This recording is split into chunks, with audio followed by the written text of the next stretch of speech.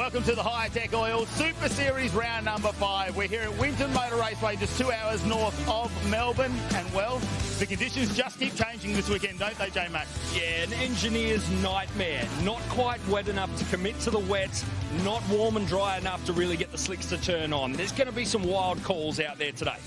Let's have a talk about what is racing today. Of course, it is the final round of the Australian XL Series. They've had 2 previous rounds. Toby Waghorn with a very slim 12-point margin. Yeah, Blake Tracy was on song yesterday, able to come home with a win. Waghorn back further in the field in about 5th place, really closing up that gap. Legend Cars Australia, well, Ryan Pring at the moment still holds the lead in the championship.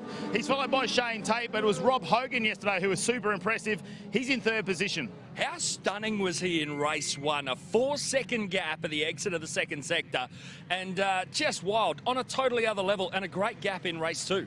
Formula RX8's really turned it on, but it's Brock Payne and Rob Bowden, and they're 1 and 2 in the championship. But in today's race, Rob Bowden actually got a win over Brock and starts to close that small gap. Yeah, it was a streak that we never thought would finish. 9 races on the trot for the TFH hire car of Payne. Let's head our eyes over, though, to the muscle cars. The TA2 framed by Hi-Tec, still framing. What an impressive top 10 shootout that was yesterday from Josh Haynes. Yeah, it was absolutely unreal. Top qualifier. Top in the top 10 shootout, started from the front, finished at the front in race 1. What can the man of steel do? It's not much more. Graham Cheney, though, very unfortunate for him. He had a blistering first sector. Unfortunately, on turn 5, the car went off and he had to start out of 10th. I have to say, though, a big performer and someone I wasn't expecting to come from down the order was Mark Bailey. An incredible run from the Jacks car. Well, plenty more incredible things coming to you in TA2 muscle cars. Let's check out some of the highlights from our previous races. Thanks, guys. The Hi-Tec Oils highlights of race number 1 for the TFH Hire TA2 Muscle Car Series, framed by Hi-Tec, steel framing. The charge of the Light Brigade down into turn number 1. Brake lock up there from Hayden Jackson. And just in behind that, Mark Crutcher had actually made contact with the back of the Aaron Prosser car, and the damage was done to the front of that car very, very early on. Brad Gardner was sort of trying to force the issue early, but Haynes got out to a little bit of a lead just to stabilise that after this, and there was some good side-by-side battles going right through the field. Clutch issue for Stephen Wilson in the 3 car. They've got that sorted out overnight and will be on the grid for the 2nd race. Unfortunately for Hayden Jackson, they had a gear selection issue. He would have to go into the pits and come back out later on.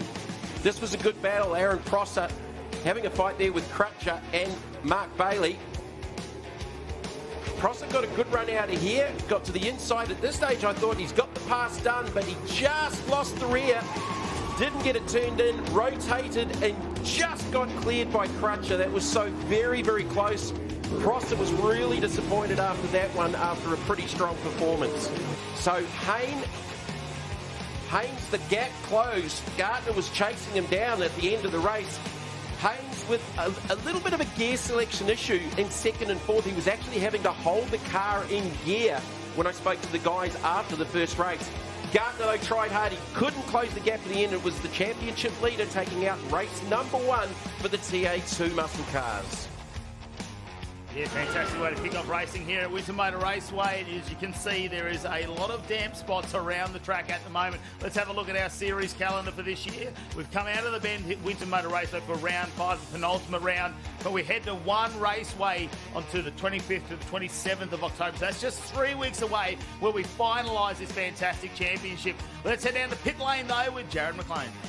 A little bit of an update on how things are going to start for race 2. The race start, in fact, will be taking place under a safety car start system.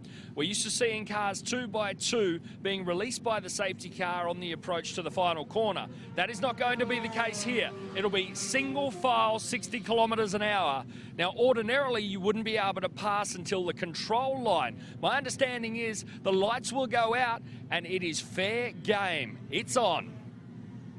A little bit of a different way of how we're going to start things, isn't it, Jamie? Because we have gone under wet conditions, and that's what the race controller called it. 40 minutes ago, the teams are out there going, do we go to wets, do we go to slicks? Well, the call's been made for them in the last 10 or 15 minutes where it is definitely very, very wet. So the meeting has been officially declared wet, which is one of these sort of formal things they have to do at a race meeting with raining. I mean, it's not hard to sort of figure that. So I would be very, very surprised if there's anyone out there on a slick tyre, because there shouldn't be. But definitely very, very wet conditions. Back down onto pit lane with Mel. Tim Brooks, our driver coach for Brad Gardner, he had a pretty good round in the rain at Morgan Park. Feeling confident today? Yeah, look, nothing's ever a given in any conditions in motorsport, but Brad seems to like the weather. When it rains, he seems quite comfortable. We were doing the rain dance in the truck earlier. Couple of seconds in both quali and the race yesterday, so we're starting in the right end of the grid, and yeah, let's see what we have for the next 10 laps. So a little bit of a different starting strategy today too. He'll be a little bit further behind Josh when the lights go out. Yeah, so they've gone for a single file safety car start. So once the lights go out, you can pass before the control line. So probably the safest thing here with the approach to turn 1 and turn 2 being quite dicey. So let's see if we can get past Josh and try and still be in front by the time the checkered flag comes out. Let's hope so. Back to you guys. Yeah, well, we can hear that now. It's going to be really hard for our engineers to see how it goes, but Brad Gardner has shown some real pace in the rain. Morgan Park, we had a rain out event as well, which very, very he strong. Dominated, and he won every race when it came to TA2. And that's probably one of the things too. So Brad, like so many of the others on the grid now, we've got sprint car racing backgrounds, so they're a little bit more used to that slippery stuff, so it's not unusual for them. Well, let's head back down to pit lane where it's nice and wet. J-Mac's got his gum boots on. Well, arguably the youngest crew chief down here. This is Charlie Ramsey's son to Domain Ramsey, and one half, would you believe, of the C&H trucking family. Mate, has Dad been doing a good job out there today? Not really. Oh, throwing some shade early on. Tell me, what's he need to do in these wet conditions? He needs to follow the other people so then he knows what to do better. I reckon if he listened to you, he'd probably be a lot higher up in the points, mate. Fingers crossed, and hopefully he managed to get a couple of good results today. Yes. Back to you guys. That's a simple crew chief, isn't it? Just lays it out, honesty. I don't know what else to say. Dad needs to do a better job. That's pretty harsh, isn't it, when you go down to the pits and you come in and your son says, you just got to do better. Well, let's have a look, though, what it takes to get around here at Winton Motor Raceway. Of course, 3 kilometres to contend with, 12 corners. Let's see how we make it happen. Hi and welcome to beautiful Winton Raceway. I'm Mark Crutcher driving the number 4 Crutcher Developments Mustang. Let's do a lap. Here we are going down to turn 1, 230 k's an hour, back to third, second. Just clip the inside apex there and the inside of this and let the car drift right out to the left. We're being a bit safe today because it's very wet on the edges at the moment. Back down to second gear here, slow the car through trail braking all the way through, back on the power. Big braking area here, bring it to the inside and release the power once again. Now we have a big sweeper here, very hard to control, a lot of offs here. Keep it in nice and tight, let the car float out, float out, float out, keep it on and then bring it back straight. Now we're going from third back to second, back to first here for the slowest part of the track through the boobs. Very easy to redline the car here and wheel spin. I'll keep the most direct line I can. Some other drivers go a bit wider here, but I like to go direct. Through, just keeping the pace, trying to keep the car flowing through, being patient, back on the accelerator, first to second, up to third, down to about the 180 metres, heavy on the brakes, bring it in. You'd normally clip the inside apex here, wait, and accelerate again through. You can get up to second, third, sometimes you'll hit fourth here if you nail it, but it's a bit wet today, so we're trying to be a little bit safe. Back to second, run into a little bit of traffic. That's the boys, they're great sponsors of the category, THF boys. Back around onto the straight, wait and put power down. That's a beautiful little racetrack, Winton. It's a pleasure to drive it. Mark Crutcher. Well, Mark Crutcher, he's definitely got a couple of favourite sections of this track to get around, doesn't he? And the Crutcher Development's number 4, he's a real character when we get down the pits too, so I can't wait to see how he goes today in the rain. And there's going to be plenty of traffic down there. And speaking about going through all the traffic, Jared's back down on pits. Had a brief chat with the Herzog Steel Mustang crew. It was a linkage problem yesterday. They are confident they have it fixed, and hopefully Josh will be able to keep 2 hands on the wheel for the entire duration of the lap. Back to you.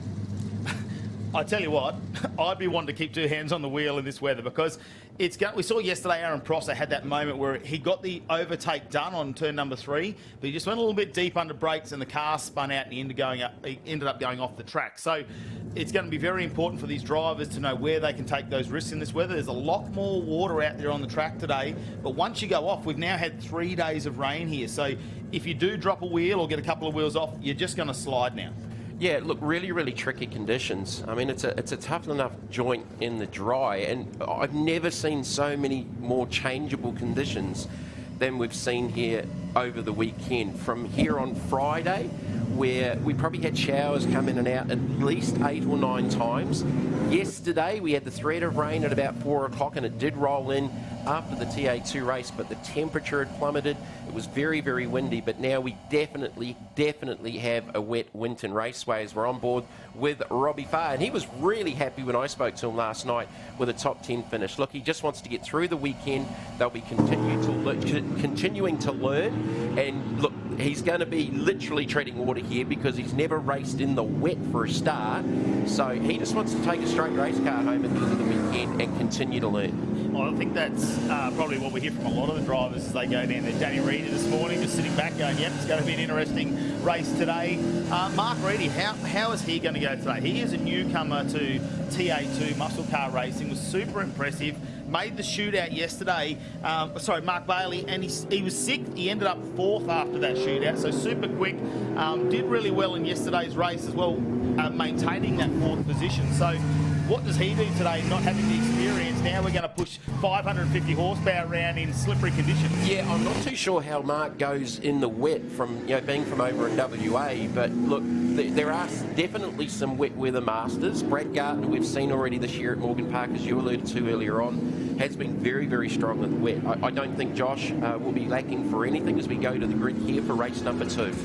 Yeah, you see Josh Haynes going to lead us out there, the man of steel. Now, he has 10 race wins this season already. Can he continue that on? Brad Gartner will be on behind him as we do single file start. Josh Thomas in 3rd, then it's Mark Bailey, Mark Crutcher, Graham Cheney, John Hollinger, Des Collier, Jason Pride, and Robbie Farr will be starting out at 10. Fantastic finish for him yesterday. Jermaine Ramsey out of 11, Brett Nile from 12, Danny Reedy from 13, back to Paul Hadley, Steve Coulter, Hayden Jackson, Aaron Prosser after that off yesterday, Steve Wilson, and Cam Sendell completes the lineup with our 19 starters. So Steve Wilson out 18, but he had clutch issues yesterday. They've replaced that overnight as well.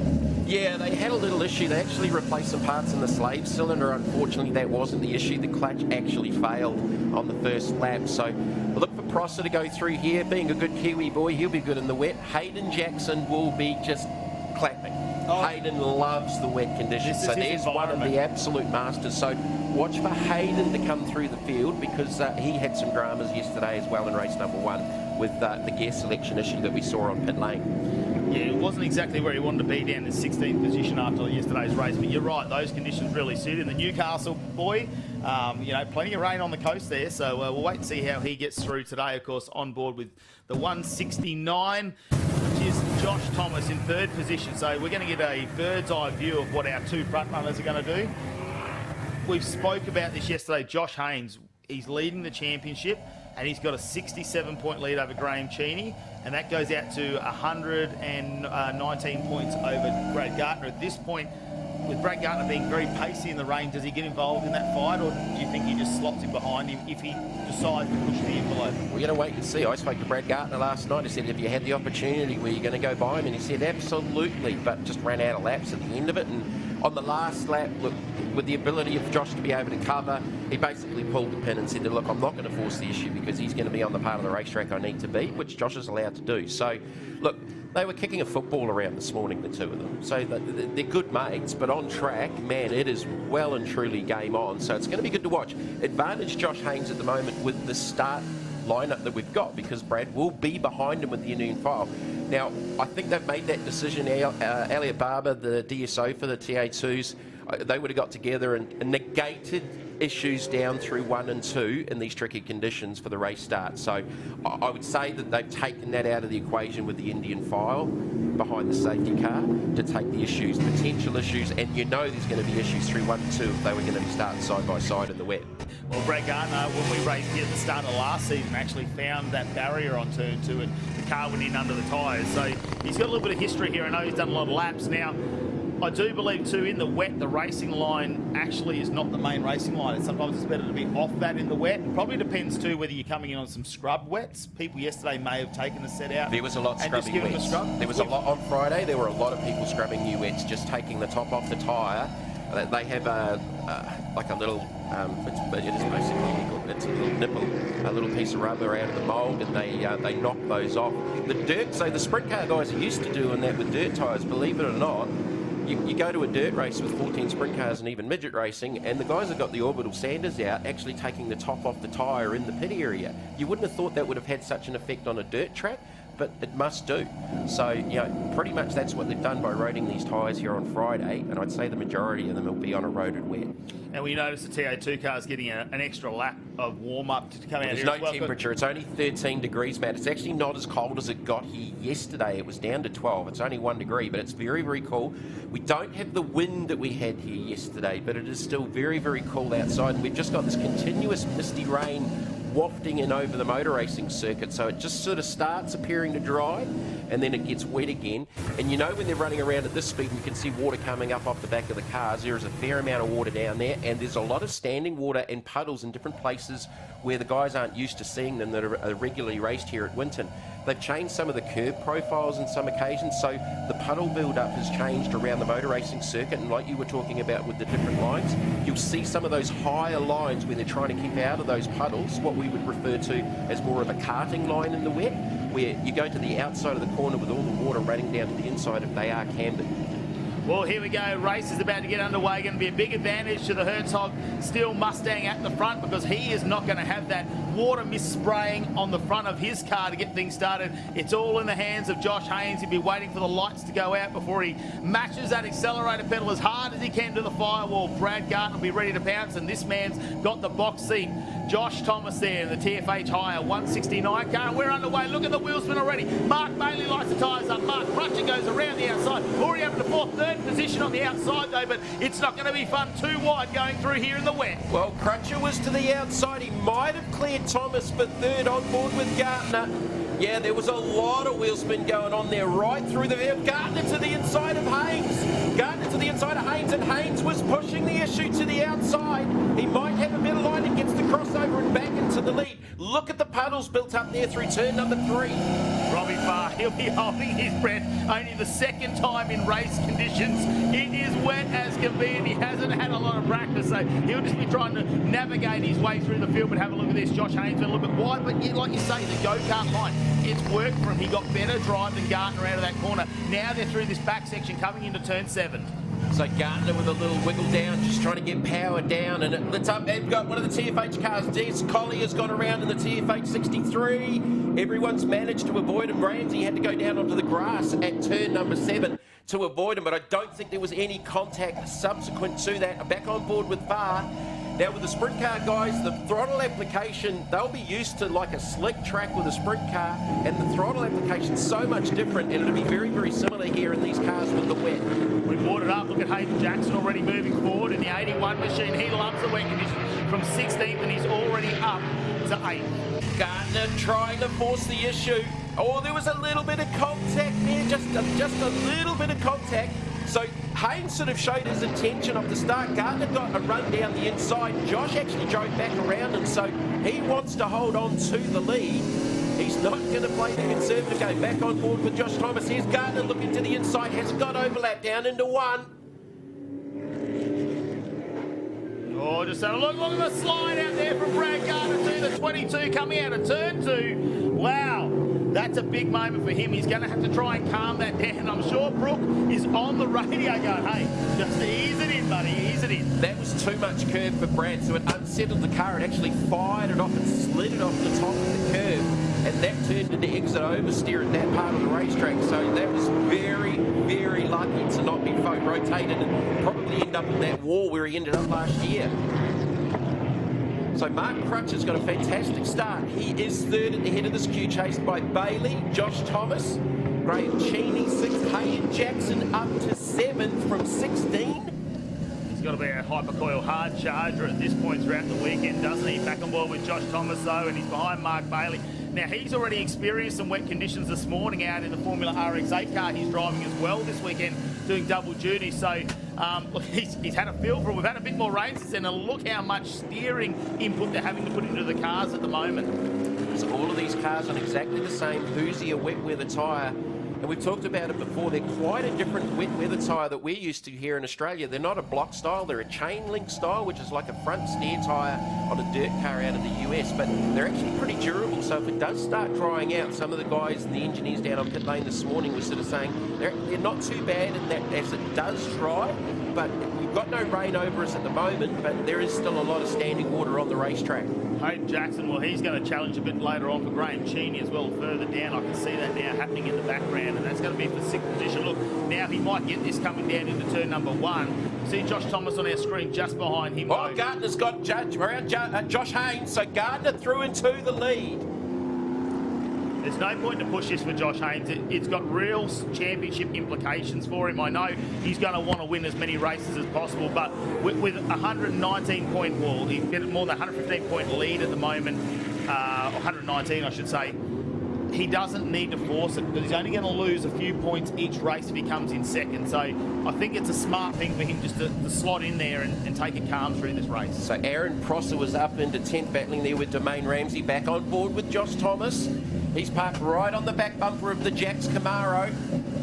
Really, really tricky conditions. Vision not too bad. Not as bad as we saw at Morgan Park, where a lot of these cars were misting up really, really badly. Oh, look at Hayden Jackson around the outside in the 81. He is loving these conditions. The hard charger now. That's for 5th. That is for 5th. Jackson's come from absolutely nowhere. Wow. Hayden Jackson, the Rainmaster. And he's going to go to the inside of Bailey, the challenger. Very, very strong in the wet. I'm interested to have a look at his lap times here because Hayden Jackson a 140.04. Gardner's just done a 139 and a 139 for Haynes. So he is right up there and he's contending with traffic. He's the 3rd fastest in outright lap speed on the racetrack right now. Only Gardner and Haynes have been faster. I think he was the only one praying for rain yesterday. He was getting the rain dance on. He was really wanting it to bucket down because he knew he was strong in these conditions. He needs a fight back weekend. This will be a good result if you get at the pace that he's got. I tell you what, I don't think it'll be too long before he gets to Crutcher. Gardner's now just establishing a little bit of a break, so I think the Hi-Tec boys will be on the radio to Josh, just doing the, hey, I know he's got around you, but it's early still in the weekend. It's only race 2 of 4. It's still good points. You do have a significant championship lead. Look after the machinery probably as well because, you know, you overdrive these cars, you tend to put a lot of pressure on certain components. So you can't overdrive the car. Brad's still out in front, but, you know, anything can happen, especially with these conditions because just, oh, you can see it on our screens now, there's a little bit of sunlight coming through. Just come out. So vision now is even more difficult with the water on the windscreens. Now you've got a little bit of sun glare to sort of add into the equation at different parts of the track facing the sun, so that's going to make it even more difficult. Hayden Jackson now right on the back bumper of Crutcher, and that is for 3rd position. Back on board with Thomas. He is 6th with Bailey up ahead. Big sideways moment there for Cheney in the 51. So they're all really living on the edge of adhesion in very, very tricky conditions. Well, let's have a look. Can Hayden Jackson get this done? We'll just have a look. He's really staying off those curbs at the moment. He said no one wants to risk it by hitting a curb at the moment, and you can see the water starting to puddle up just a fraction on the inside. But Crutcher, how much is he going to try and be defensive at this point? Because I'm sure Jordan Cox is on the radio going, mate, he is quick. Definitely quick, but look, Crutcher's doing a pretty good job. Let's have a look at the laps as they go by. 40.9 for Crutcher, 39.7 for Jackson. So there's only 0.3 in it in on the lap. So Jackson, I think he'll just size Crutcher up here now. He's made progress from 16 to 4th. Did you see see how close Hayden Jackson was to the curbs there. He's the one going to the inside. He takes a dive down into turn 3. Can he pull it up? Oh, it looks like a little bit of understeer there. Crutcher keeps out nice and wide. I think they got through that cleanly. I think Crutcher just opened the wheel up ever so slightly because you picked it, Matt. There was a little bit of mid-turn understeer from Jackson and they sort of both slid up the track a little bit. But a nice clean pass by Hayden Jackson, 16th to 3rd, and he's definitely up for that hard charger award. What's happened to Mark Bailey? Because he is either the tyres have got onto temperature or he is watching what Hayden Jackson's doing. Because look at Mark Bailey down in the background. Jack's tyres and auto Camaro. It's starting to make some pace, and it is right on the back of Mark Crutcher. Yeah, well, Thomas was not too far behind him, so he's definitely established a gap. And Thomas back to 7th because Cheney's actually got ahead of him. So Jackson now is released. How many? He's got, well, he's actually probably 14 seconds down on the leaders. So, but there's still 5 laps left to go here. Yeah, John Hollinger just came through, and he's come through very quickly as well. Jared, you got some updates for us down there? Down here with Colin, the crew chief for Hayden Jackson, starting from back in the order, now challenging Crutcher. You guys must be so happy. Yeah, fantastic. He's just actually gone past Mark now into P3 from 16. It's no secret, everyone knows Hayden, he loves a wet race, and he's showing it today. He spent a bit of time in New Zealand in go-karts, and he's going really well. Thanks for that, mate. Thank you. While we have that chat down there, you look, Josh Thomas has had a little bit of an excursion out onto the dirt, and that's going to be down. Is that down the end? Just have a look here at the Hi-Tec Oils replay. Yeah, you can see that's coming down into turn 10 by the looks of it. We'll have a look at what happens here for Josh Thomas. He's on the back of Graham Cheney. Having a bit of a look. This is down 11.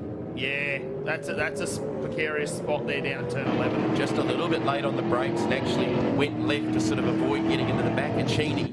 There's another one off there, I thought it was. So it's the 54 of Niall. And that's through 1 and 2. So there's a few of them going off here, and look at the sun, look at the glare that they're having to contend with out there now. So it's wet, the sun's come back out, ever-changing conditions here at Winton. How many times have we said that over the last 3 days? Let's have a look at the Hi-Tec Oils replay. Domain Ramsey just coming through in the 71. That's Niall in the background from Western Australia. Oh, that's gone off fast too. That's a full 360. That's probably just pinched a brake there for a moment. And once you're rid of a passenger once that happens. That was in a straight line under brakes on the approach to 1, so he hadn't even actually got to 1. He went through 1 backwards. Oh, here we go, Graham. Well, we're on board with Robbie Farr, and he's got Niall in front of him now, so he's caught up to Niall. Robbie Farr's been taking it easy in these conditions. I think he just wants to bring the car home straight this weekend. This is a real fact-finding weekend for him. Listen to the throttle application.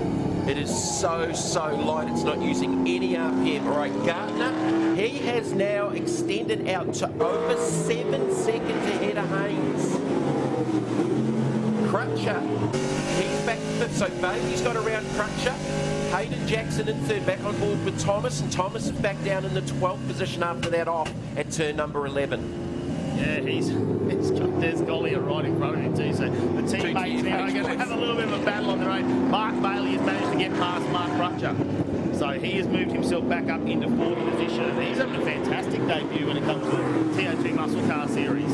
Yeah, just his first ever season in the TO2 Series over this side of Australia, based out of WA, and has done a bit of racing over there, obviously. And if anything, I reckon Bailey's actually starting to chase down Jackson. So last lap, Jackson had 6 tenths on him, but I think that gap is just starting to close now. Be interesting to see whether they're having drama with vision in those cars. Like, so the sun comes out, and that's probably more when the window's going to fog up, because you've got that heat coming down, you've got the humidity inside the car as Hayden Jackson slides it coming out of the corner. Has Hayden maybe just overworked that tyre set a little bit too much trying to come through the field, because Bailey was a lot straighter off that on that footage. All right, Bailey is definitely closing the gap to Jackson for 3rd. Go. Jason Pride up on our screens, the number 14, followed very closely by Aaron Crossley, who had that off yesterday. He's come out of 17th position. He's already made his way back up into 9th, so another hard charger in the field. Bailey is definitely closing in on Jackson for that 3rd position. That's Cheney. Cheney and Hollinger, and Cheney's gone off track and he just can't get the thing straight. It is so wet off track on the grass. So Cheney, one of our championship contenders in the wars in race 2. Well, the question is, did he spin out on his own, or was there a little bit of contact made with Hollinger? We'll have to wait and see how that unfolds as well. It didn't look like too much going on there, but anything can happen. Let's have a look at the Hi-Tec Oils replay. Hollinger to the inside. Oh, yeah, definitely. Definitely contact. Right in the door. So that might be looked at post-race. That's unfortunately for Cheney, isn't it? Especially in the championship fight at the moment. He's only 67 points behind. Well, he's dropped down to 10th, Matt. Yeah, that's not a great start for him. I mean, these conditions are really tough, especially now we've got the sun out. Friday, though, still holding out Aaron Prosser. He's been super fast this weekend, and he's got Chris Pither actually down there behind the scenes helping with his driver training. Yeah, I was talking to Aaron last night at the barbecue here at the track, and he was pretty dark on himself. He thought he'd got the job done, and it just lost the rear of the car and it was game over. But look, regrouping, doing a really good job here in the wet conditions. And Jason Pride doing a very, very good job as well, up into the 7th position in the 14th car. All I can think of Domain Rams is his crew chief down there, his young fella. He said he's just got to do better. Well, he's up 2 positions Domain's and he's on the back. Job. He's doing a good job battling with these guys, and Prosser's got a lot more road racing experience than Domain Ramsey, who's come off a dirt racing background like Jason Pride. Simplistic words from his crew chief, wasn't it? He just very simplistic. Dad just has to do better. Oh, here we go. Hey, it's on. Domain Ramsey got a run on Prosser. I think Pride might have just had a little issue with traction and lost a little bit of exit speed. They were sort of all on top of each other there for a little moment. So nose to tail, 7th, 8th, and 9th, Pride, Prosser, and Ramsey. Domain, I don't know if he's going to want to take that risk in these conditions. He looked like he was going to step out and he might have a go. Well, let's get back though. This is Hayden Jackson in 3rd position, and Mark Bailey is right over the back of that car now. That Camaro, the Jack's Tyres and Autos entry, right on the back of the 81. I think Hayden's maybe just starting to hurt on the tyre, and Bailey took a half second out of him on the previous lap. And look, we don't need to talk about the gap because you can see it there. So that is the battle for 3rd and 4th. Gardner, your race leader, by 10 seconds over Haynes, and then 7 seconds back to this battle with Hayden Jackson and now Mark Bailey in the Jack's Tyres Camaro. Very different line, isn't it, from Hayden Jackson compared to Bailey, but you can see there is definitely a race line starting to form as the water gets dispersed around. We don't really have it falling from the sky at the moment. Now this is Josh Haynes just cruising around in 2nd position. He's let Brad Gardner go. I think this is not 100%. This is definitely a 95% drive just to keep that car together because it's got real championship implications. Well, it's called championship management. You got the championship lead, it's his to lose. So if you can book points, get points in the can in difficult conditions, take them when you can. Great to have Steve Wilson back out on track, obviously, after getting that clutch done overnight. So that car looks like it's holding together. Brad Gardner catching up to lap him. He's got Steve Coulter in the background, who's filling in this weekend for his son Michael, who couldn't make it with some family commitments. Wilson does a good job there, letting the race leader through. So Gardner doing it pretty easily now in the Hi-Tec Oils 22. Last lap run for the driver placed 3rd in the championship going into the round, coming off a pretty tough weekend at the Bend in South Australia. But we're sort of seeing, we're having flashbacks from Morgan Park where Brad was very, very strong in the wet. He's just working his way through as well. I think at this point, there's no point risking. He's got a huge lead. Tim Brook will be down in the pits. He is very versed in what you need to do to win a championship there. He will be calculating this as he goes. He'll be trying to figure out what's going on and just keep Brad calm in the car. Because he'd be super excited a second yesterday, and if he can get through these final 2 corners, that'll be a #1 to kick things off today in race number 2 for the TFH Hire TA2 muscle cars, framed by Hi-Tec steel framing. As he comes through the final couple of right-handers, Brad Gardner leading this race so strong in the wet. Looks like he's going to get the win over Josh Haynes. He comes down, he gets a little bit loose. The celebrations are already on.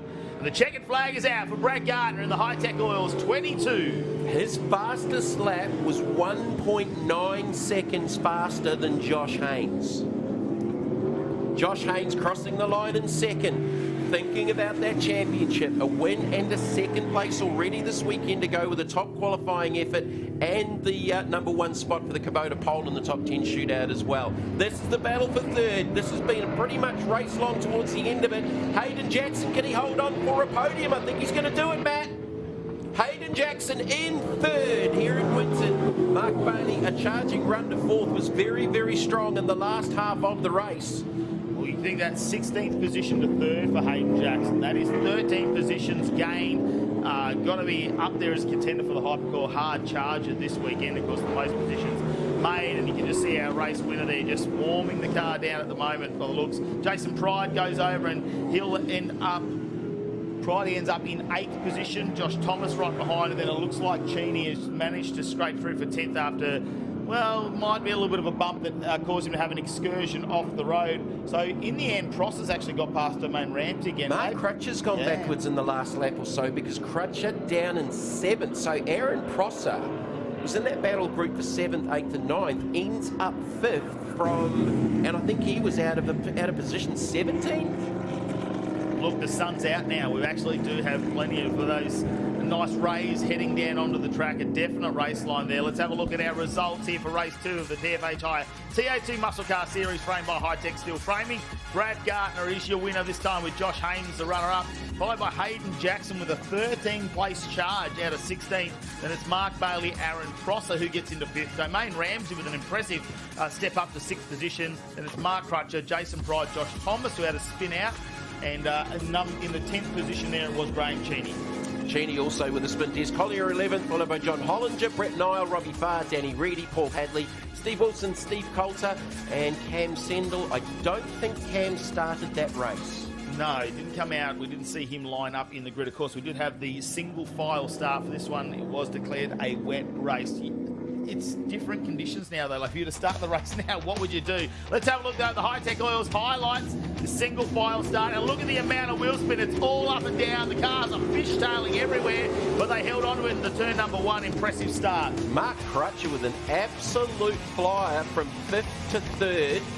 Bailey initially out of 4 held that position, but he actually went backwards off the start. And he came on better later on in the race. Yeah, and this was where Brad Gartner came down the inside early. Josh Haynes decided to go around the outside, probably the better line at this point in the race. It just seemed to be there was no puddles on the inside. Now, this was a moment where we had a spin, and that was Des Collier spinning out the TFHI number 63. Luckily, it looks like most people managed to avoid that. Here's the pass for the lead. Gartner and Haynes side by side. I wonder if there was a little bit of contact off that race start in turn number 3 initially. It wasn't the pass for the lead on that one.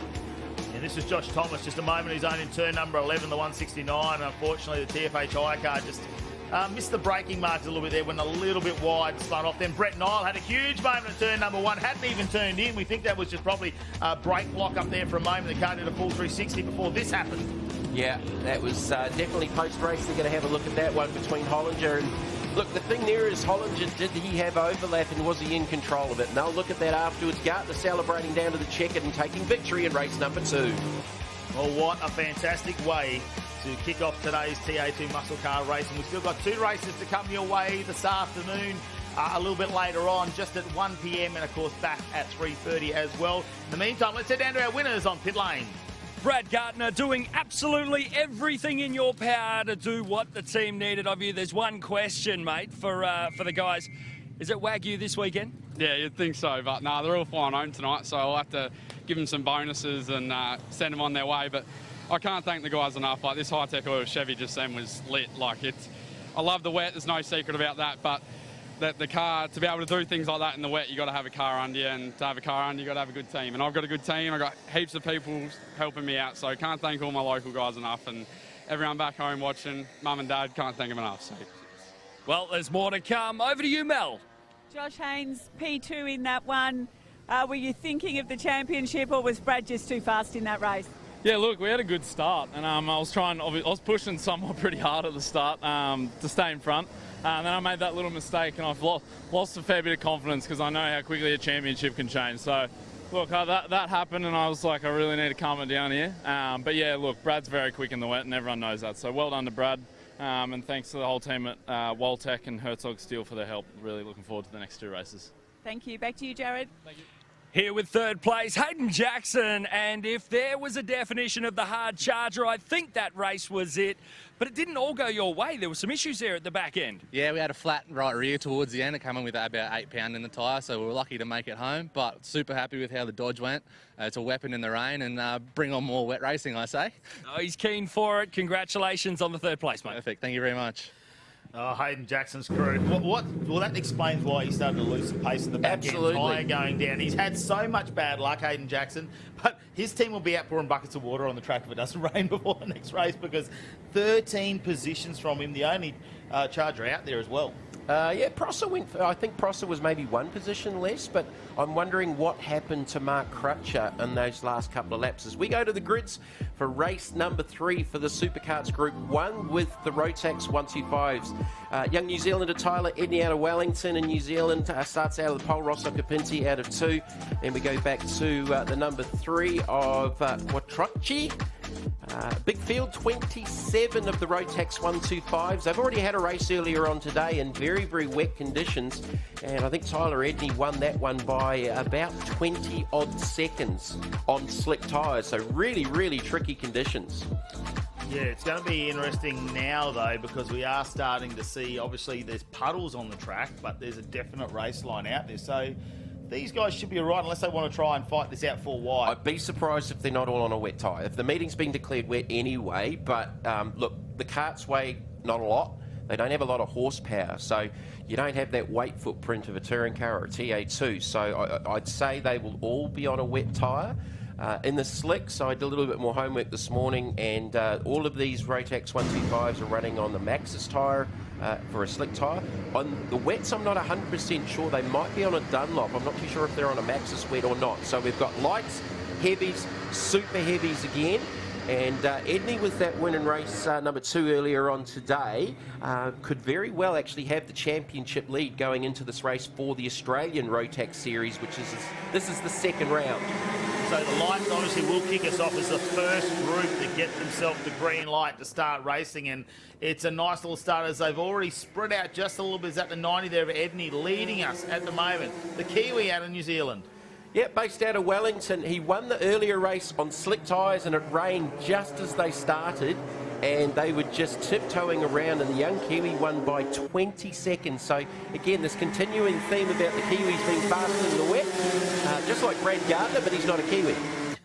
Well, here's the heavies. They kick their little fight off here in this race as well. So it's 3 races within a race, obviously, and overall. It looks like Jonathan Quinton, the number 11 out of South Australia, will be coming out of turn number 2 in the lead there as they come into 3. There's a little bit of a Shannon Noble went back to position there and just having a dive down the inside to get himself back into 3rd position as well. So this is we're looking at our max heavy class, and of course we do have our super heavies out on track. Yeah, so it's just 3 different weight categories. Everything else about the kart's exactly the same. The same FR125 Rotax engines, same wheels and tyres pretty much, but yeah, they'll definitely all be on a treaded wet tyre out there. And there's 2 things I don't do in the wet, Matt: karting and golf. I hate karting in the wet, or the 9.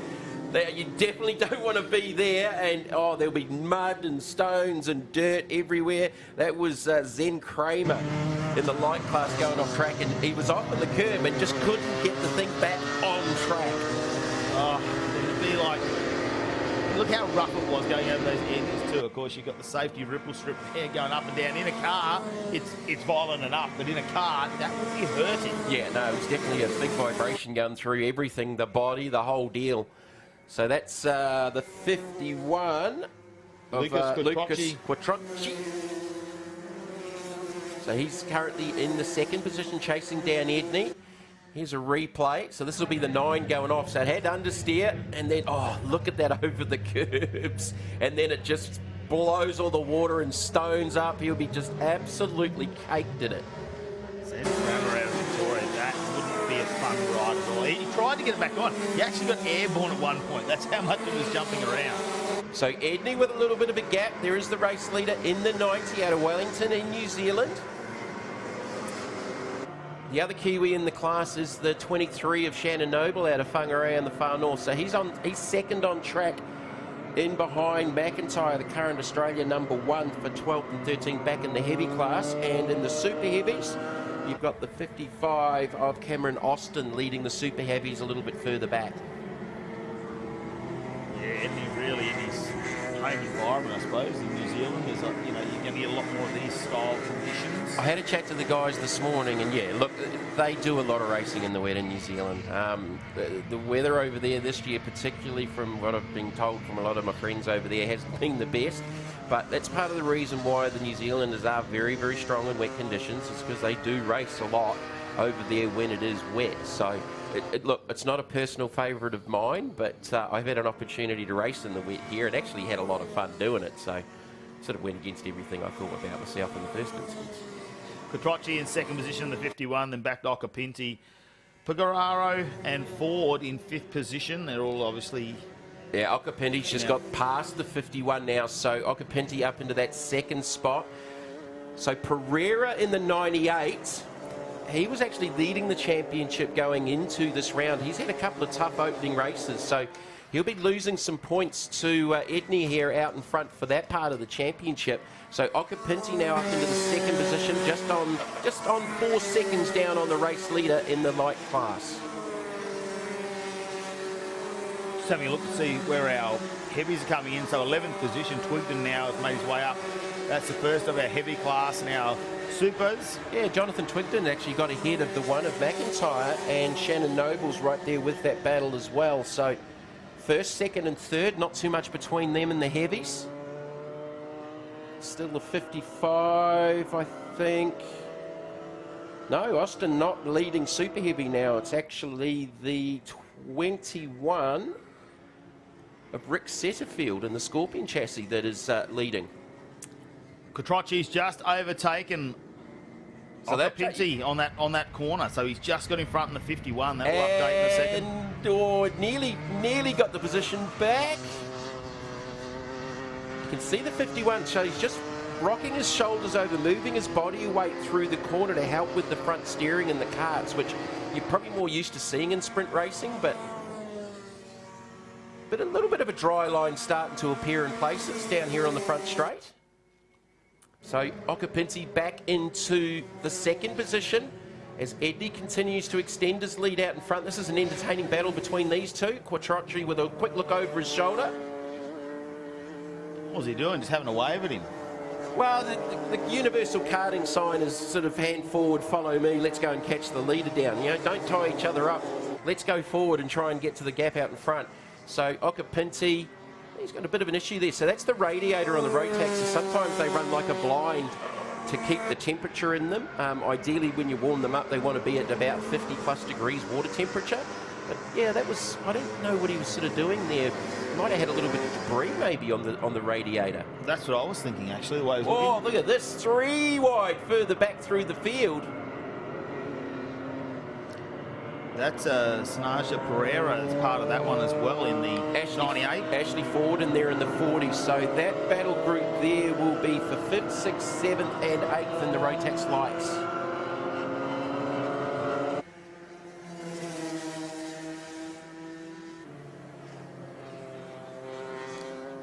'79 of Martin Gollage running in the, this is some of the super heavies a little bit further back. For the more generously proportioned drivers like myself. I do like that description, generously proportioned. Well, they've got a little bit of a battle going on, so they might not have much around them, but these two are going to fight it out. 79 there, like you say, of Martin Gollage. Well, that's actually for the class lead, so Setterfield. Aldo Stefano. So the sun's back out, we've got blue sky over the top of us, 3 wide down the straight. On the approach down to turn number 10, so that's the run from the top of the circuit from 9 down to turn number 10. So the 19 in there, that's one of the heavy boys,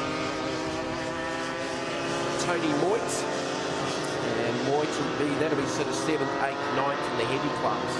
It's hard trying to figure out where all these different guys are with 3 classes running on the racetrack at the same time. Plenty of battle packs though. As we look at the 84, just stretches the legs. Sean Jones out of South Australia, taking a different line. That could be something to do with tyres, maybe trying to cool them down a little bit. Yeah, it depends too. too. Like if you're too high on the tyre pressure, that'd be enough to certainly overheat them. And it definitely looks like the track is starting to dry out in places now, even just with these little carts out there. So it's a little bit glary and hard to see. No, definitely a dry line on the approach there to 3. So there will be a little element of tyre management going on, because you won't want to overheat these wet tyres if you have to use them again later on in the weekend. Back out in front with Tyler Edney. We just don't know what the conditions are going to be like. Yesterday it threw everything else. We had moments like this of sun and it dried out. Then we got a sprinkle of rain, sun, a little bit more rain. This morning was doom and gloom, really, when you went outside. It rained overnight. It was cloudy. There was rain coming down. And it stopped for a moment, but the clouds didn't go away. This is the first bit of sunlight we've seen today. So Tyler Edney, he's got a 2.2 second advantage over Occhipinti.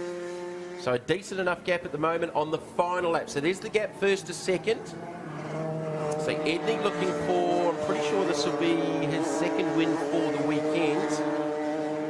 Dominated earlier on this morning with a 20-second victory on slicks on a wet track. It literally started raining just as they went out onto the circuit. The Kiwis all running rental carts over here. They've leased carts off drivers over here, but for the second round of the championship, they've actually bought their own Raceway F125 engines over from New Zealand in their luggage. It's carry-on, isn't it? They literally will fit in a suitcase. Just about. They'll have a little travel box and just, probably carry on. They don't weigh a lot.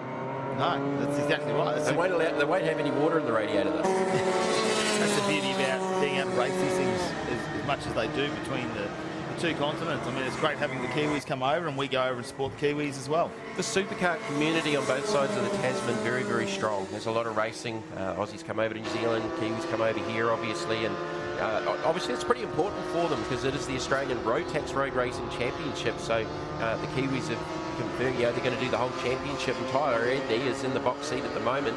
To more than likely be leading the points overall for the weekend and probably the championship, and he takes another win. Occhipinti closed the gap right at the end, though. It was only 0.5 of a second at the line, but Tyler Edney out of Wellington in New Zealand taking victory for the Rotax Lights. For the heavies, we're looking for, actually the 23 of Shannon Noble is leading the heavies.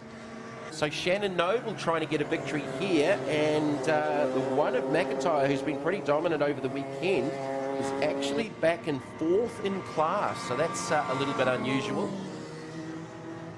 So Noble should be the next kart coming across the line, which have just come around this final corner as well. So only got a small amount of time to stay in front because we could see some drafting happening here. We'll wait for them to pull out from the side. This will be for position for heavies. It's going to be looks like Noble got the victory in the heavy class.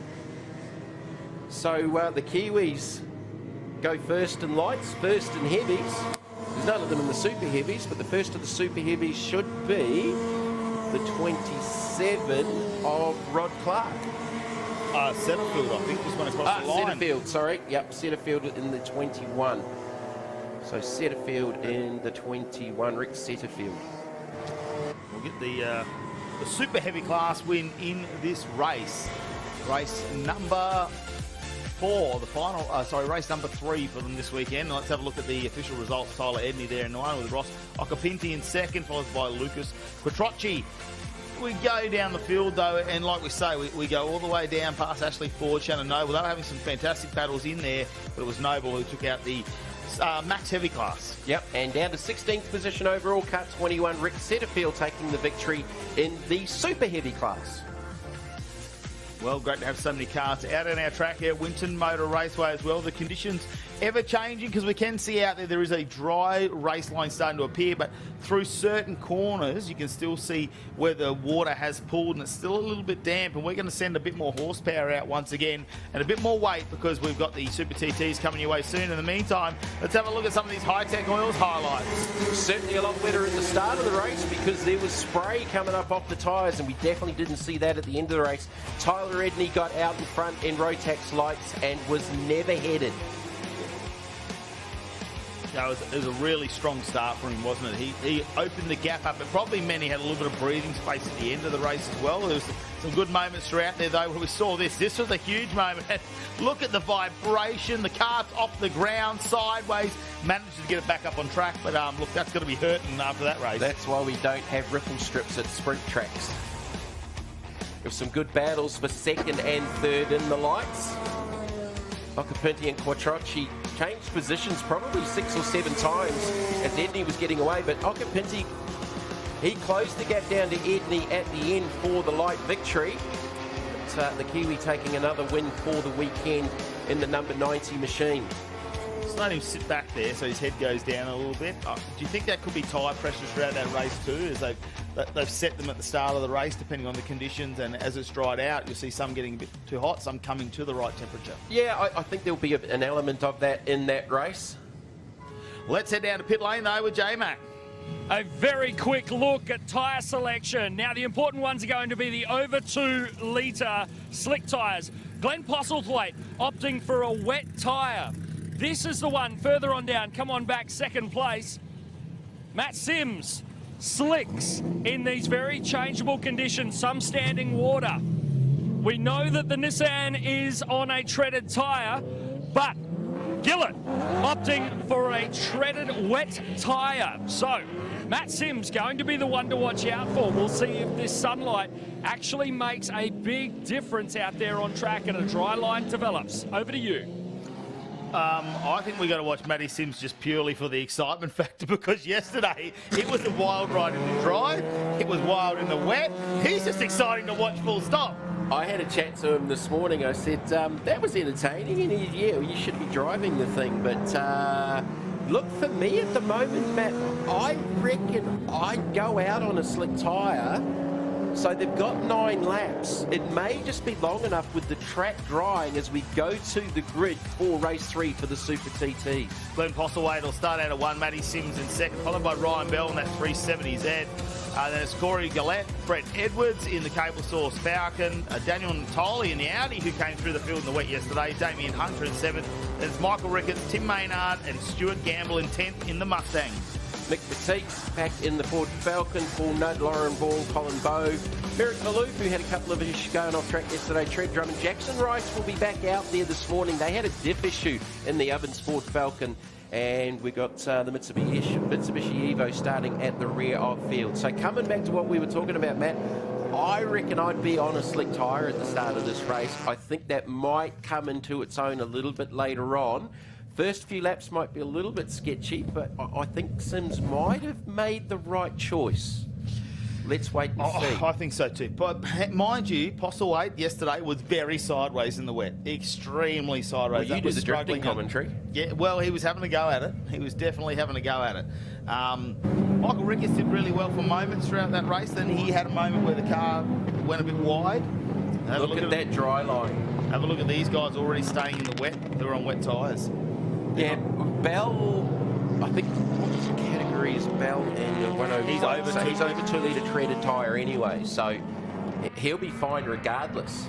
But, so A, can Sims get power down? So he hasn't been able to in the dry on the slick, and he definitely wasn't able to late yesterday afternoon. And I'm pretty sure he was on a slick again, but this is going to be very, very interesting. Again, changing conditions. We're going back to dry. And we've got a bit of a mixture of wet and treaded tyres in wet and slick tyres for this one. Race number 3 for the Australian Super TT Championship. Sims didn't get a bad start. Gillett got a better start, and Postlethwaite got an even better start. He'll lead it down into turn number 1. But what we didn't see from Sims was the big light up in the back of the car twitching around as he was trying to get power down. Have a look at Michael Ricketts. He's had a massive start from the back there. Brett Edwards, likewise. So he's had some issues at the start of the weekend. The gear lever came off in his hand in race number 1. That's why he pulled off where he did and then pitted to try and get that sorted out. He actually finished race 1 in 3rd gear, and the little bit of trailing smoke that we talked about yesterday in commentary, they think they had a turbo pipe leaking and just getting some oil out onto the exhaust and things like that. So hopefully they've got that cured, and they got the gear selection issue cured as well. As Gillett working over Postlethwaite for the lead here. This could be a good race. He's gone around. I think taking the treaded tyre's not too bad. Now, remembering that Corey Gillett, that's actually, if you go and have a look at that car, first time I saw it, I went down and I said, mate, this used to be a drift car. He goes, you know what, it did. And he went back to circuit racing with it. So I think the lock kit's probably been taken out of it, but he definitely knows how to steer a car sideways, and we see that every round the Super TTs join us as well. So I think the treaded tyre's not going to hurt them too much at the front, because they can adjust the setup of the car for that anyway in the drive. Because it's not like they're running a dedicated wet tyre necessarily. A lot of them are going to be a road-based tyre. Yeah, they'll be a multi-purpose tyre. So at the moment, Sims is losing positions, but those up in front on the wet tyres, I think they're going to be vulnerable, probably from mid-race, and I think Sims will come back into his own. Edwards, I'm not too sure what tyre that was on. I don't know. So the cable source down. It's good to see him work his way back. Remembering in race 1 that they had an issue where they pulled that car off in the middle coming down into the 10. Out of it. Yeah. Well, he managed to get it back in and get the car running again. But yeah, but it was stuck in 3rd gear. So he couldn't actually shift. So he finished the first race in 3rd gear after they pitted, and he got it locked back in, but he wasn't able to shift. So it is still trailing a little bit of smoke though. It might be residual from with the leak from yesterday. So Edwards putting some pressure now on Postlethwaite. That's your leader. That's a lot drier part of the track. Way dry. I can't believe how fast it's dried, considering. Actually, there's a little bit more breeze out there now. And the sun is definitely beaming down onto the track at the moment. As we've got to squint here in commentary a little bit now. Yeah, it was overcast today, but that sun is definitely out. Don't know about turns 11 and 12. It's still a little bit shady down there. All right, 2nd, 3rd and 4th. So Gillett is disappearing out in front. He's out in front by 4 seconds on a wet tyre. Edwards pulls up to the outside. The classic Ford versus Holden battle here for 2nd and 3rd, with now a shed-powered BMW in behind them in 4th. So Sims is now not losing too much time, and on a drier part of the track, he is definitely better. Oh, he's locked up the left front. So there's enough adhesion out there to start locking tyres. So I think he's done the right thing. Well, we saw a lot of brake lock-ups from him yesterday as well. Like, he's trying to find his way around this car. It's debuting this weekend. Now we go 3 wide though. Oh, the cable source back, and the old Barra Turbo winds the boost up. Gets a nice run down here too, and Edwards will move up into 2nd position. Postlethwaite holds on to 2nd. Sims well caught it. He might have caught it. Oh, it's a bit risky on the outside there. And Bell's hanging with these guys. Oh, Sims, that locked the rears up that time. It was skating around at the back of the car. So, yeah, that car's a bit of a handful. On debut this weekend, it's his first ever race weekend. So I think Matt's sort of still trying to find the sweet spot with setup, because it's not lacking for horsepower, but just getting the power down, getting the thing stopped and getting it turned, it's proving to be a little bit of a handful at the moment. Yeah, you can see Ryan Bell in the background of the 370Z. Oh, you might have a little look down the inside here in the 101 machine. As Sims likewise got a run on Postlethwaite. So he's on a wet tyre, Sims is on a slick. And Postlethwaite's definitely starting to move around. He's looking for moisture, whereas Sims, the downside for Sims at the moment is if he gets offline trying to make a pass like here, he's on the wet part of the racetrack, but gets around Postlethwaite for the position. It's all about pulling the car up, and he manages to do that, but he's got to stay on that dry line now. So look, we'll watch the lap times now. He's got a little bit of clear air with Edwards up ahead of him. He can now choose where he can run. Postlethwaite is down the inside of the track on the approach to 11. Oh, very, very sideways. That's really starting to hurt on that wet tyre already, and we're only on lap 4 of 9. That's a power oversteer there. Fair bit of wheel spin coming out the back there, and this is where Ryan Bell, that car's very balanced at the moment. Still got the original motor in that one. He said, I've got the LS conversion sitting there. And I said, the moment something gets hurt, I'm just going to do the LS conversion. He said, it just keeps running. I can't pull it out if it just keeps taking race meet after race meet. Look at Sims, how much he's closed in on Edwards. We thought Bell had an issue at the bend, but he and Ricketts had actually made contact together that ended their races. It wasn't an engine issue for Bell. We were secretly hoping that we might see the LS in it for this weekend, but it wasn't an engine issue. So Sims is on a bit of a charge here now. So now up into second, he's got 8.5 seconds to get to Gillett, who is on a wet tyre on a definitely drying track.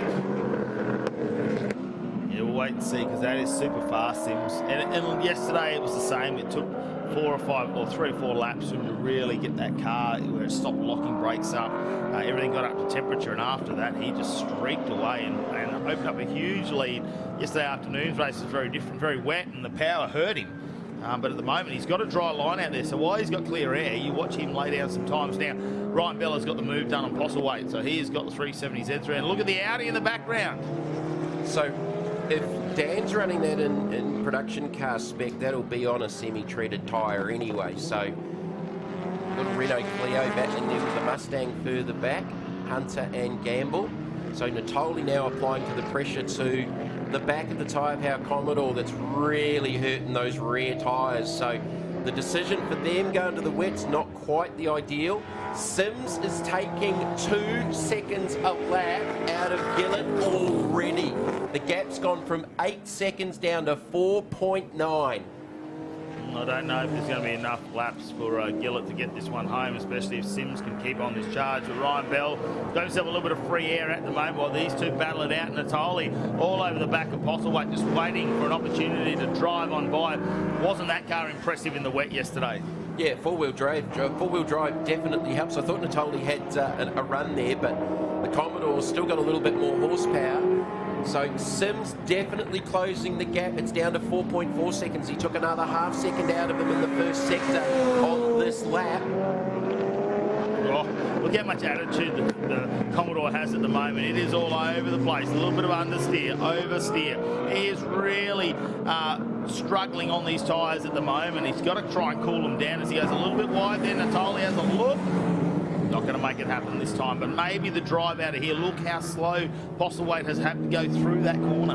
Yeah, and he's trying to stay on the wet part of the track, which gives the inside line to the next left-hander at 10. Commodore's still just got a little bit too much straight line speed, and he's trying to stay out of the wet part of the track. So the Gamble Mustang's now up into the 7th position behind these two. Gillett, Sims, Edwards, Bell, Postlethwaite and Natoli, your top 6. Gillett lead is now down to 2.6 seconds. Sims has taken 6 seconds out of him in 2 laps. Wow, incredible feat there. Sims just pushing hard in the BMW now. Question is, can he make it there? Let's have a look at the Hi-Tec oils. And Sims has just undone all of that hard work. It just popped up in tiny, and the gap had gone out to 9.5 seconds all of a sudden. So it was down to 2, and Sims has just messed that up, unfortunately. I think advantage back to Gillett. Postlethwaite's not going to give up on this position, is he? He wants to hold on to 5 at the moment. Natali's doing everything but Postlethwaite. He's gone, and how did he recover that? That slide started on the asphalt, it was through the gravel, on the grass, and he's managed to keep it in a straight line.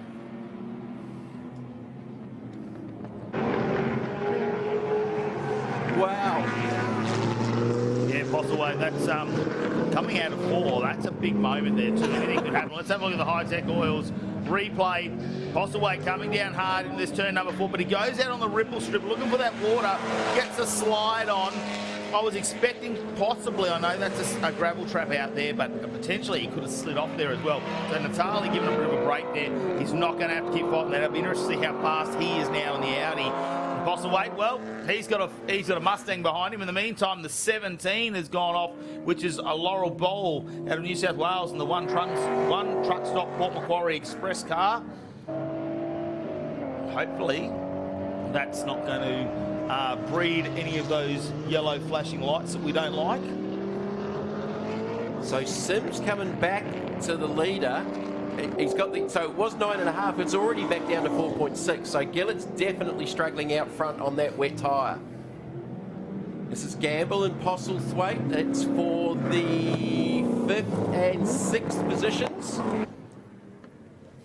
Just just trying to see where ball was, and that's actually coming out of turn 1. So just gone a little bit wide there at the moment. So trying to potentially rejoin that. Oh no, the cable source Falcon back in the pit. So maybe that issue you said yesterday with the turbo might be starting to come back, and we saw a little bit of smoke coming out of that car from Brett Edwards. So that's very unfortunate. Tough weekend for him so far. I just saw that on the timing that it was disappearing down the order out of the top 5. So Untitled now up into the 4th position.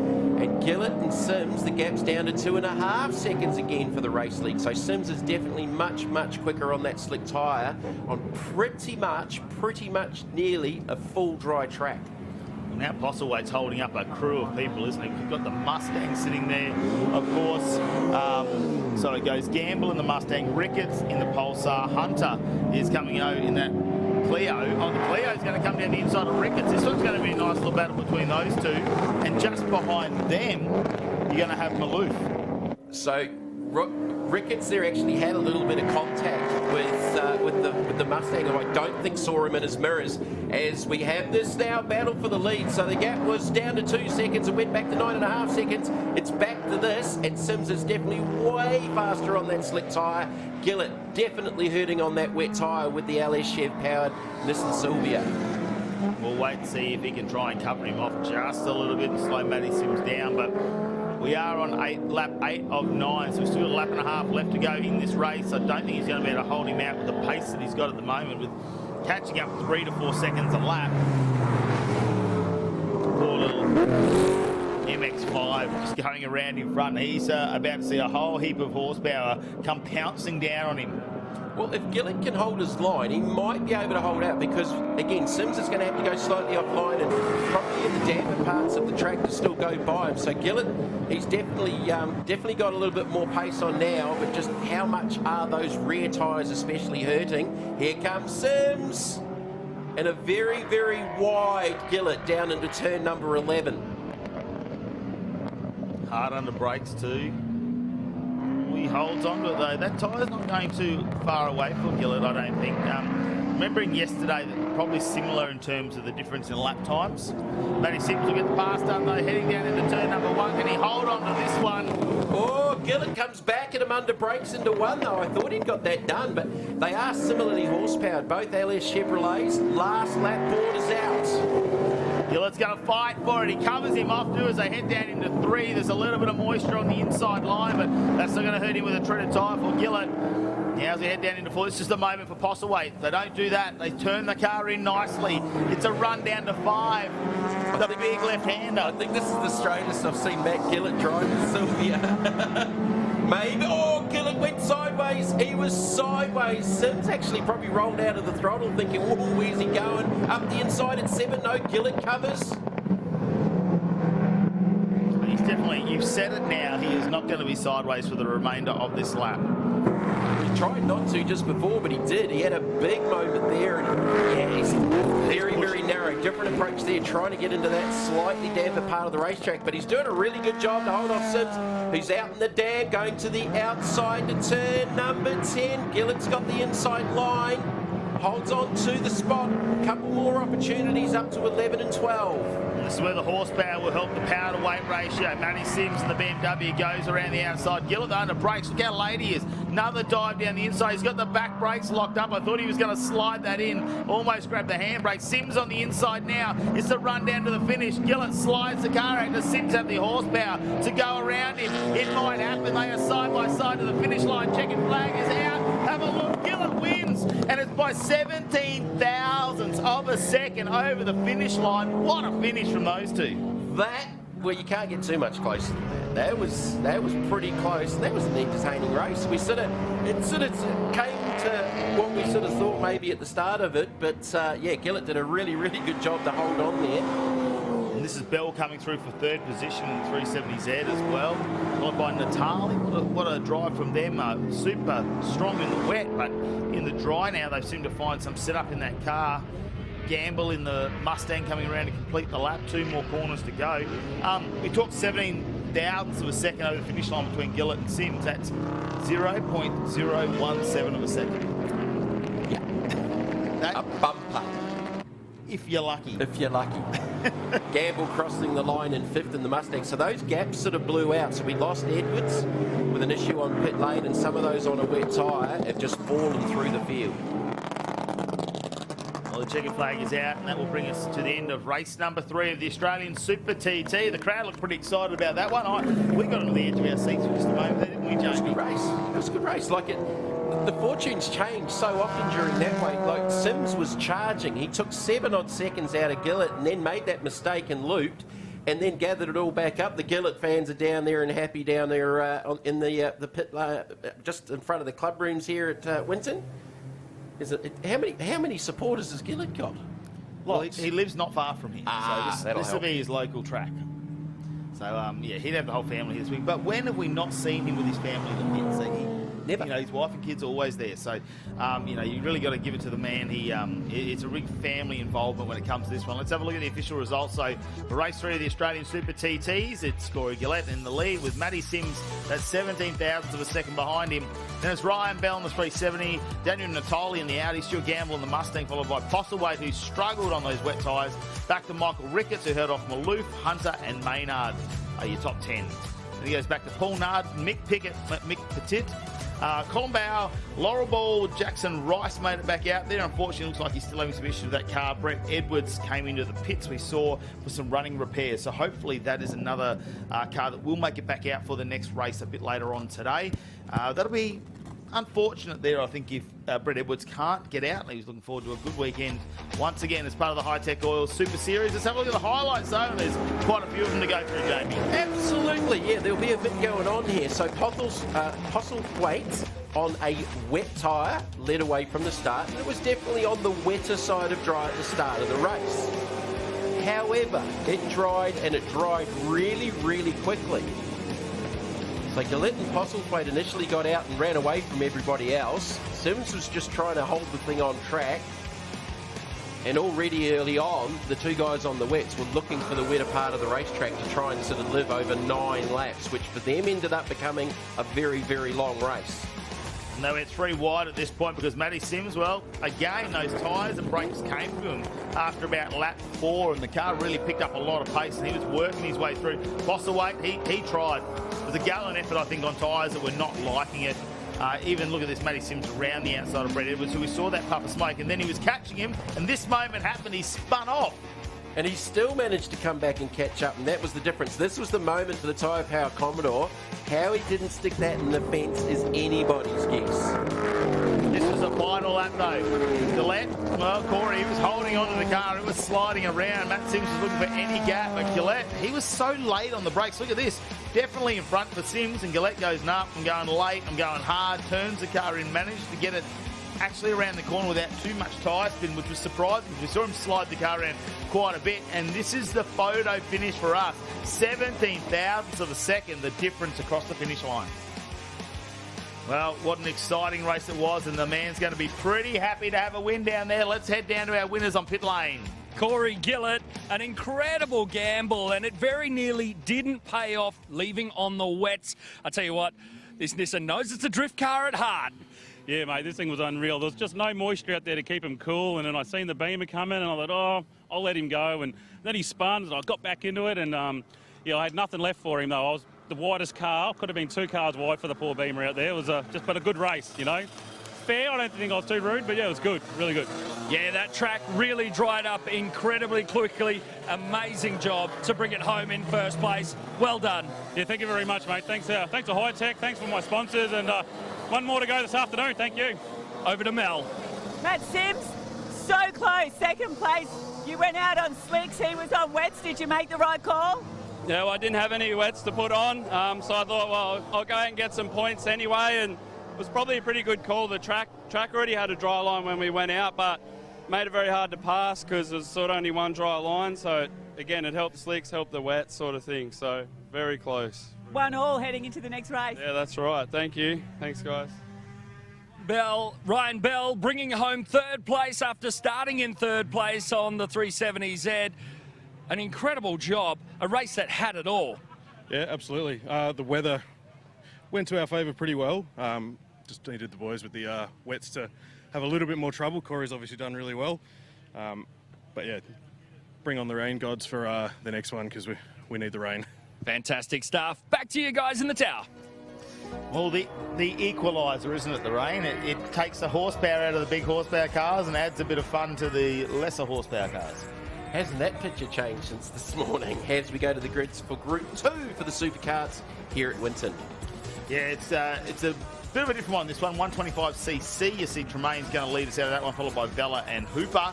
But we've got the gearbox category, the 125 gearbox, and then the stock Honda category as well, Jamie. Yep, so 125 shifter karts. The big story here, Matt, this morning is Brad Tremaine has actually changed karts. He's taken all of the driveline out of the 47 we saw on the coverage yesterday. They found a break in the chassis, and they've actually transferred everything over, race seat, the whole deal. They were thrashing this morning and got out on track for an earlier race in wet conditions and made the track by about 2 minutes at that. So they've literally rebuilt a brand new kart in the pits this morning because they found a break in the chassis in their primary one, and he actually won that race in the wet this morning as well. Well, I'm not surprised when you see these guys. They hit a ripple strip, the amount of flex in the chassis and things like that, what the forces they're putting them under. Here we go, though. It's going to be a race start about to happen.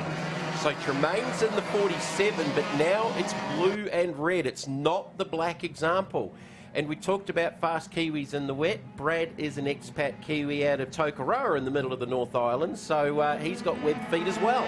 But we are now back in dry conditions. They should all be on a slick tyre. And a combination of the Maxxis slicks and the Dunlop slicks across this class. Is that Cooper around the outside in the 46? It looked like in the black machine. I'm just checking. Oh, no, he's a little bit further back. Is that Purple who's gone around three, actually? That's a big step out of the 6th position. So Lee Valla got the jump on that one. So this is the stock Honda class.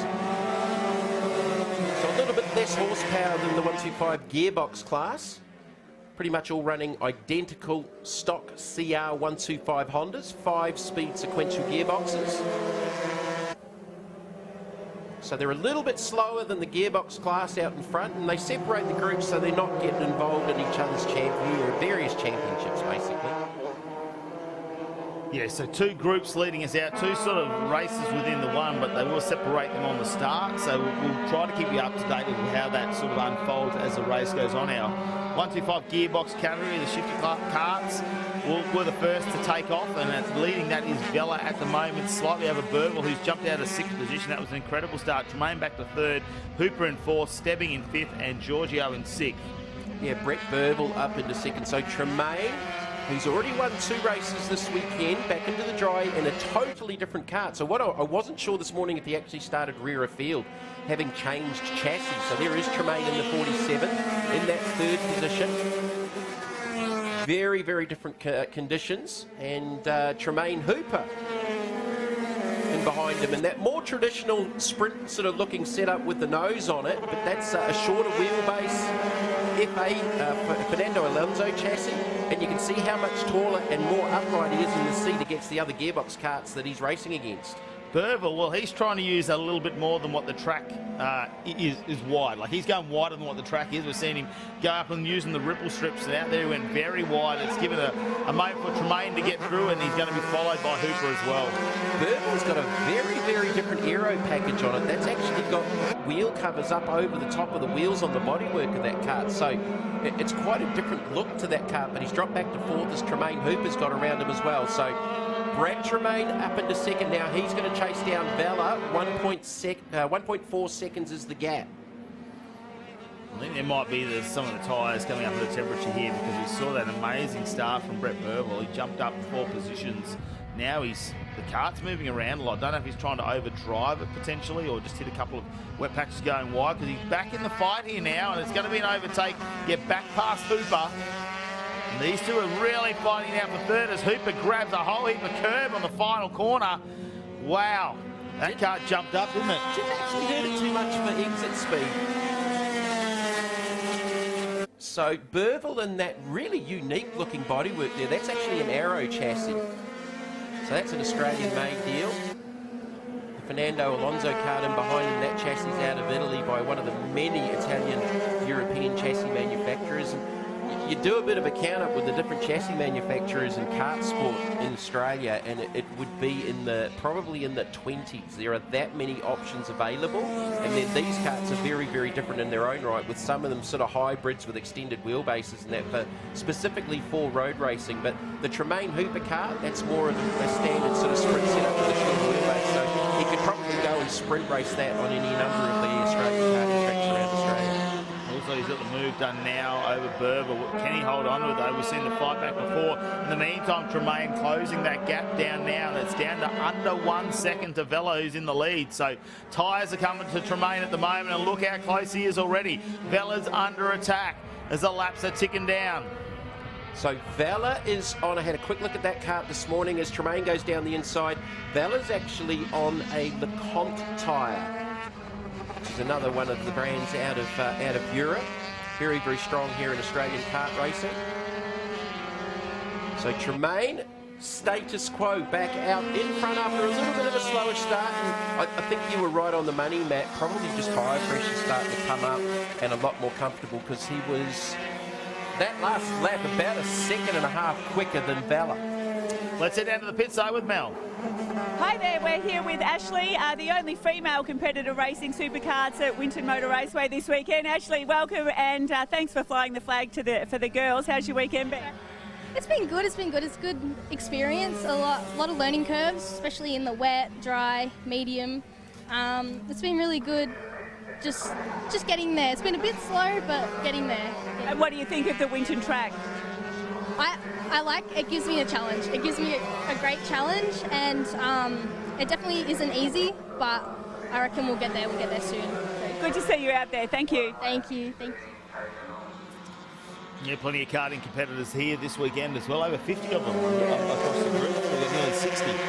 Yep, between 50 and 60 for the weekend. Very, very strong with the Victorian Superkarts. So going back to our 125 stock class, and leading that should be the 31 of James Straw.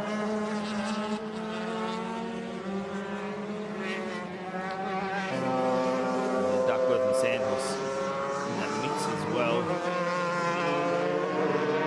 They're all bunched up behind though. Straw's got a little bit of a lead there. Well, we're talking, tenths of a second. There's some good side-by-side battles going on across this group, though, as we go back up front. Tremaine, Vela's not letting him get away. He's staying with him now. Last lap was only 2/10 difference, so Vela's sort of picked up a little bit of speed as Tremaine's gone by him, and he's trying to stay with the race leader. Tremaine looking for his third win out of 3 races in a different chassis to what he started the weekend in. They literally thrashed and made the grid earlier on this morning to win in the wet by probably about a minute, I guess, because I went actually to go and have a look at the car to see what engines they were running, and lo and behold, there was no engine on the 47, and they were thrashing to put another one together, and it was seats, it was engines, cooling system, everything, because these karts are water cooled. Well, we've only got a couple of corners left to run in this race. It's the final lap. Tremaine worked his way back up to the front of the field. Vela right behind, but led this for the first 3 laps of the race. Hooper in third, Burville back to fourth, and it's Giorgio, Fuchs, Stebbing, Ackermanis, and Stebbing again. Here we go across the finish line. Looks like Tremaine is going to get this done.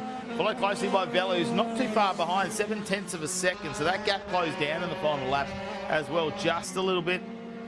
Well, Vela did his PB on the last lap too, so there was only a couple of tenths difference in outright lap speed right at the end there. So Vela probably likewise, his tyres started coming on a little bit later on in the race too.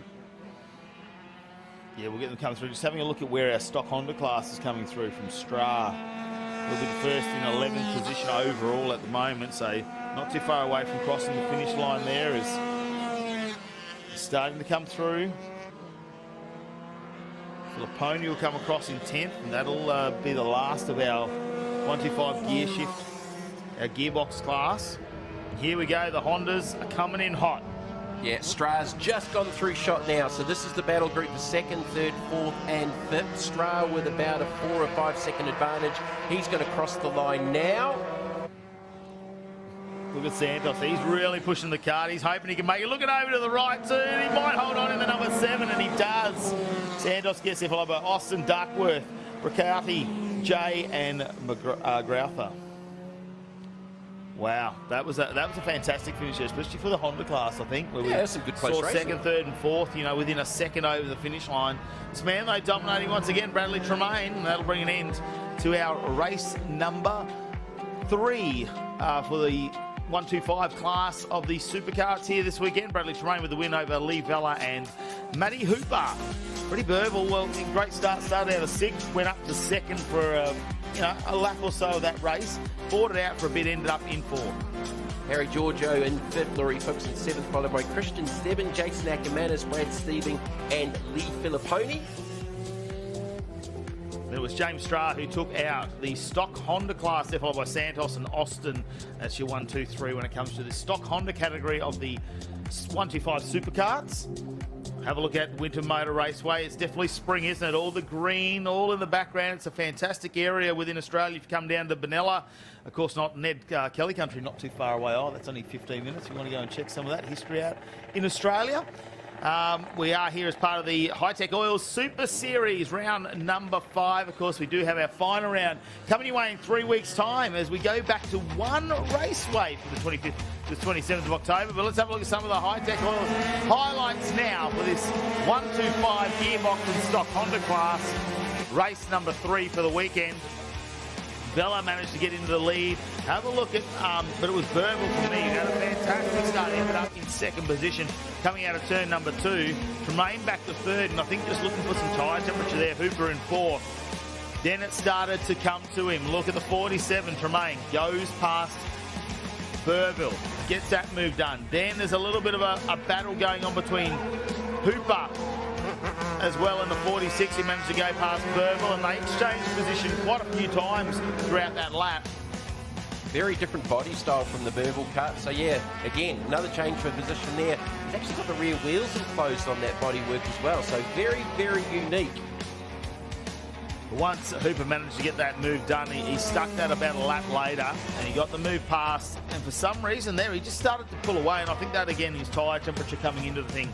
Then we saw Tremaine, nice move done on Vella, caught all the way up, got that done very quickly. This was the second last lap of the race, and from here he started to open up a bit of a gap. We thought he might have streaked away, and then Vella, well, maybe changing the line or whatever it was, managed to stay with him right till the end of the race, but it was Tremaine who gets himself another race win here at Winton Motor Raceway. Of course, on a fantastic weekend where we celebrate lots and lots of motorsport. We've got the Australian Super TTs we just had. We've got the RX-8s still. We're out on track earlier today. Of course, Legend Cars Australia still to come. But let's catch up with some of our winners from that 125 race. Brad Tremaine taking it out from the front, but Lee Vella kept you honest, didn't he? Yeah, no, he did. He got me off the start there and led the first half of the race, but managed to reel him back in and get past him. Sorry, he flies. Well, congratulations, mate. Job well done. Yeah, cheers. Thank you. Over to you, Mel.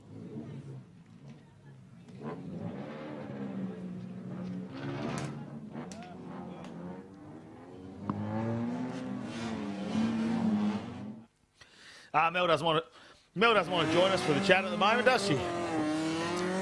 She's down there. She's ready. She's eager. She's got karting history. That's the thing, right? She's done a lot of laps around Winton Motor Raceway. Yeah, definitely. Yeah. We'll have to go down there and get her take for a lap later. Let's head down to Jared, though, because he's still got our winners in the karting. Down here with Matthew, Tremaine, Hooper. Cousin Brad had a great run up there, but not a bad run yourself, bringing home 3rd place. Yeah, no, it was great. Can't thank Brad enough for sticking up the package for me for the weekend. So, yeah, no, it was really good. Fantastic job, mate. Cool. Thank you very much. Cheers. Super excited, wasn't he? Another Kiwi. Just another day, another racetrack. Yeah, he started that with a year nah. The Australian XL Series out on Winton Motor Raceway right now, and this is hotly contested, of course. 3 races throughout the year. They finalise it right here, round number 5 of the Hi-Tec Oil Super Series. Blake Tracy's going to start off pole position with Matty Boylan alongside. Then it's Brad Verica and Caleb Patterson. Toby Waghorn, Sam McLaren, Tyler Collins and Caleb Heffron on the 4th row. And Josh Richards and Edward Mitchell will be on the 5th row of the grid.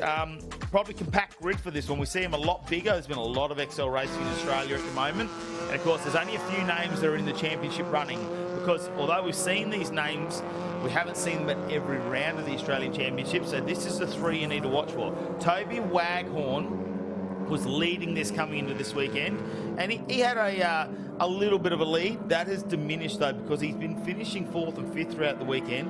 Now a 12-point difference back to Blake Tracy, who's dominated. That's absolutely nothing. So, spoke to Tyler Collins this morning. They were hoping for rain and not going to get it for the second race of the weekend. They're just, again, just struggling for pace with that car. All of these cars are fast. Ethan Mitchell, who finished towards the tail of the field yesterday in race number 1, actually poled at Queensland Raceway at the second round of the championship. So all of these cars are super, super fast. It just comes down to setup, tyre pressure, driver input. Some of them are struggling, some of them aren't. Boylett, I said to him this morning about the comments he made post-race yesterday where, to put it a little bit more strategically, he hit Tracy up the bottom, got him to the back of his car, and wasn't quite his words. Yeah, just slightly misjudged his braking point. Actually hit him a lot harder than he thought, and he was a little bit quiet on that one. So, no, looking forward to this one. Love the XL racing. We've never been disappointed with any XL racing that we've seen over the last 18 months. So mathematically, there's still a couple other people who are in the fight for the championship as well, because Caleb Patterson's not too far behind. He is 52 points behind our leader, Toby Waghorn. Brad Verica, well, he's a little bit further back, but we're talking 80 points and 82 points back to Tyler Collins. Now, 50 points for a race win means if we have a retirement, one of these cars gets a DNF, 0 points. Anything could happen. Of course, we've still got 3 races to run today. This is race number 2 out of 4. So there's a lot to fight out for in this Australian Championship of the Hyundai XLs, the Track Attack Australian Series. We are getting ready. They get the standing still start, just like the Formula RX-8. It's the only 2 categories that will actually sit there on the grid. It's all about how good they can dump that clutch. And here we go, a nice start from Tracy once again. And this is like a repeat of yesterday, getting down to turn number 1 in front of Boylan. Good start there from Tracy. I thought that Boylan just got the initial jump, but probably not so much wheel spin, but Tracy did a very, very good job with that race start. Verica likewise got a good start. Patterson into 3rd. McLaren and Waghorn. So again, Waghorn is in that diminishing point zone, trying to protect that championship lead, and he does not have track position. Yeah, Matty Boylett's unlikely to make an impression on the championship at this point. Missed round number 1 of the series, so had a perfect round number 2 though, full 200 points. So, you know, round number 1 could have changed things for him getting the Australian Championship. With this nice dive down the inside. That was Ethan Mitchell in the 169. As I said, Ethan's fast. He poled at Queensland Raceway at the second round of the championship. So he's managed to get by Heffron there. Josh Richards just struggling this weekend with the 557. He's still carrying a shoulder injury and just not real happy with the race car, and didn't start the weekend off on the right foot in the first place by leaving the steering wheel for the race car in Brisbane. One of the things you probably need to remember, Caleb Patterson in 3rd position at the moment, and he is not out of this championship fight, but it's the man out in front, Blake Tracy, who he needs to catch, because while he stays out in front, he closes that gap down to Toby Waghorn and he opens the gap up to Caleb Patterson. So Patterson needs to do a little bit of work. Matty Boylett, well, fierce competitor, and we saw how quick he was yesterday. He could really upset the apple cart there, and it's probably not going to hurt. It's not going to hurt as much if he gets in front and takes the race win in terms of Australian Championship. But it'd be great to see him get a 2 from 2. Well, effectively, he still could play the championship spoiler role, because he's going to take points off those trying to close the gap to Waghorn, which he is definitely doing at the moment, because Waghorn is back in 6th. So that's a big points drop. The advantage for Waghorn with those that are sort of 50 to 80 points behind him is there's not anywhere near as many cars to change position-wise from a points point of view. So, look, I'm sure he'll be aware of that. Remembering we went into the last race of the championship last season at Calder Park with Tyler Collins and Jalen Rowbottom tied on points, and whoever finished ahead of the other one in that final race won the championship. And it did come out to the advantage of Collins, who just got very, very sideways there. Just got very sideways when Cam Wilson, who owns the car, owns slideways. All right, so Brad Verica. He's in that 4th position. So again, just sizing each other up.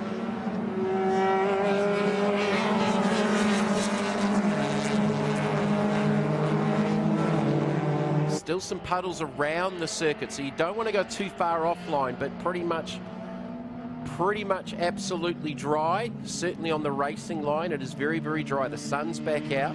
There's a little bit of a breeze just aiding that as well, but you definitely don't want to go off track.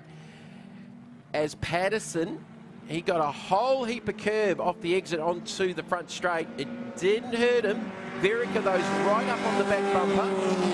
Can't take advantage of it, so it didn't actually hurt Patterson as much as I thought. So the top 4, nothing between them. Verica didn't get a good run through 1 and 2. As Boylan down the inside, and Tracy trying to force the issue. Tracy got the spot back. There was a little bit of overlap there for a moment, but Tracy had a little bit more momentum on the outside. Boylan trying to come back, and Patterson's right there with them. Verica as well. 4-way battle for the race lead in race 2 for the Australian XL Series. McLaren back in 5th. Waghorn still 6th. Tyler Collins in 7th. Looking a little bit racier. So you got 2 little battle groups there, and that second group is actually closing the gap to the leading 4. Watch for Verica, I reckon. Have a look at him on the backside. He is pushing hard. Patterson now almost rubbing bumpers there with Boylan. Blake Tracy's got to do something. He's got to try and break this little pack up. He's got to get away. So we've got a little, not a true state of origin, but we've definitely got an interstate battle going on here. So you got Victoria, 2 Queenslanders and another Victorian in that leading group of 4. So the 2 Queenslanders, if they can help each other out here, Boylan and Patterson do a lot of racing together up at Queensland Raceway especially, but that second group of cars is definitely closing in on that leading group of 4. That's a cool shot. Just shows you how much separation there is between turns 11 and 12 onto the front straight and back down towards turn number 1. McLaren might just have a little bit of a gap out here though on Waghorn at the moment, just enough probably. He's not going to break the draft, but maybe he can just scoot away. Verica's just dropped off, so he's had a moment where he just hasn't got the drive coming down to the straight, hasn't been able to stay with him. Patterson right on the back of Boylan in number 80. And have a look in front. Tracy just trying to hold him out. He doesn't have the pace we saw in the last race where he drove away. They have stayed with him, so they've definitely, everyone's changed something in the car there, and they're a lot happier with it today. Yeah, so this you can change the shock settings, obviously tyre pressures. Not too much more than that really. That's pretty much the secret with these cars. And of course, the person behind the wheel doing a good job as well. Tyler Collins looking a lot better in this race. That gap for the championship, with just about, so at the moment for the round, 100 versus 72 from Tracy to Waghorn. That's a 28-point difference. What was it going in at the start of the weekend? I thought it was 25. So that means Tracy potentially could be in the championship lead here if Waghorn finishes back in the 6th position right now. I think. Let me do some little maths here, okay? So if Tracy takes the win, and we're saying Waghorn's going to come 5th. 6th at the moment. 6th at the moment. Well, that is going to give you a 3-point lead to to Tracy. That's a big swing over 2 races, so it's definitely not going to plan for Waghorn to try and get the number 1. The good news for us is it's going to come down to the final races because anything can happen when it comes to Excel. Look at this pack of 3, 4. You can almost throw a towel over them now. Verica just at the back of the green machine, but these are your 2 leaders. Tracy turns it into turn number 1. Gets through this nice little S section. Boylan right on the back of the 80. And Patterson, well, he's just dropped off a moment. Last time round, he was exchanging bumpers with him. So Tracy's very, very good out of the last corner. At through 1 and 2, Boylan makes up a lot of ground. Tyler Collins has had an issue on that last lap. He's actually dropped back a couple of seconds behind Waghorn and McLaren. So he must have had a moment on that last lap. Oh, Boylan's given him a little touch up again. And it's the same part of the bumper. Oh, he's gone to the inside and they've got together and Tracy's off. Oh, here we go. Here we go. And the rejoin still in front of Patterson. He's had a nice little excursion. Now the bumper's hanging off. Look at Verica in the background. This is his moment while Patterson's having a look at this all unfolding and go, where am I going? Verica's trying to scoot down the inside. He's got a little bit less car to finish this race now, Blake Tracy, but stewards will be busy. I think they will be after that one. So, yeah, this one's going to be sort of hold all spaces after this. And we've just talked about the championship implications. So Tracy's just lost a position out of that. But, yeah, I think they'll be having a look at that from Boylett's input. Let's have a look at a replay here and see. So there was a little touch there initially. Now Boylett's crossed over, gone to the inside. Yeah. There's also something happening that's come off the car there. It's probably nothing important. So that was 5 and 6. So it was inside at 5 and it would have been outside to 6 on the run up to 7. So yeah, I think they'll have a look at that. Tracy's still in that second position though. Waghorn in 6. So that gap has just changed. It's now back to 24. So Waghorn has the championship lead back by 1. Ha! It's slim, but if he can get past McLaren, he keeps him. That will help him at this point. So for me, it's just try and get that one position. Don't try and get too far ahead. We've got a lap and a half left remaining in this race. So take this right down to the wire if you can, because Blake Tracy, we've already seen a chink in the armour, because Boylett obviously a fair bit quicker as Patterson tries to take an excursion for a moment there. Out on the dirt, but he pulls that up coming out of 4. Yeah, lost some ground though to Tracy. And Verica wasn't able to sort of take advantage of it either. So McLaren's not too far behind them. He's got a decent gap back to Waghorn.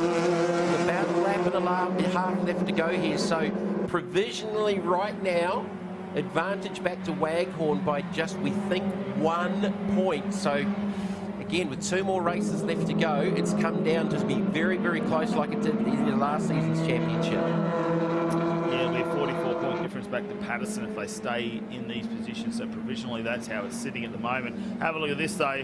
Tracy with the fight back, getting the momentum back. He's just trying to work hard in the 195 machine. Has a look on the outside. Boylett's going to take the inside run. They're going to be 3 wheels under brake. Oh, a little bit of games going on there just for a moment there. Oh, that's probably a little bit naughty. There was maybe a couple of moves there from Boylett, as now Patterson's in the back bumper of Tracy. So the Queenslanders are picking on the Victorian. Should be the last lap board. I think we're going to see some more action here as Verica gets some overlap on Patterson. Yeah, while Patterson was doing the bumping. Oh, now they make a little bit of wheel-to-wheel contact. Verica on the outside, Patterson the inside. Heaps of ripple strip as well, but Verica slides up by the 96 and McLaren joins this 5-way party. Patterson got a horrible run through 12 and lost the better part of 4 to 5 car lengths, and Verica took advantage of it as Patterson drops another wheel off, and then he's sideways and he's got understeer. He's got all sorts of drama going on. Yeah, watch out for McLaren. Looks like Boylett, though, just opens up a tiny gap on Tracy. This might be a little bit more comfortable through this back section through 5, 7, 8, 9. Little lock up right front from Tracy. Waghorn still back in that 6th position. McLaren right on the tail of Patterson. Tracy closing in on Boylett on this last lap run. He goes wide, very different line, tries to get the run. Looking for as much momentum through that corner as he possibly can. It is the final lap in race number 2 here for the Australian Hyundai Excel Series. Boylett holding on at the moment, but Tracy, he's got 2 right-handers to have a go. He's closing, but Boylett will be defensive, running down the inside. He can make that move on the last lap. Tracy's right there with him. Final corner run. Verica in 3rd, Patterson in 4th.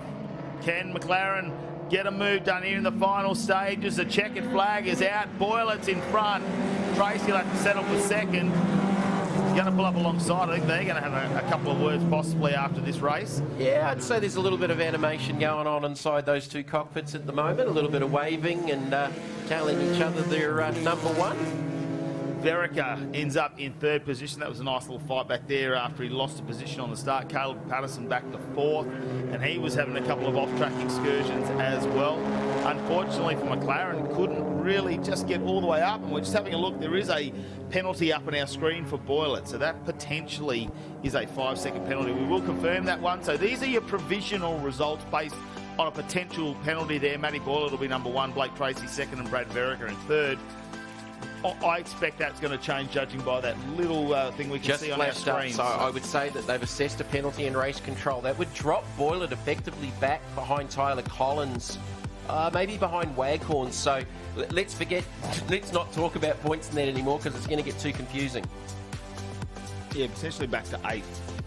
So it'll move everyone up one position at the moment. So, well, we'll wait and see exactly what happens because you just never know, do you, when it comes to any form of motor racing. But the Excels, well, they like to lay it all on the line. Let's have a look at some of those highlights of what we get excited about here.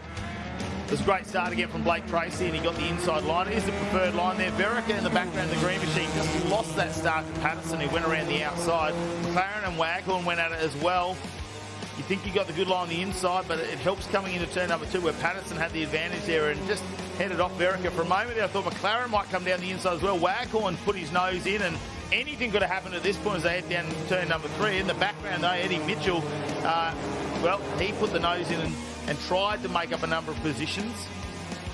Boylet wasn't going to muck around, though. He just kept applying the pressure to Tracy, and he definitely had a slightly faster pace around this Winton Motor Raceway circuit, but it didn't matter what he did. Tracy was just making that XL wide, so he gave him this little nudge and said, "Oi, mate, I need you to get out of the way." But this is the contentious issue. When he ducked down the inside there, we believe there may be a penalty coming for that because he's come down the inside. The rejoin there could have been a lot worse if we'd had 40 XLs here. Yeah, I think that's what the 5-second penalty will be for that avoidable contact. Verica and Patterson having a little bit of an entertaining battle as well. They were side by side. Patterson just dragging that left rear brake. He got too much curve there, and Verica managed to sneak ahead and get into that 3rd position. But at the line, it was Boylet with the checkered flag, but copped a 5-second penalty at the end of that one. That'll drop him back in the results. We'll pick up the point situation coming into the next race. There we go. They have changed the results. This is official. Blake Tracy gets the win. Brad Verica in 2nd. Caleb Patterson 3rd. So, yeah, there is a penalty applied there. 7th, Matty Boylet will be put back to. So that's unfortunate there. Of course, they like to push really hard when it comes to the XLs.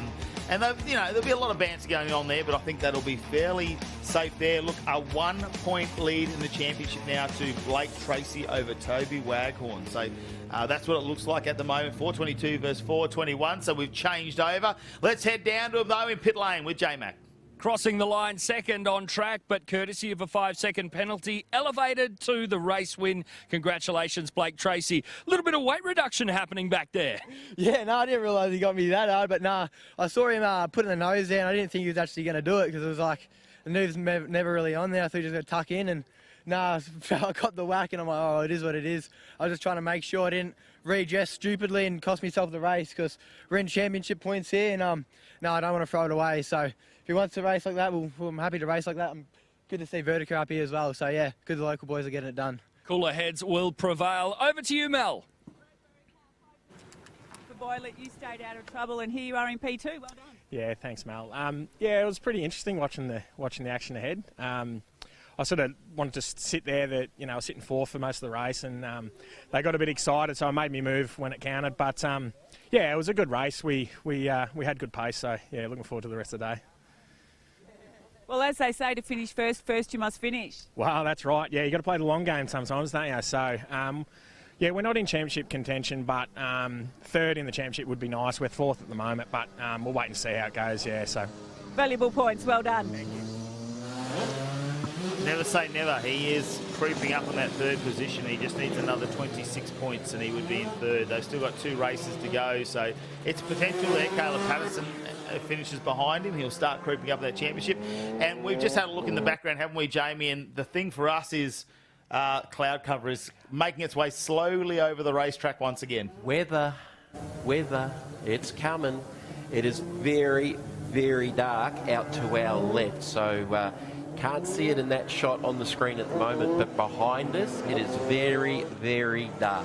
So to the east, turns 3 and 4. Is that the direction? Yeah. I have no idea. That's where it's getting gloomy. But you go to turns 11 and 12 over. Sorry, to the west that is. To the east, turns 11 and 12. Sunny. So it is sweeping over us. There's the shot there. So there's definitely some cloud cover coming over. So in the next couple of minutes, we're probably going to have half the track sunlight, half the track dark under the clouds. Well, let's head back to Superkarts now, and these are the big boppers, 250cc. We're going to unleash them out on the Winton Motor Raceway track. Nick Shembry, well, he's been the one who's been the fastest. Yeah, he's been unbeatable this weekend. Won earlier on this morning in very, very wet conditions for the 250s. Tim Clark, Ilya Harpus, and we go back to Brett Burville, who's doing double duty. See the Anderson chassis over to the right. Pretty dominant with the 250s. Very, very cool karts, and the fastest laps we have seen so far this weekend of any vehicle here on the property. 1:19s for Shembry in the dry racing at the start of the weekend, which is super, super quick. Well, we'll have to wait and see how this all unfolds. We've seen them go over 200 kilometres an hour, these little karts. They are, well, they are quick, is what they are. We've gone sub-120s around this track. So, Mark Crutcher was mentioning 230 k's straight line speed down the front straight into one in the TA2 cars. They're doing 124s, 125s. Superkarts in the 119s, 120s would have to be at least doing that on the approach to turn number one. So over 200 kilometres an hour with your bum an inch off the ground. I think for me the more impressive thing is they're not taking a lot of that speed off to make it through 1 and 2.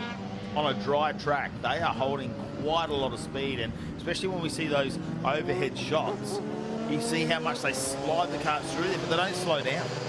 So back onto full slick. So across the superkart class, Dunlop is probably the more dominant tyre, but there are a couple of karts out there on Hoosier kart slicks. Had a look this morning. So Shembry on the outside of the front row got a horrible start. And Harpus will get into the lead in the number one. So Shembry is back up into... He's actually back in fourth. There's got to be an issue there. Did not get a good start at all. He's got his head down. He's to the left-hand side where the engine is. So it had a little stutter off the start. See if it corrects, and whatever he's adjusting down there to the right side, it could have actually failed a plug or something like that too. So with a two-stroke, if you load them up and you don't get them cleared, they will foul spark plugs. So that's a VM engine, 250cc, around the 90 horsepower mark, in the state-of-the-art Anderson chassis. And the VM engine, I alert this morning, comes out of Czechoslovakia, of all places. Are you sure about that country? Let's talk about Estonia later. We'll come back to that. Thank you, Matthew. Sorry, Ivan Vantigiato. Oh, he's a good bloke, isn't he? He's a good laugher. We'll go away to the Murray taste we had a bit later on today.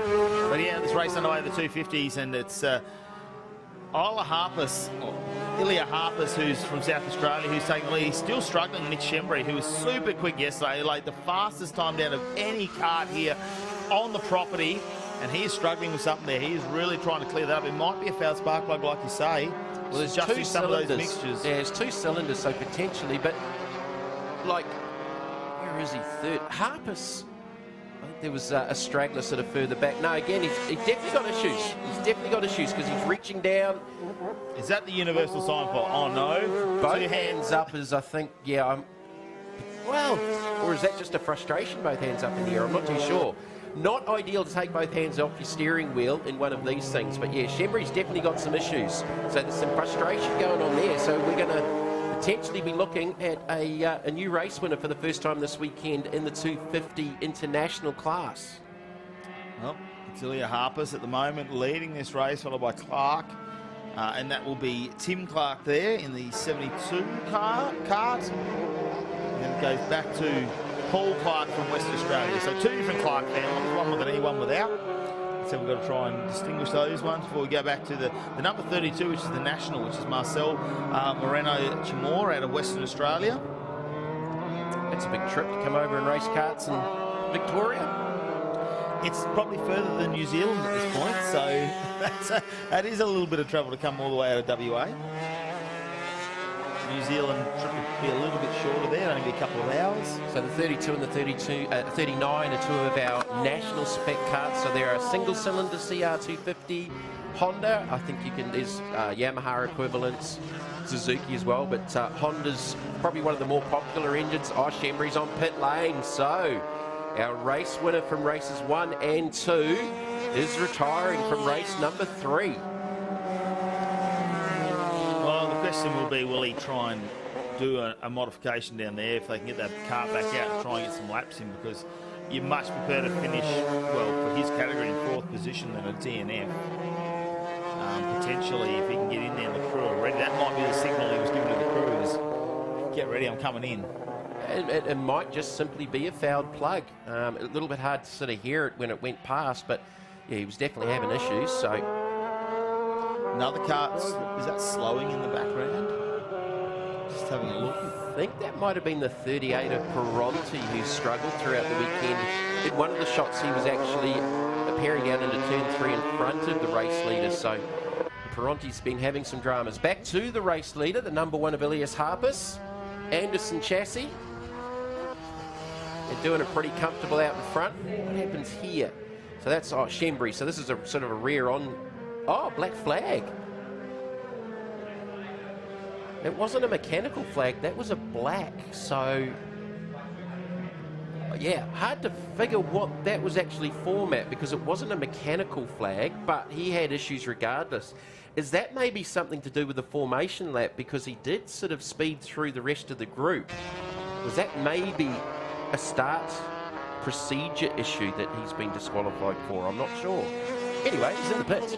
Well, and we've also got some penalties coming up on our screen too. So we've got Tim Clark doing himself something, as well as Peronti, who's 15-second gone in the penalty. Pits. Yeah, Peronti's also gone in the pits. Okay, so there's a couple of things going on in this one. So the 44 in third, in fact the 72 in second. Yeah, 15-second penalty. Right? That's not a 5-second penalty we just saw from the XLs. 15 seconds is quite dramatic. So Ilias Harpus is going to do this one pretty easily with just a lap and a half left to go here. Had a look over his shoulder. Well, he didn't need to look too hard because there is nothing there. Well, I think the difference is in the Hyundai XLs. That 5 seconds cost him 7 positions, whereas we see more on the with these karts, 15 seconds might only put you back 2 or 3. Yeah, it might have been a jump start too. That could be an issue there with a 15-second time penalty. But yeah, hard to sort of figure out what's going on there. But hey, it's happened. It is what it is. And the 1 is going to do it easily with 1 lap left to go. Ilias Harpus, Anderson Chassis leading the international class. And with the nationals, it is Burville in the 39 leading the CR250 national single cylinder class.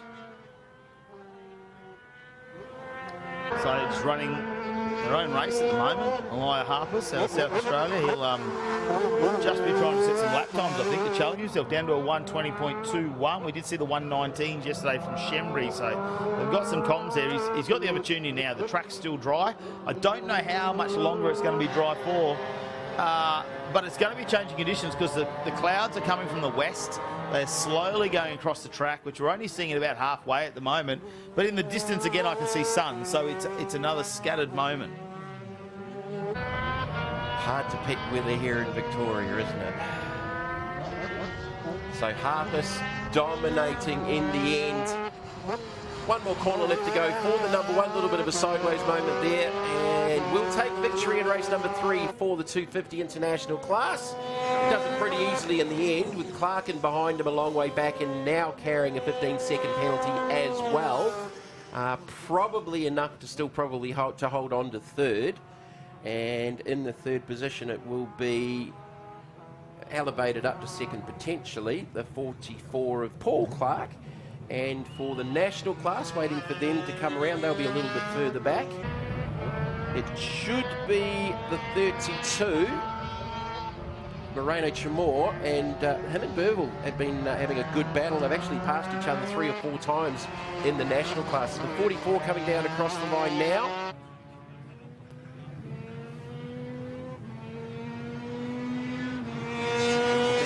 Of our internationals going through, Marina Chamor going through, so he will take victory in the national class car 32 from the 39 of Brett Burville.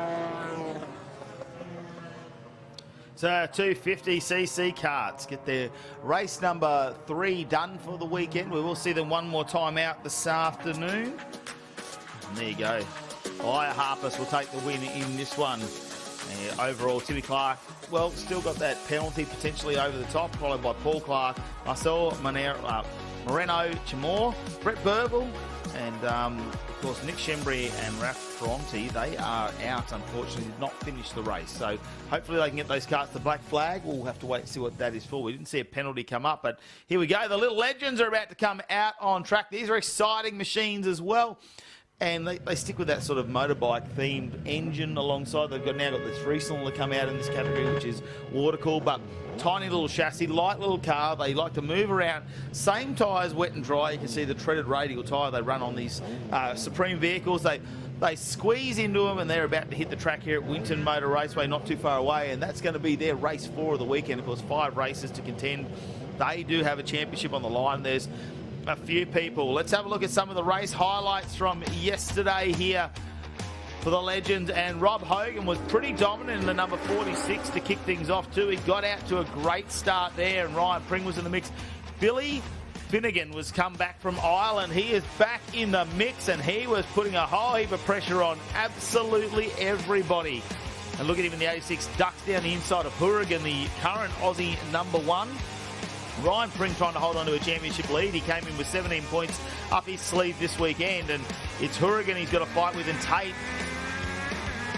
So all he wanted to do was get past the blue Tate machine. Didn't always go to plan. Billy, well, he was holding out Hourigan at this point. There was a little bit of contact made as Hourigan slid the car out. Pring got back in front of Tate, which was trying to keep his championship alive. Hogan, well, this wasn't Hogan. This is the number 6 there that had a massive spin as they went around Timothy Reed. And that was on the second last lap of that race as well. Now, Billy Finnegan, he had a massive push down the inside here. There was quite a few of the Irish slide jobs going on, wasn't there? Especially into turn number 1. Pushed Hourigan a little bit wide, and Hogan got himself a race win. Now, he had 2 race wins yesterday, and it was 2 from 2 at one point. However, this morning, reverse grid race didn't quite go his way. He ended up with 70 points there, back in 14th position, yes. Actually had it off, so he was running top 5, very, very wet conditions earlier on. And yeah, Hogan blotted the copybook with a spin over at turn number 9 from memory that I saw it, and actually has dropped him back through the order for the weekend. So definitely hurting him points for the round. So a little bit of an update. I've gone through the numbers, and unofficially, this is provisional. Ryan Pring just with he's been consistently getting 4th position over the weekend. He has bumped that up to a 25-point lead. It was 17 points coming into this weekend. So that looks like that is confirmed up on our screen too. So 1,990 points. I think Tate finished just ahead of him in the earlier race today. He did. Tate actually came 2nd in that race. So still 25 points. Let's have a look at how it's going to start, though. This is the grid for race number 4. Benny Goodrich is going to be out of number 1 with Shane Tate alongside, followed by Brendan Hourigan and Ryan Pring. Billy Finnegan will be there in 5th with Aidan Williams alongside their onboard camera. Then it's Asker Sendell and Chris Spicer, Mark Duckworth. It's Scotty Morgan in the Red Rocket. Goes back to Nathan Prida. He's had a good weekend catching up after a slow start this weekend. Rob Coulthard will be alongside with Timmy Reed and Rob Hogan on the 7th row. And Scotty Melville, Bruce Duckworth, Darren Bradley, Nathan Locke, Blake Hayne and James Breck will be on the 10th row of the grid. So 20 cars to kick things off. We did have 22 here at the start of the weekend. We might have a couple on the back end of that. But it's Ryan Pring, Shane Tate and Rob Hogan who we need to watch out for. They are the ones in the championship. There is, from Ryan Pring at the front, then it goes Shane Tate, Rob Hogan. Overall, there is 73 points between them. And that would have been narrower from that earlier race this morning if Hogan hadn't had that spin. So that's actually hurt him quite a lot. Yeah, Rob Hogan, he's had 3 race wins this year and quite a few second place. Oh, no, he's actually had 4 race wins this year, and he's had 5 runner-ups as well, second place. Ryan Pring hasn't had a race win this season. He's had some 3rds, some 2nds, but he actually hasn't taken a race win, but he's consistently been finishing in the top 5. On board with Aidan Williams. Got the number 1 of Hourigan carrying our other onboard camera. Aidan Williams in the 3rd row, so he's going to watch the ones in front. You never know what's going to happen. They were pretty sedate yesterday. They only went 3 wide, I think, into turn 1. I think they got the word. I think they got the word back to behave down into 1 and 2. Final day of racing. Throw that word in the bin. Let's see how the legends go. Legend Cars Australia kick things off right now. Let's get this race underway. Look at Billy Finnegan. He is hard on the back of him, though, in the 86 machine, really pushing hard. Says he's out of New South Wales. Well, he's not originally from New South Wales, I can tell you. And will he do the Irish slide down here? Ryan Pring already up into second position. That's a nice little move. Well, it's dislodged the boot. Is that Billy? I think it is. There's Finnegan, yeah. Has he got any junk in the trunk? No. It's erupted behind. And that's 4 or 5 of them off. And Aidan Williams is in there. Yes, he's definitely involved. Brendan Hourigan in the number 1 as well. So they'll get a number of cars go by him. That's an unfortunate start for him. Little sprinkle of rain by the looks of it on the windscreen there for Hourigan. So it has got a little bit of moisture coming down out of the sky again. For about the 18th time, I would say. We're going to go Tate championship contender. Tate parked in the sand. Wow. Yes, he was fighting back too over Brian Pring. It blew out a little bit more than 25 points before the previous race, and now he's back there. And that looks like it's going to be one they're going to have to maybe get out, considering we do have our safety cars out on track, so yellow flag has come out. Safety car, it's just come out of pit lane, the Hyundai i30N, so we do go to safety car. It's only the second one we've had this weekend over all of the classes, and that will be to retrieve. Taking the 147 out of the gravel off the exit of turn number 4. Now, championship implications here, because you talked yesterday about the fact that you can't drop a race. It is so close in the points. And 100 points for a win. So there's a lot of points up for grab. I'll tell you what, the Legend cars, though, they're doing some pretty impressive things in the background as well, because we've spoken about how hard it is for them to get cars. They'd have more on the grid, but Tony's just really trying to pull those cars in. We're just going to have a quick replay as they tow that car out quickly, so we might have a quick restart to this one. This is Shane Tate. Does he do it on his own? Yes. Oh, he did too. All by himself, and then it's just a chain reaction behind by the looks of it. It's a little tap though. There might be a little sprinkle of moisture on that corner possibly. So Ryan Pring is now leading this race. So Hourigan on his onboard after he rejoined definitely had there was some raindrops on as the 10 of Duckworth was sort of spinning in sympathy too. And Tate was definitely buried to the rear axle in his machine. So yeah, okay. So coming back to what we were talking about, so there's really exciting stuff coming up. Fantastic things they're doing, a bit of initiative here because they race these things all over the world. So Legend Cars Australia will now represent Australia in the World Finals at Virginia Raceway in the USA, November 14th this year. How exciting is that? Lachlan Ward, who has had an appearance throughout the series, he's a former champion. He's raced 3 rounds this year, and I think he's only not got on the top step of the podium 6 times. So, he's had an impressive run. He is actually going over there. We'll be representing Australia this year. The aim is to take 6 drivers to that series every year from 2025 onwards. So, if you're thinking about getting into Legends, it's not just about the Australian culture, which is fantastic. It's great racing. If you have that opportunity, you might be able to make it all the way over to another country and race in the world titles.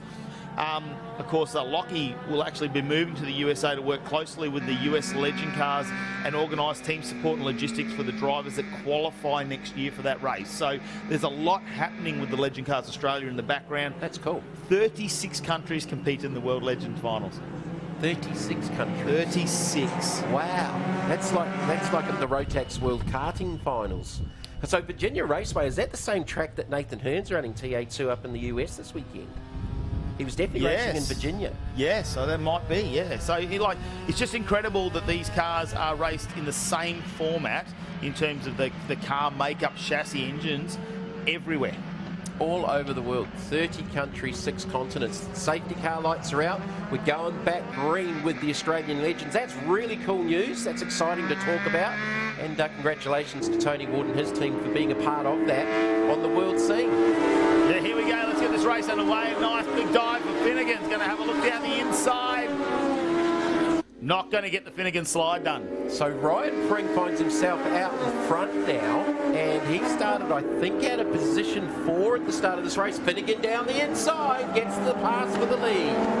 Finnegan's not in the championship fight though, so Pring, it's all about accumulating points, and knowing that blue budget rentals entry is a lot further back, probably a bit of a sigh of relief there at this point, and Hogan's behind him. Oh, Pring was having a look. We're back on board with Hourigan, trying to recover. How far back down the field is Hourigan? He's down in 13th. Yeah, okay, so he's got a lot of ground to make up. Oh, I think he might have made a position already on that one again, because we just saw him go past the 27 of Lock, so he's into 13th. So Pring wasn't able to get by Finnegan. Now Finnegan's dragging the rear hatch, the rear boot lid, on the ground out the back of the car. 33 Chris Spicer, he's had a good start to this race, back on board with Aidan Williams with the 27 just up ahead. So Williams is also back in the 16th position, and that's Locke just up ahead of him, and one of the other Duckworth boys is in amongst that battle. Pring and Finnegan side by side on the approach to 11. Billy might get it done. Pring's not going to give up on this one. He's on the outside. This one's tight as they go onto the main straight. In the meantime, look in the background. It's Goodridge and Morgan taking full advantage of this one. The inside run will be for Pring. It's not going to help though going through turn number 2. Oh, Goodridge had a look at making it 3 wide on the approach down to 1. Goodridge actually won the wet race earlier on this morning, so he's got a W against his name for the weekend. Scotty Morgan's back there in the number 16 machine in the 4th position. There might be a black flag out on track. Mechanical flag potentially for Billy Finnegan. We're not surprised. That's the boot hanging off the back, and I was going to allude to that. How long will they let him go on track for that? Well, we know now, not.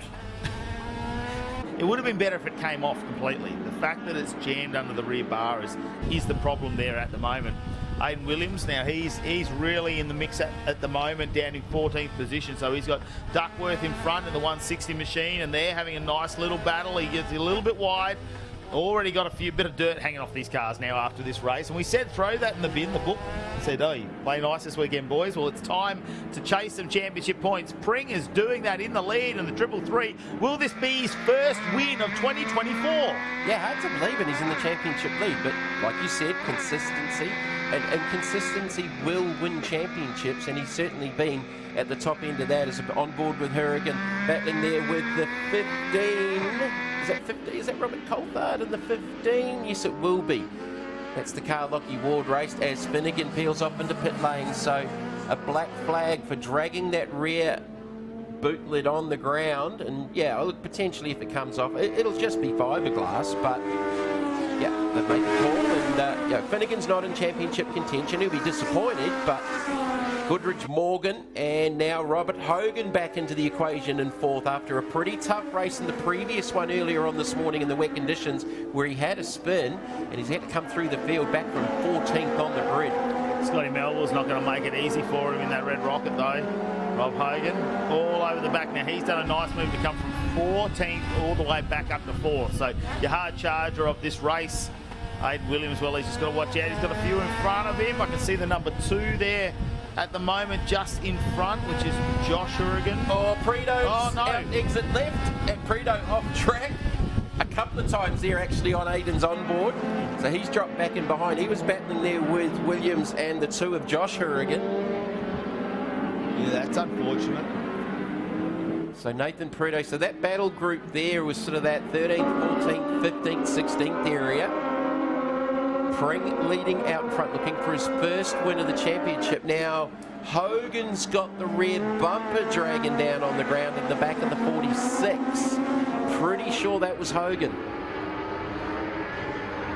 Well, it's a bit of a race reset now. So Pring out in the leads, opened up a nice little, almost 2-second gap there, but it's Goodridge, Morgan and Hogan now in this nice tight little battle for 2nd position. Hogan's been super fast. They're going to run out of laps if they don't get this done soon. They should be coming around, head on to the final lap. The board should be out. There it is, final lap board. Hogan's definitely dragging that bumper, so the left rear, the mounting point's either broken or the bolts come out of it, so that's dragging that. Probably just as well it was near the last lap, because if they were going to get a board out and a penalty for that, it would have happened by now. Oh, listen to the tyres screech as they get on the brakes into 3. That was a different line from Morgan. Now we go 3 wide, 2 wide through this one. Hogan gets the spot. Yeah, he gets past. Goodridge, watch out. Hogan's pushing. Holds it nicely through there, slightly different line. 46. Can he get on the second step of the podium? Back where he wants to be after the last race earlier today. Yeah, good comeback from Hogan from 14th on the grid, and obviously gained some positions with a lot of those drivers going off earlier on the race to bring out the safety car. This is not over yet. Ryan Pring doing it pretty comfortably out in front, doing what he needs to do to maintain that championship lead. Goodridge, he's got himself 3 corners to get around to hold on to this second place. He was a winner last race this morning. Can he get himself a second position? Of course, they go reverse grid on the Sunday morning in race number 3, so that changes things up a little bit. Pring, he's been 4th position for the first 3 races, so he'll be happy to get this one. And it looks like his first race win of 2024 in the Legend Cars Australia here as part of the series. Ryan Pring will take the 100 points and extend out his championship lead. He's got an Aussie title previously, but he hasn't got the championship, so he is chasing that down this year. Shane Tate all the way back in 20th position. Wow, that's a big swing in the points. And that will change things up just a little bit. Rob Hogan had a nice finish in 3rd, so that will just sort of make sure that Ryan Pring doesn't extend it too far at the moment. It does open up the championship just a little bit. I mean, Scotty Melville almost starting to get dragged into contention here with this one, as well as he's in 5th position. And here's your race results. Ryan Pring gets the win. He had a great fight with Billy Finnegan. Unfortunately, we saw that boot sort of holding off of Finnegan. He ended up with a black flag, had to come in and take care of that. So that's hurt him in that race. Yeah, not too sure if he come back out on track looking at the results. So Scotty Melville, 5th, Brendan Hurrigan, Tim Reed, Chris Spicer with a solid top 10 in the number 33, Bruce Duckworth in 11, followed by Darren Bradley, Josh Hurrigan, Aidan Williams was in the wars in that one, Nathan Preto in the top 15 as well. Well, they, I tell you what, Pring was hitting me up last night because he knows I keep this spreadsheet going, and he's like, where are we? What are we doing? They are thinking championship at this point. We've got one more round to go when it comes to the Legend Cars Australia. And, mate, let's have a look at some of the many highlights for the Legend Cars Australia. And the start, well, it was not as dramatic as we have seen, but there was plenty going on. Look at Billy, straight on the back bar there of Hurrigan, and he was pushing hard into turn 1. Did Billy maybe have a little bit of contact that dislodged that boot lid? It's hard to see. We can't see there. He's to the left of Williams on the onboard there. Got a pretty good start. Tate actually led initially. And then he's made a mistake here, and this triggers everyone else going off. So he got sideways. There was a little bit of rain, just a little shower at that end of the track, and look at them scatter in avoidance, and it was pretty lucky there wasn't too much more contact out of that. Well, Pring almost went off as well, if you have a look. It was actually pretty lucky there that Goodridge was probably the best through that area. The race restart got underway, and Billy made he wasn't waiting. He wasn't being patient at all, but already you could see the back bumper hanging off that car as we come up from behind. So that's what later on would cause a black flag for him. But this was a great battle going on for quite a few corners as Billy would get in front. Pring wouldn't let him get away either. So he fought back, didn't he? Got the position back there into turn number 1. In the meantime, you look at Goodridge and Scotty Melville in the background. They were hoping to take advantage of this tussle. Yeah, well, they were a lot closer sort of at that stage, and then Pring dropped them off. Finnegan got the black flag for the dislodged boot lid, and even Hogan was dragging a bumper by the end of that race. So good result for Ryan Pring in consolidating that championship lead. Yeah, they really did a great job, I think, for Rob Hogan to really get back from 14th position and to end up where he did. That was very impressive from him, as it looks like Australian Super TTs are going to head their way back out on track for their next race, number 4. And we'll see what the goes. He's already sideways, Matty Sims. He's just leaving pit lane. He has dropped the clutch and we are off. He is keen to get out there and get some laps turned. When they went out last time, it was a drying track. I'm going to say, apart from potentially some edges, there is going to be a all-dry track at the moment. But let's head down to our winners from the Legend Cars Australia. Ryan Pring, Mr. Consistent, adds a race win to the ledger. Congratulations.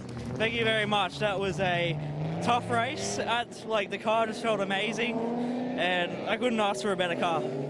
Best of luck backing it up in the next one.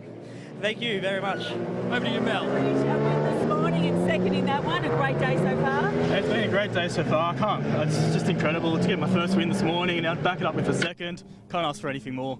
You're covered in grass there. You look like you've been lawn mowing. A bit hectic? Oh, yeah, there was a bit of dirt on the track at turn 3, which caught shyly Shane out and we nearly went off ourselves, but we made it through, so we're here to fight for another day. Fantastic, thanks. Rob Hogan, a third place finish there. You would have loved to have been higher up in the order as you were in the first couple of races, but still a great result. Yeah, starting from 14th was quite tough to get up the front. Would have liked to get a couple more places if I could have got the boys, but they were pretty fast up front, so yeah, it's hard to catch them. Great stuff, mate. Well done. Thank you very much. Over to commentary. Oh, Rob Hogan, that is a drive, isn't it? 11 positions to go back up into third, get on a podium. That is absolutely fantastic. I tell you what, we've got so much more racing to come your way this afternoon. We go live from 1 p.m. here at Winton Motor Raceway for round 5 of the Hi-Tec Oils Super Series. Make sure you join us for that. We'll give you a quick lunch break. Don't go anywhere.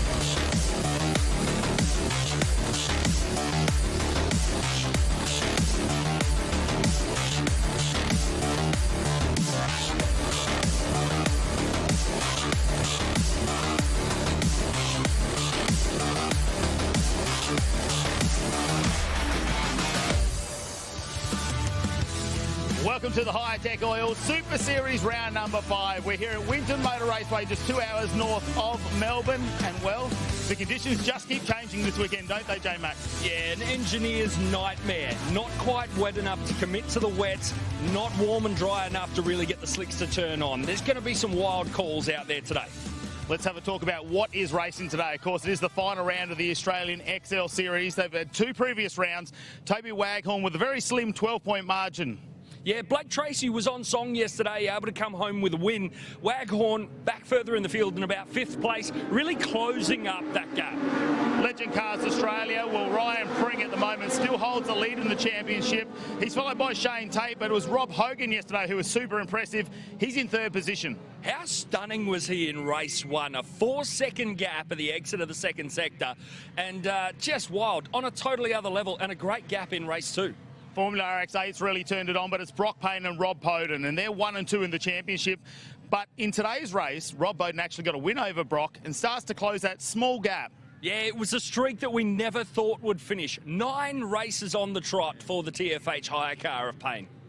Let's head our eyes over, though, to the muscle cars. The TA2, framed by Hi-Tec, still framing.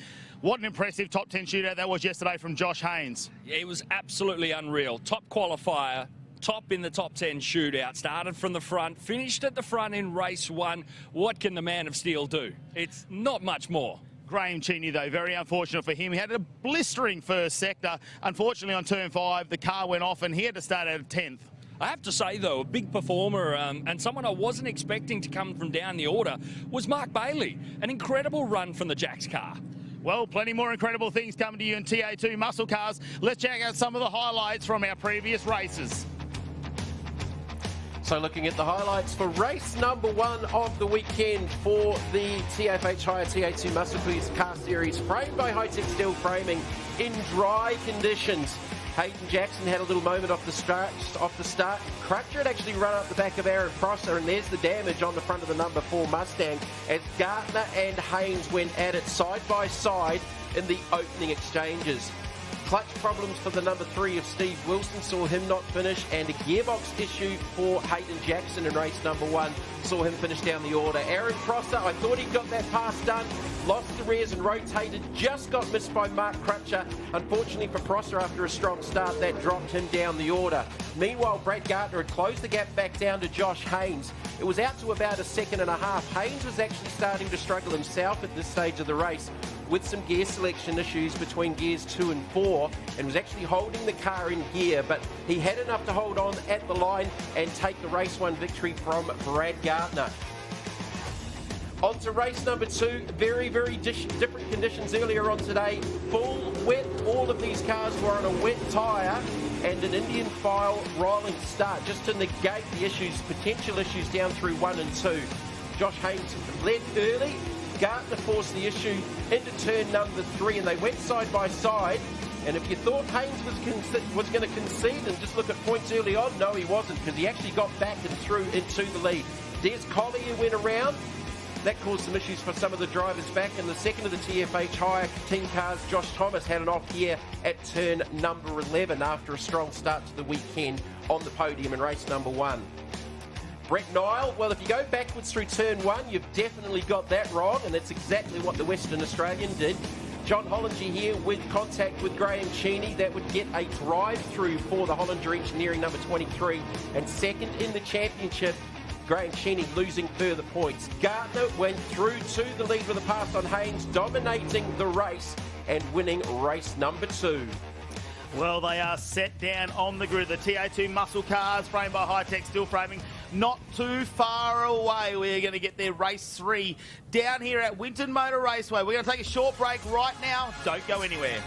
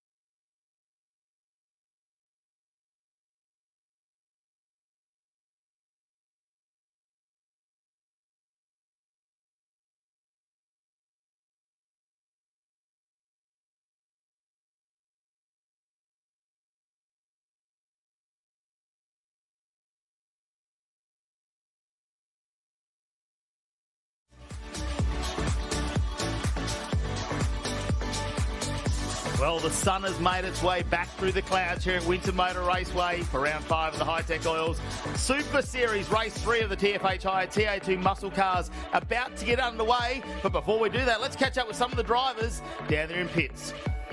Starting from the third row here for race 3, Mark Crutcher currently 4th in the points chase.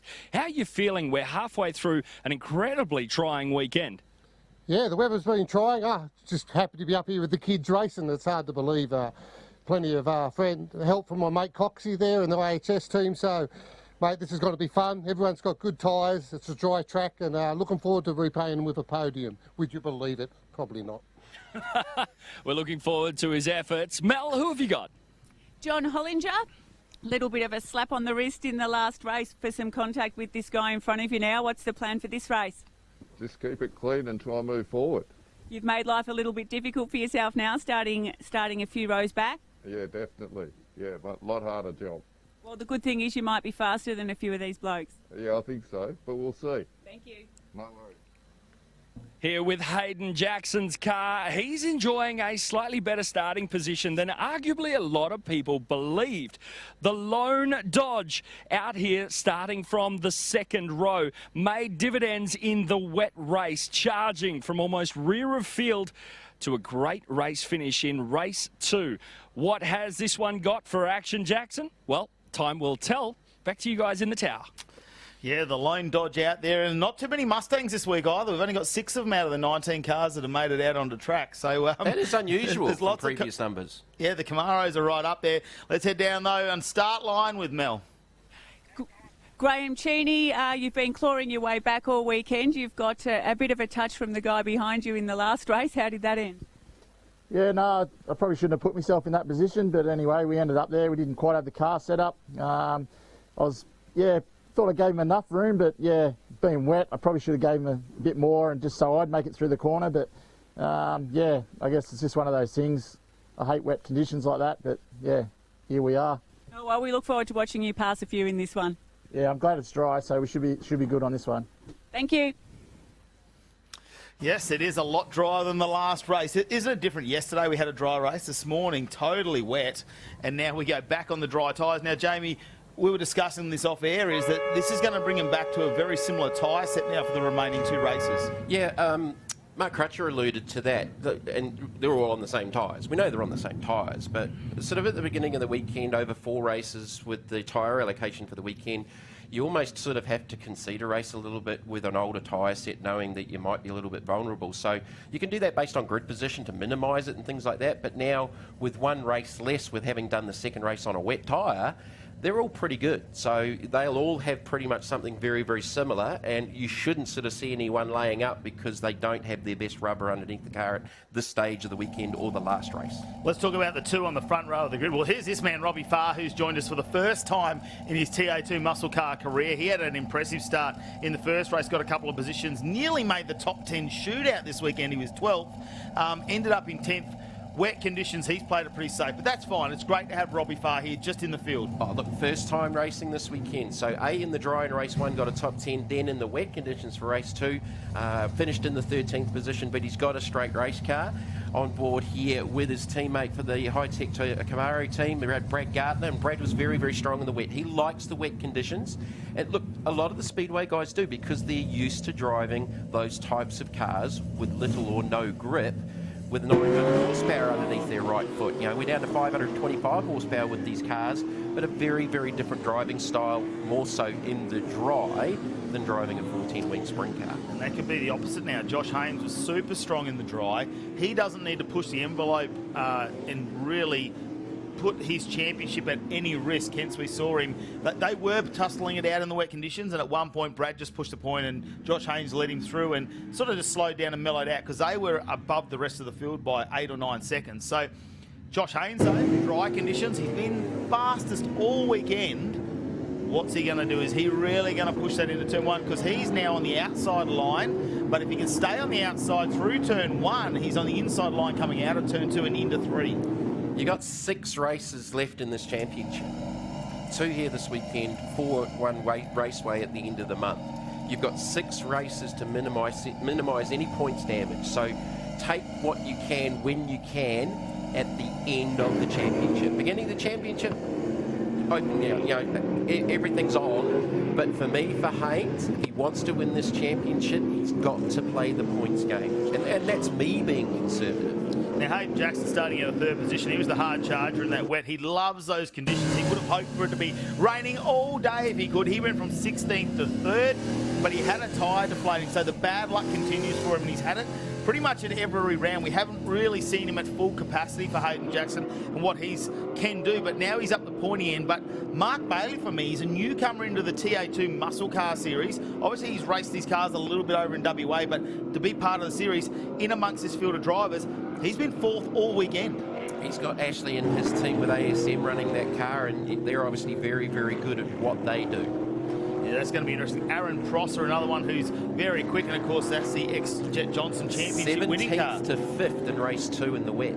So he's another one. Mark Crutcher fighting it out at a 6th position, but he's had some really pacey moments, and he's throughout the season he's been a top 10 contender. Jason Pride got through in 7th. Josh Thomas in the 169 had that spin in the wet, but now it's dry conditions. Graham Cheney will have to do a fair bit of work.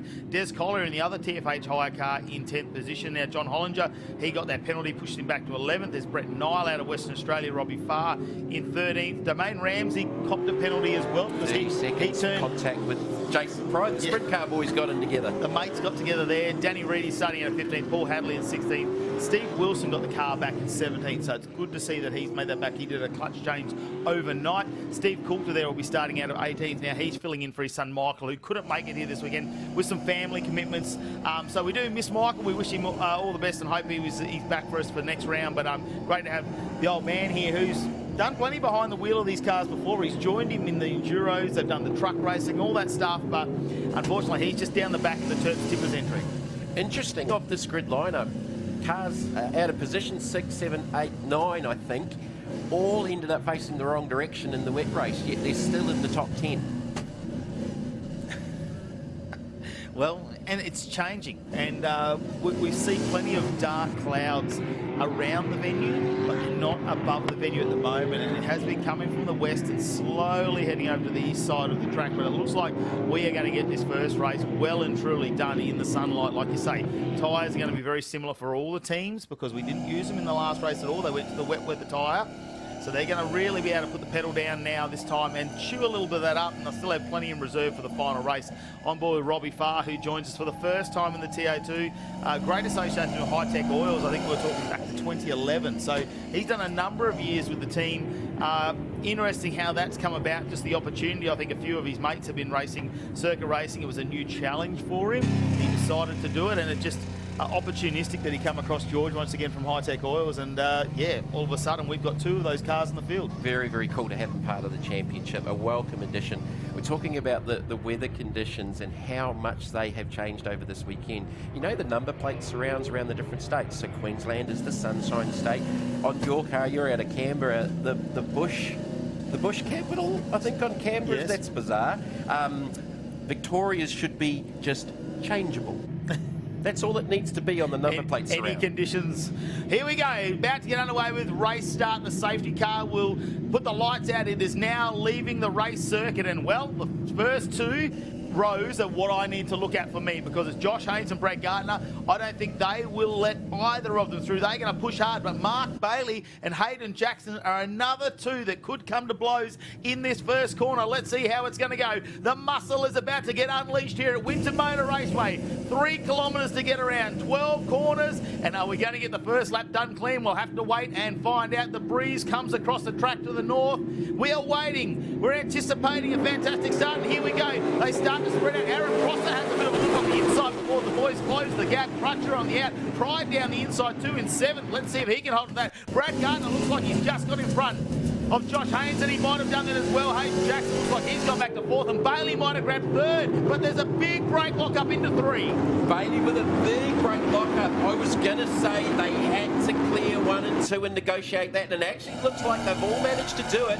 One of the cleaner race starts that we've seen. I thought Prosser was going to attempt the 3 wide down into 1 as well, but Brad Gardner's got the jump in the Hi-Tec Oils. Number 22 Camaro back on board with Thomas a little bit deeper in the field. So Josh Haynes settles into 2nd, Bailey 3rd, Hayden Jackson 4th. Can Hayden maintain a top 6 here in the dry conditions? We know how good he's been in the wet with a podium in the previous race. Yeah, Josh Thomas there, right behind Aaron Prosser, who's been very fast. Look at this. Josh Haynes, there was a bit of a gap to Brad Gardner, but what has Josh Haynes done to close that up? I'm not sure if Brad Gardner's had a small moment there. Mark Bailey just lurking in the background. He's got himself a little bit of space down into turn 10, so the field just starting to find out where they are and probably bring those tyres still up to temperature, because they've sat on that start line for quite a while out there. While we went down and had a chat with them, and they've got one lap to warm those tyres up. It is warmer out there, but the ambient air temperature is still, it's definitely not in the 20s. It's in the mid-teens still, if the early teens, so it's still not overly warm. There is sun over the top of the racetrack.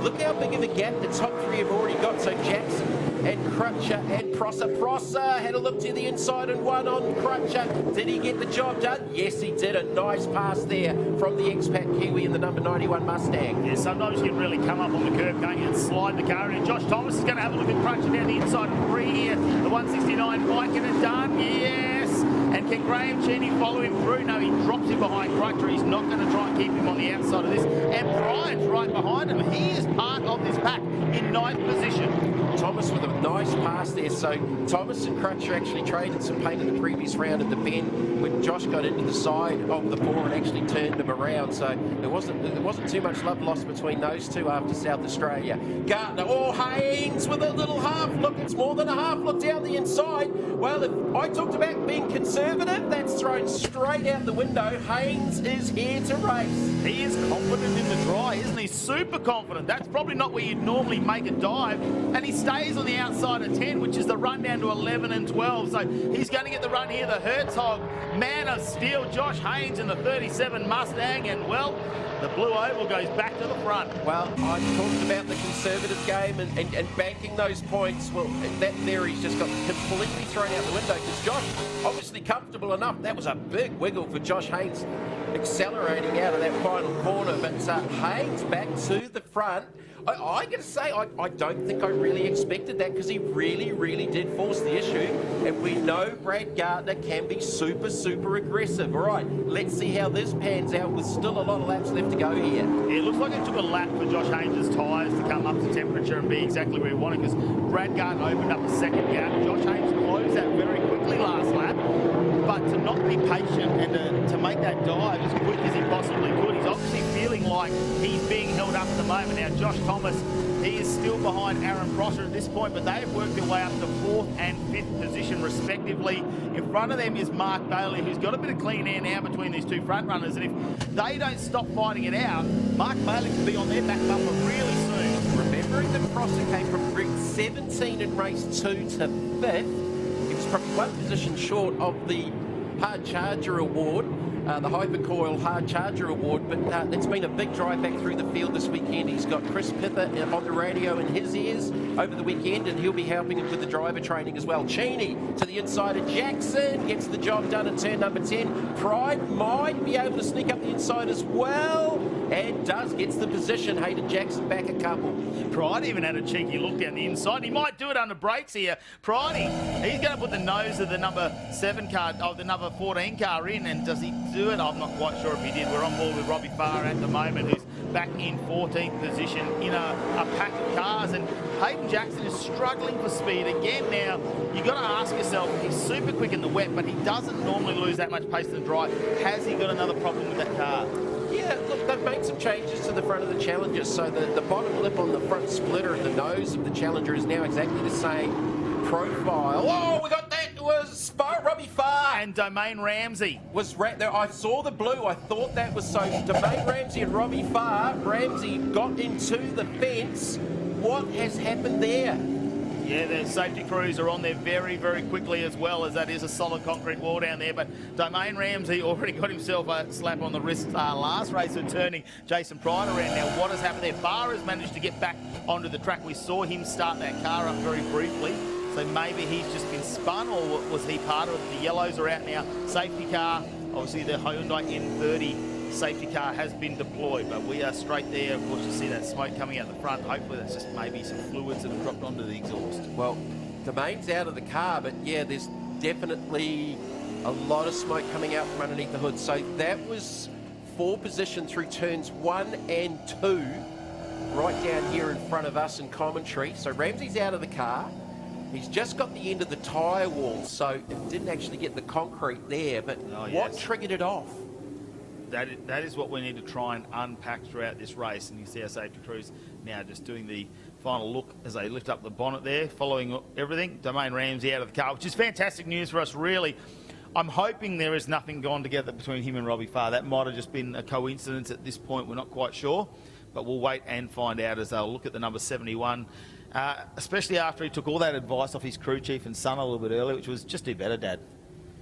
He was pretty blunt about it. He wasn't nice to Dad. It's not gone to plan in this one. So the Hyundai i30N safety car is out on the racetrack with 8 laps left to go here for race number 3.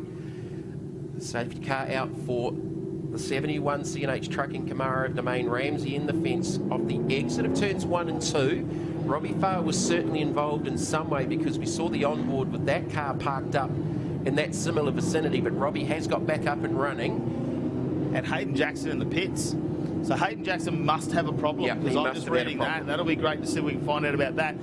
Good news about where Domain Ramsey's car is, we actually do have a safety point behind there where they can park the car. So once we make sure that car is safe, we should be able to get that off. Let's check out this replay here and just see if we can see what happens. Robbie Farr, Domain Ramsey's come across the inside. That's turn 1 as they go around into 2.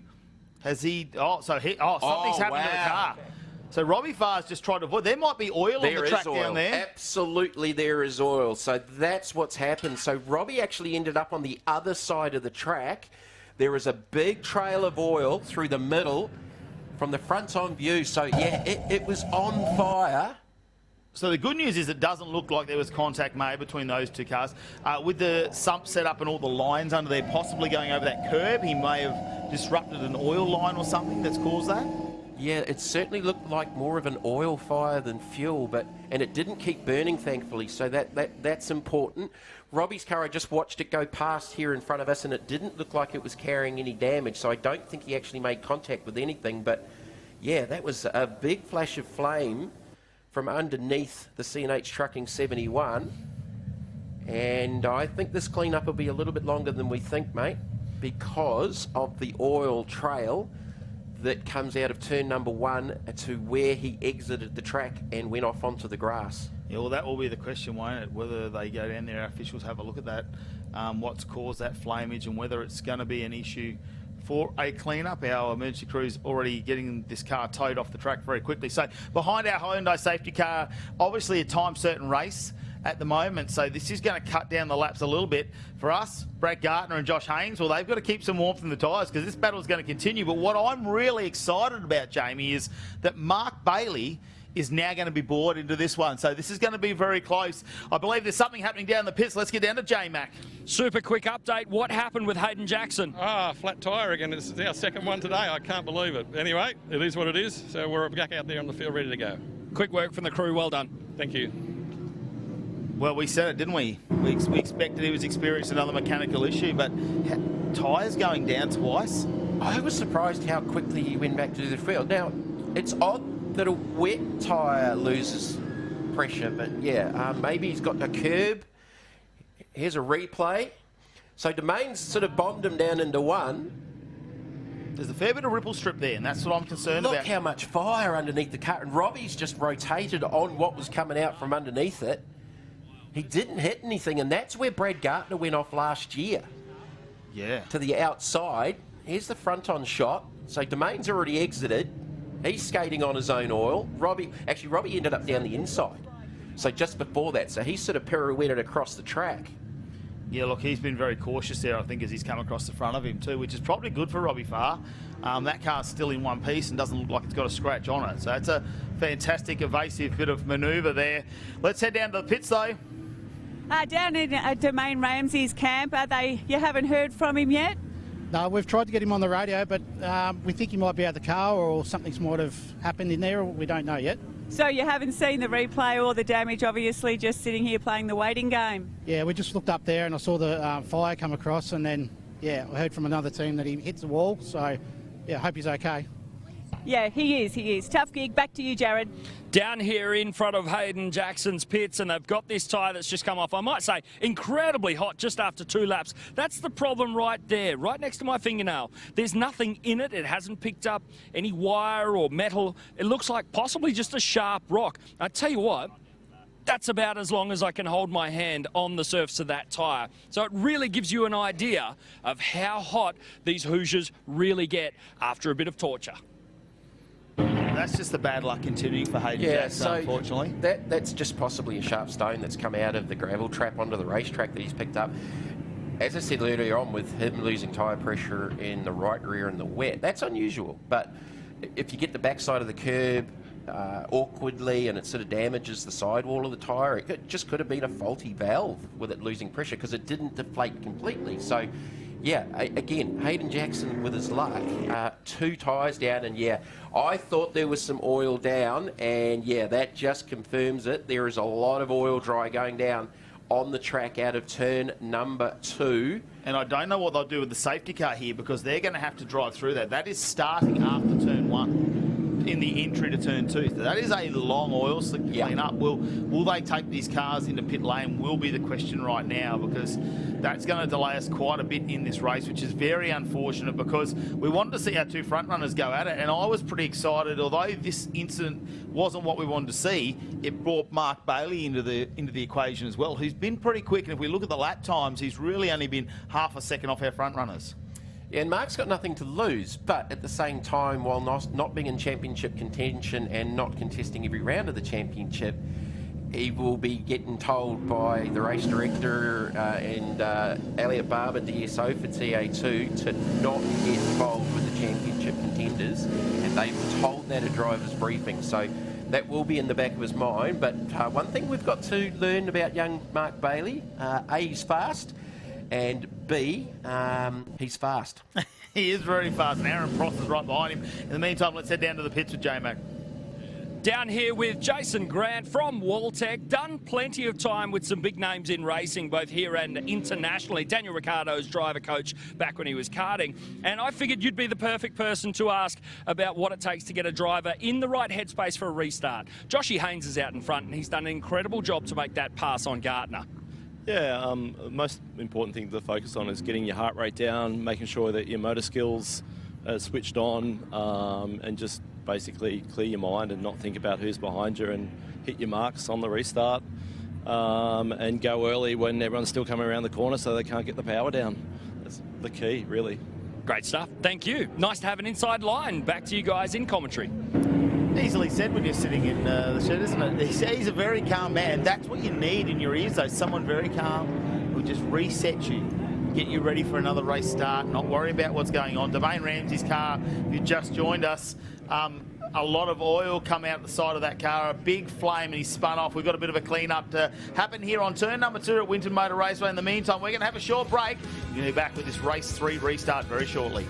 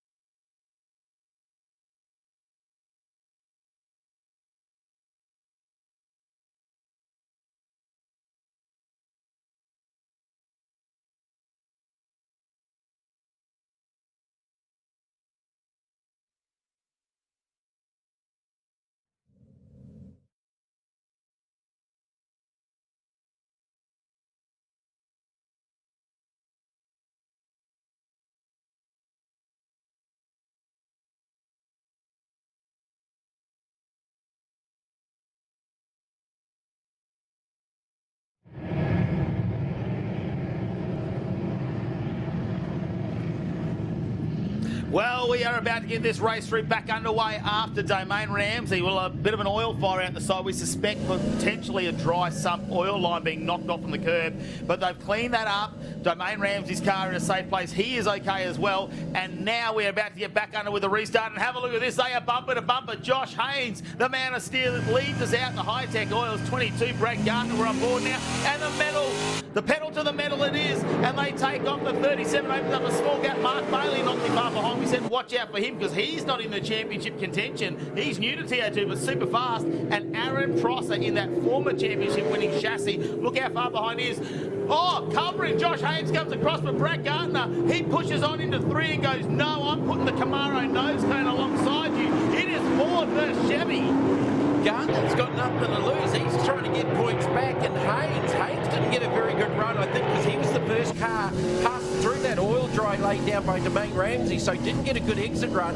And Gardner sneaked up the inside, and they're still side by side. No, Haynes back into the front. He's got back to the front. Bailey right on the back bumper of the Hi-Tec Oils Camaro. Nice restart, but that run through 1 and 2 is going to continue to be sketchy for the balance of this race. Well, sometimes you're better off not backing off because you do make a mistake. You used to driving these cars on the ragged edge. It's best you just keep doing that. Josh Haynes, we saw last time, took about a lap for really his tyres to be at a temperature he seemed to be comfortable with in the car. And, well, he's managed to stay in the first position this time out. Can he get those tyre temperatures up and be ready for the onslaught of what Brad Gardner's going to throw at him in these final few laps of the race? Well, you can't deny they're putting on a show. Like, you know, Haynes is in championship. He's the leader of the championship. He's trying to minimise any points loss, and he's going door to door with Gardner. He is not conceding anything at this stage of the weekend. So, yeah, 2 young guys really, really going at it. Meantime, we're just looking there. Steve Coulter's got himself a 5-second penalty by the looks of it as well. We'll have to look into that one a little bit later. Josh Haynes, they come up through this kitty litter though out of turn number 2, and we were unsure. That is starting to spread out now. And look, dive down here from Josh Thomas has a look in the TFA tyre car, and Aaron Prosser. That's going to be a couple that are going to go into those Cheney's 3 really got some for me. damage. Sorry to jump in, mate. Cheney had some damage to the left rear of the 51. Pretty sure it was the left rear had smoke coming out the left-hand side of that car. So he was in the 6th position battling there with Mark Crutcher on board with Thomas. Another little half look up the inside of Prosser. Definitely damage to the left rear corner of the Cheney 51. That's been punched in, hasn't it? Yeah, no, it's a solid head. So Cheney definitely with some contact there as Haynes holding on. Gardner is not letting him get away. Off the restart, still probably on a cool tyre. They'll be up to temperature probably about now because the safety car going around was quite long and they were going around pretty slowly too. So Gardner's parked right underneath the rear wing of the Herzog Steel Mustang. On board with Gardner, chasing down the 37 to turn number 11. Josh Haynes earlier this weekend struggled with some linkage issues there where it was jumping out of gear and he's having to hold it in there the whole time. Let's hope that hasn't resurfaced because they thought they had that under control. Have a look at Crutcher on the back though of Graham Cheney. That is a huge hit he's had at some point on the back left.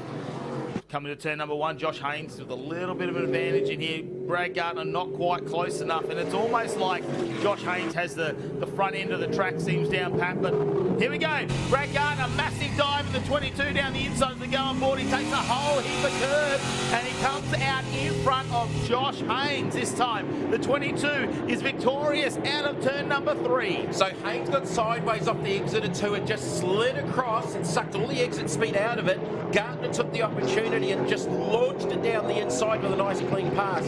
Like we talk about the championship and do you play the conservative game? Man, these guys have just thrown that out the window. This is some seriously, seriously good racing by 2 young up-and-coming race drivers. Well, like I say, a couple of ways of looking at this. If you drive at 95%, sometimes you actually make more errors than driving at 100%. So that's what you used to. Josh Thomas, we're back on board. He's in 5th position. He's looking at him in front. Mark Bailey, he's been super quick in the Jack Tyres and Autos cars in 3rd. Back to Aaron Prosser now in 4th. And Josh Thomas is doing everything to stay with these 3. They're having a fantastic battle for position. Thomas has already had a podium. The 2 in front of him looking for their first podiums in TA2. Gardner that time was a little bit sideways out of turn number 11. Haynes not close enough to take advantage of it with just a couple of laps to go, or is it the last lap board on the track now? Yeah, we got and final Haynes launches. Oh, this is going to be tight. He came from a long way back, but Gardner ran pretty deep as well. Gardner got a better run out of there than Haynes did on the previous lap as Haynes. Final lap run. It is down to this last lap between these two. Haynes got a little awkward moment there through 3, got up on the curb and unsettled the car.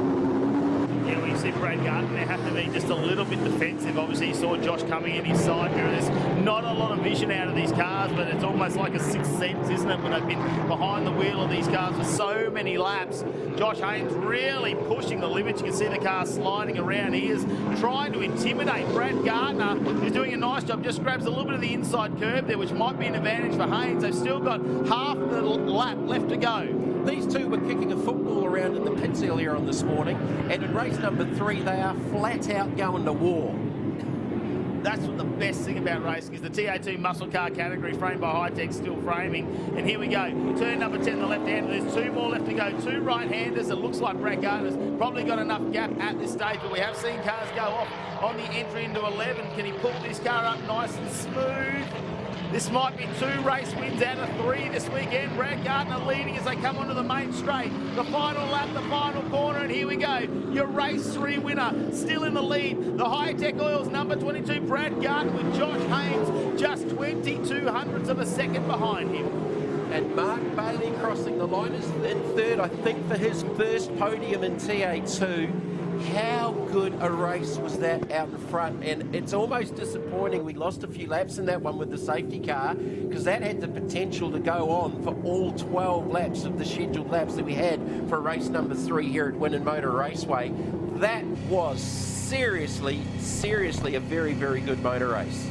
Well, Brad Gardner, that'll be a sigh of relief. I'm sure those boys have probably pulled up alongside each other and they will be fist pumping, especially, like you say, the camaraderie that they've had down in the pits earlier this weekend, and they've taken that out on the track and really laid it all out. Robbie Farr, well, he did really well to avoid contact, I thought, and he's got himself around through another race unscathed as well, so great to have him joining us. Aaron Prosser did a nice job, Mark Bailey, all those in the background, Josh Thomas, they really pushed each other for 3rd position as well, and here we go, the results up there in the TFHI TA2 muscle car race number 3.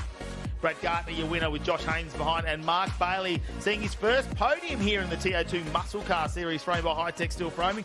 Aaron Prosser, he wasn't far away either. Josh Thomas in 5th, Graham Cheney in 6th, carrying some damage. Mark Crutcher 7th, Jason Pride. John Hollinger, good drive back through the field up to position 9. Danny Reedy in 10th, one of his best results for the current rookie points leader.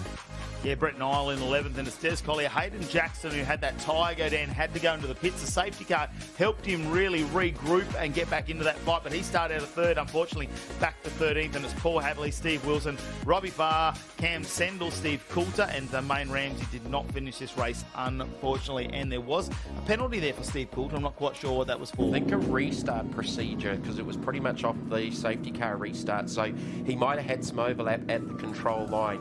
Championship points update. Josh Haynes 1,052, Graham Cheney 973, Brad Gardner 941. Notably, the gap between Gardner and Cheney has got a lot smaller over the last couple of races. Yeah, Brad Gardner really putting himself in contention to get a top 2 finish potentially in the championship. He's still a mathematical chance of catching Josh Haynes. You think, though, with what we're seeing from Josh at the moment, as long as he can keep that car on track and keep getting podiums, he's going to be very hard to catch. Let's have a look at the Hi-Tec Oils highlights, and this is how race number 3 got underway, and there's plenty of action further back as Graham Cheney trying to make a move out of 10th. Jason Pride had a look down the inside here. Josh Haynes on the outside. He probably had the third line. We just saw him pushed a little bit wide by Brad Gardner there. Maybe that's what fueled a bit more of that battle to kick things off early. And on the colder tyre early, Josh just took the opportunity to sort of come back, and Bailey there with a right front lockup. Some pretty good exchanges early on. Aaron Prosser was making further forward progress, battling there with Mark Crutcher. Crutcher, he got narrowed up a little bit there, and just, I think that's the opportunity Josh Thomas took to get ahead of him. This was Josh Haynes. This was what surprised me. He obviously knew he had a car underneath him, and that was a fairly decent amount of contact as they were racing side by side out of turn number 9 on the run down to 10.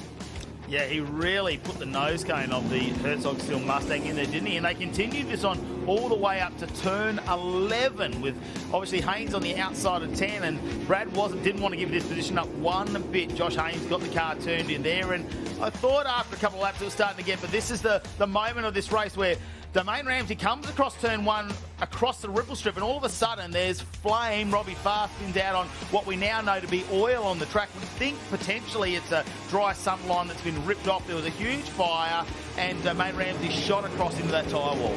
Yeah, he's just got so much of that curve, or the backside of the curve, that it looked like it ripped an oil line, which you picked very, very well, Matt. So, and then these two just went to war again, Haynes and Gartner. They traded the lead a good 3 or 4 times during the race, and this was the defining point here. Gartner took an opportunity with Haynes getting a little bit sideways and just losing momentum out of the second turn on a run down to 3. Yeah, Haynes, look, he tried everything. You could really see him pushing the limits of the Herzog Mustang, and unfortunately he just couldn't quite get there. It was only 26 hundredths of a second over the finish line between himself and Brad Gardner. Mark Bailey picks up his first podium in TO2 muscle car. What a fantastic race that was. Let's head down to our winners in the pits. Brad Gardner, the hard work pays off for the second time this weekend. Congratulations. Yeah, thank you very much. The Hi-Tec Oils 22 was just fast. Unfortunately, the safety car probably came at the wrong time for us, just when I was getting in a groove. But just with that oil, we managed to maximise that and get past Josh. And I mean, I don't know what he thinks, but I think that's cool toe-to-toe racing. So I'm pretty happy because I won, but can't thank all my guys enough. It's pretty cool.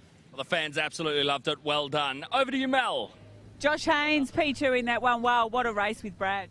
Yeah, well done to Brad. That was a really good race. We had a quick car, but I was struggling with power down as it was, and just with that dust out of there, I was a shot duck. So the Herzog Steel Mustang was quick. The Waltec team's done an awesome job, and yeah, it was great to have a good battle. But yeah, hopefully we can come out on top in the next one. Thank you. Back to you, Jared.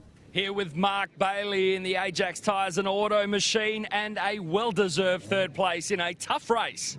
Thanks, mate. Yeah, it was exciting to watch these two bang doors quite a fair bit. The safety car kind of pulled the gap close, but then, yeah, just had to finish the race and stay in front of the rest of the train. So big thanks to Jax and my team, Ashley Seawood Motorsport, for giving me a great car.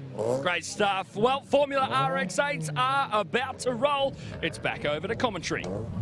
Yes, there's a bit of a buzz going on down there in the pits at the moment, isn't it? Literally, good to see Josh Haynes got the one-liners back in too. He's a bit of a shot duck there. And I'm glad between him and Brad, they're celebrating that was a pretty good race, and it was very, very good. Look, there was a little bit of rubbins racing, that side-to-side stuff, nothing wrong with that. And as Brad said, he took an advantage of Josh getting an awkward run out of turn number 2 and just seized that opportunity to get through to the lead. That was very, very cool to watch.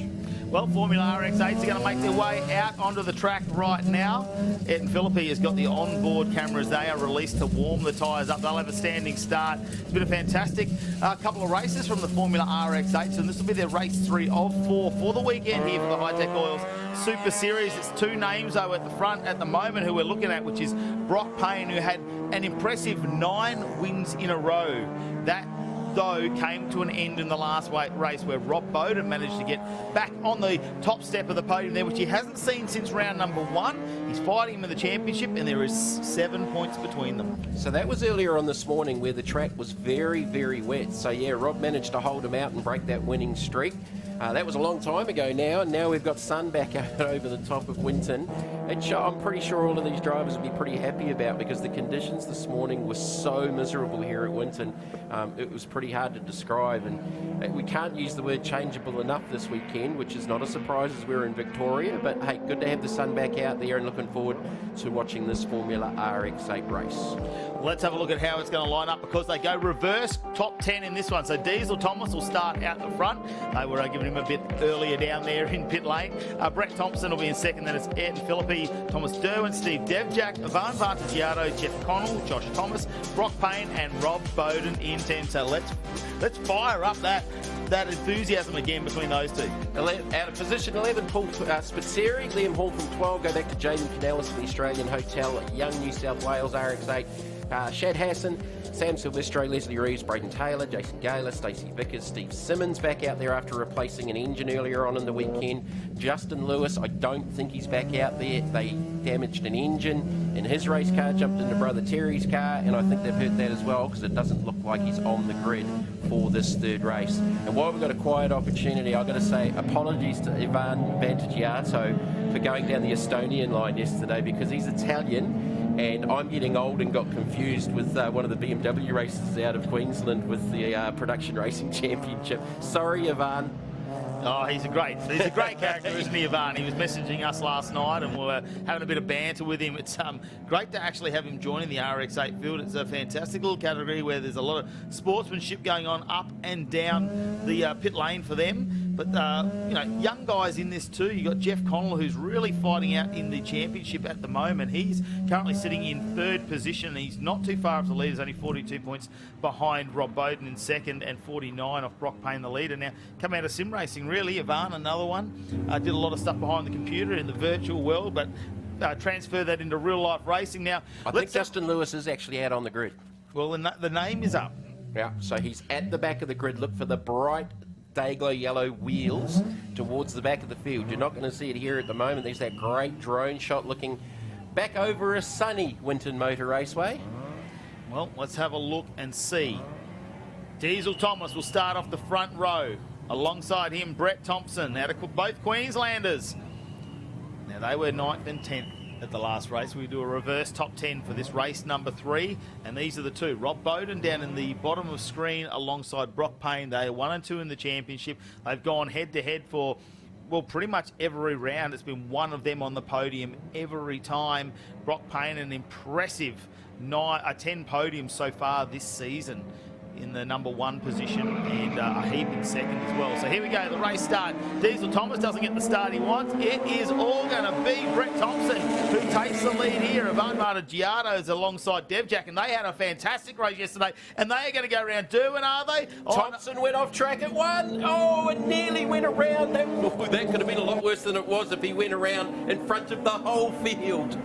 Well, Devjack looks like he's just in front of Ivan Martigiato. Look back here, though. They're having a crack too. 46 further down the field. That's Ed Philippi as well. He's dropped back a number of positions by the looks. Thompson was slowing, so whether it's got jammed in gear or he's got a gearbox issue or something, but Thompson off the front row is actually plummeting to the tail of the field.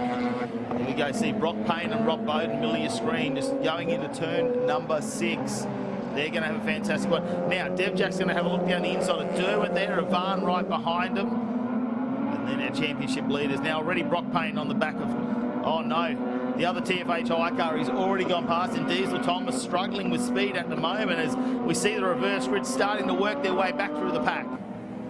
Yeah, it's hard to pick up the 3. So which one of the Thomas boys is out front? Diesel's out front, so that'll be Josh Thomas. The 3 TFH cars are identical. Battigiato back down the inside of Devjack. So they've changed positions a couple of times. Payne's in that mix as well. So Diesel Thomas is your race leader in the 23. They've got to start doing some reverse liveries for us. I've asked Brett Thomas to do that. Can you do one that's yellow and reverse it? Or don't use 3s. Give it a completely different number. You know they're going to use 3s. He's laughing at us, probably. Oh, no, he'll do it on purpose. He'll do it on purpose. Devjack's losing some... Is that Devjack? It looks like it, actually. There's 3 JDT cars, which make it hard. The 69 of Devjack, which is unfortunate. Him and Ivan had a fantastic battle yesterday. Yeah, so he was definitely going backwards. So Devjack having some issues at the start of the second lap. So Battigiato's got Brock Payne parked on his back bumper on board with Ayrton Philippi. That's Derwin's up ahead in the 42.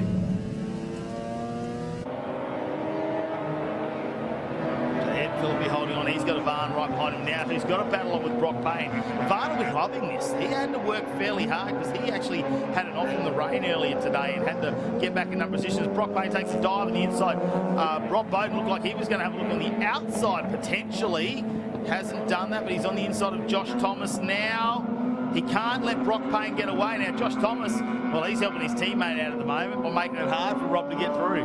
Josh Thomas has just jumped out of the TA2, so this is one of the races we were talking about back-to-back. So Josh has literally just got out of the TA2 with, I think, a top 6 finish and jumped straight into the RX8. 2 very, very different race cars to drive. As Devjack, a very, very wide line there, so he's definitely struggling with something because he was going forward. He's just behind Jeff Connell now, so that's 9th position, Connell. So Devjack dropping back. That's unfortunate for him. He must be suffering some sort of mechanical issue. Does he You can see him pull to the side again. He is actually quite slow. So whether he's lost gears potentially or whether he's got something, and into the pits as well for Devjack. So hopefully we can try and find out potentially what the cause of that was if he does pull up in pit lane. Yeah, I'm pretty sure that was Devjack, because the other yellow car in that sort of top 10 would be Bowden. So yeah, so Devjack with an issue peels off into pit lane.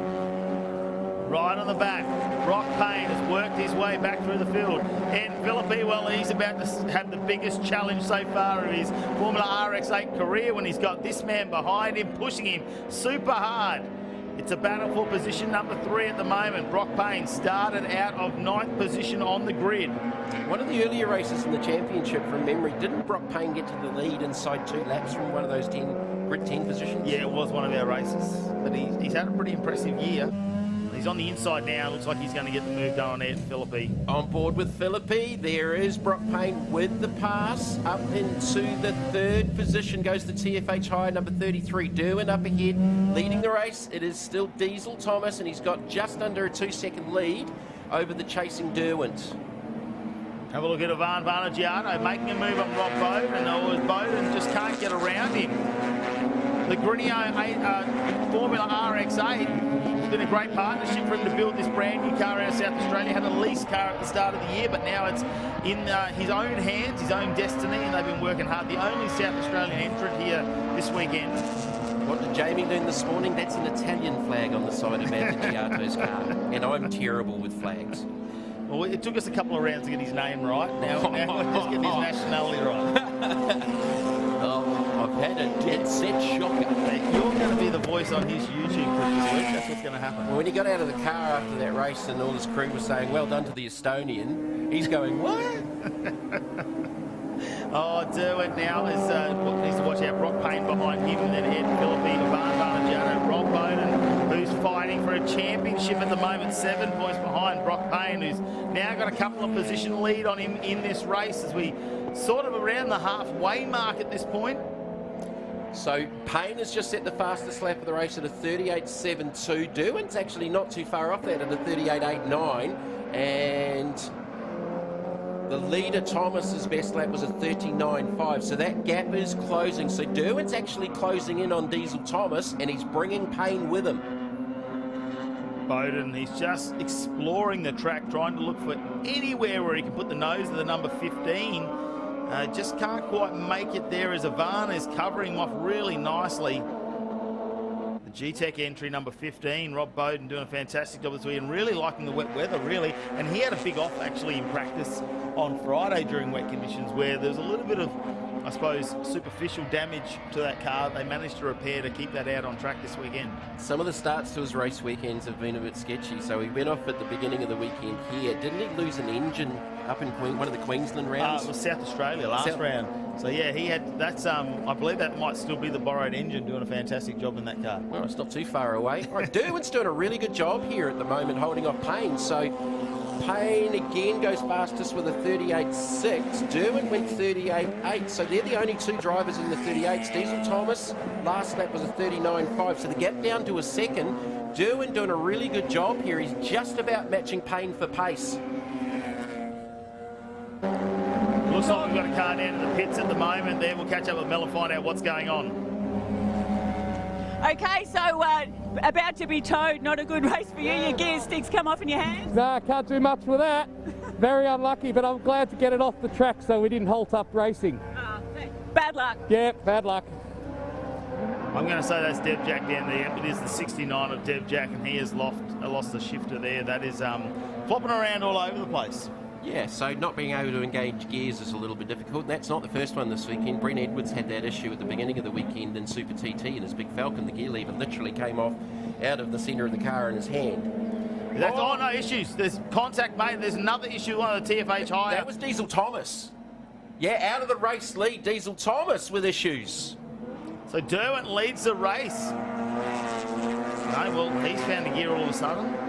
So was that a gear selection issue? Because it just about stopped dead. It sort of chatted and tried to get back going, and he's got it back up and running. So out of all of that, his teammate is in second. So yeah, Derwent is still leading the race. He made contact with him. He did. Left front, look at the damage. And now that's rubbing the front left. Now, we've got a few laps left in this race. Now, if you were to say this was last lap, I wouldn't be so concerned, but now he's going to have to try and manage that for the final 3 or 4 laps of this race. Let's have a look at the replay once again. This is Diesel Thomas coming out.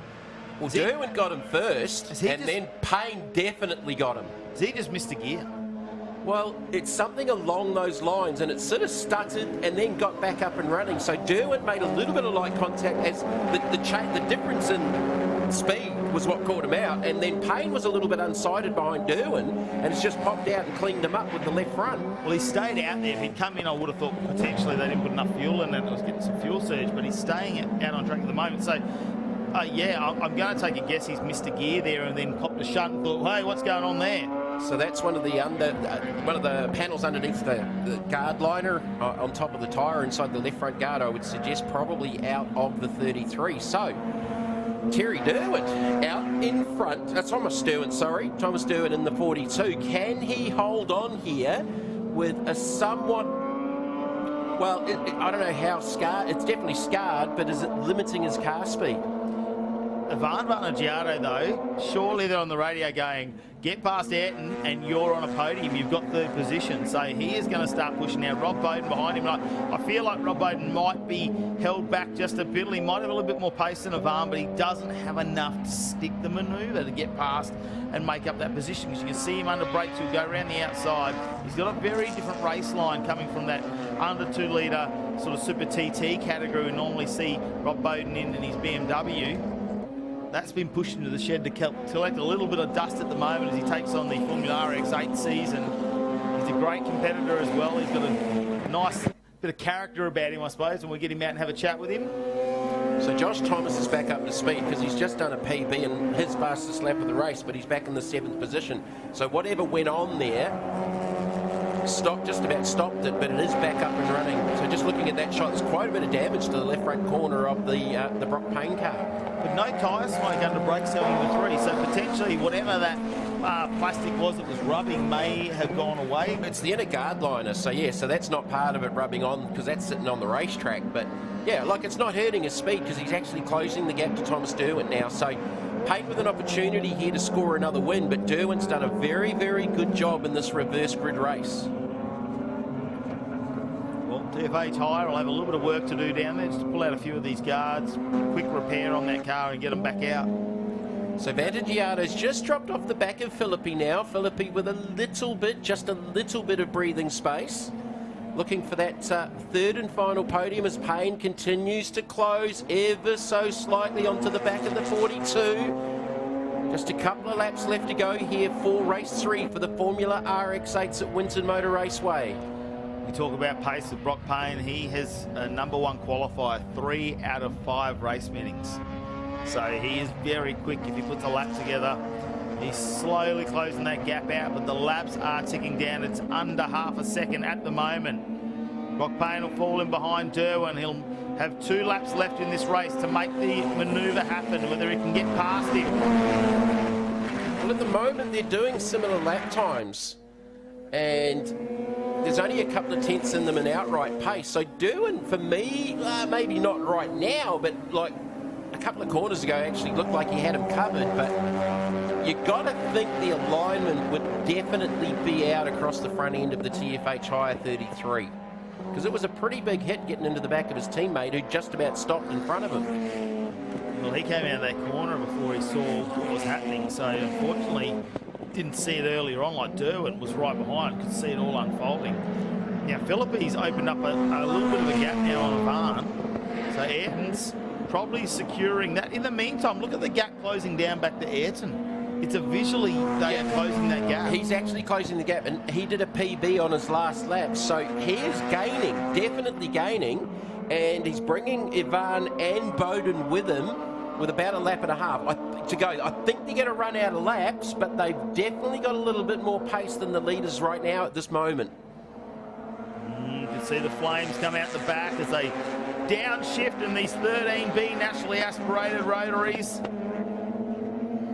And Ivan will be looking for an opportunity on Ayrton, but will he open the door at all? Brock Payne, well, he's searching as well as we come down to turn number 12 now. He'll have 1 lap remaining to try and catch Derwent. and get a pass done. Last lap borders out. Ayrton looking for that third position on the podium. I think Derwent looks comfortable, mate. Rob Bowden in the background's under fire from Connell as well, so Jeff Connell could potentially get past him and move up into fifth.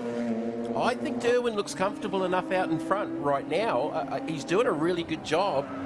He was actually faster on the last lap than Payne by half a tenth. Nothing in it, but he was faster. Ivan Vaneggiato putting a lot of pressure on Ayrton, and that's upset the race line there, and Ivan has lost a whole heap of momentum. I mean, not a massive horsepower car, right? It's another one of those categories where it's about maintaining momentum, although they've got enough to get back up and running. If you lose momentum through a corner, it doesn't have the big power to catch it up on the exit. You really need to be smooth. But as close as these cars are too, you make a mistake and you're just going to get freight trained. You know, it's such a killer. But look, Derwent has done such a good job, and he's well and truly got Brock Payne covered here in this one. Well, he's only got 3 corners left to get around, and can he take a race win here at Winton Motor Raceway over a fast-charging Brock Payne, who's got a little bit of damage he suffered on the front of that RX-8. It looks like he might get it done. Ayrton just needs to keep his cool as well. He might be able to get himself on a podium in third position. Ivan Vaneggiato not too far behind him, but here's your race leaders. It's the battle for third, though, in the background that's going to excite us. Derwent looks pretty comfortable. He goes onto the mate straight. The checkered flag will be ready and waiting for the 42. And Thomas Derwent will take himself a race win here, followed by Brock Payne. Then it'll be Ayrton Philippi. Ivan Vaneggiato gets 4th again. This is a weekend of 4s for him. So, is that Thomas Derwent's first race victory in Formula RX-8? Because there haven't been too many other race winners other than Payne and Bowden. No, I'm potentially this season, yes. I can confirm this season he hasn't had a race win. As now. Well, he does now, and Thomas Derwent, I'm sure that'd be fantastic to talk to him when we catch up with him after the race. But so many more things unfold in this race. And have a look at this. Steve Devjack's probably a big talking point because he was been super quick, and we saw before and come into the pits, and basically the shifter's just flopping around. Can't get that in gear, can't change gears. I wonder what gear it was stuck in. Let's have a look at the results. Thomas Derwent takes the win over Brock Payne, Ayrton Philippi. Then it's Ivan Vaneggiato, Rob Bowden and Jeff Connell down to 6th. Joshua Thomas ends up in 7th. Liam Hall, Shad Hassan in 9th, and Paul Spiteri in 10th. 11th, Jason Gaylor. Then go back to Sam Silvestro. Stacey Vickers up to 13th, and he started a little bit further back in that race. Leslie Reeves, Braden Taylor, Steve Simmons. That's a good result for Steve because they changed an engine before race number 1 this weekend. Well, Jeff Connell holding in the 6th position and still a chance in this championship if we have a look at the points. But this is our race highlights for the Formula RX-8s, and we thought that potentially Diesel Thomas was going to get the start there, but it didn't work out for him. Brett Thompson managed to get away into turn number 1 with some great speed, but then this happened. He went a little bit wide, got a little bit close, and went for an excursion for a bit of a mishap there in the car, landering around just for a moment there as it went side to side, and he just seemed to drop back through the field. So issues for that car. Did that hurt something in the rear suspension? Flat left rear tyre. That's what happened to Thompson. It cut a tyre when he bounced off the curbs. And let's fight kept going on now. This was Derwent going past Steve Devjack, who dropped back through the field at a rate of knots, and we weren't 100% sure what was going on there till later on we found out he had gear shifter issues. This was Derwent now going through past Ayrton Philippi. Ivan Vaneggiato was trying to do the same manoeuvre. Now Brock Payne started out of 9th position and just working his way clinically through the field at this stage, and it was looking like potentially he was going to make it up to P1. Now, this is where Diesel Thomas had his issue. The car shut down or he missed a gear. Derwent made slight contact. His teammate Payne, with nowhere to go, ran clean into the back of the car, did a lot of damage to the left front corner. He got second out of it, but had nothing for Derwent in the end. Fantastic victory for Thomas Derwent, race number 3 for the Formula RX-8s here at Winton Motor Raceway. And we talk championship-wise, look at the crew down there. They are jumping around in excitement now. Talking about championship, probably not too bad for Brock Payne. Their 2nd position's fine because we know that Rob Bowden was back there in 5th. So he'll open that up to 10 points in the championship. We're going to go to a short break and be back very soon. The Australian XL Series on track in just a moment.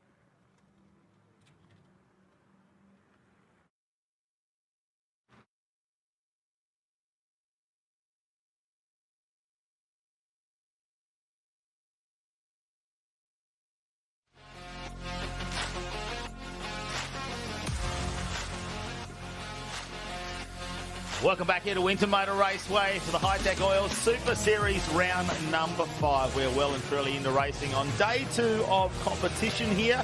It is our penultimate round of the series. Of course, we go to One Raceway for the 6th and final round from the 25th to the 27th of October. Only 3 weeks away. I mean, that is going to be fantastic to head back there. We haven't been to that track for a number of years. Obviously, the newly named One Raceway. That brand new final corner or first corner, depending on which direction you can now go. How many times have I been to One Raceway? Never. Never. It's not in New Zealand. I'm going to add another one to my new track list after this weekend as well.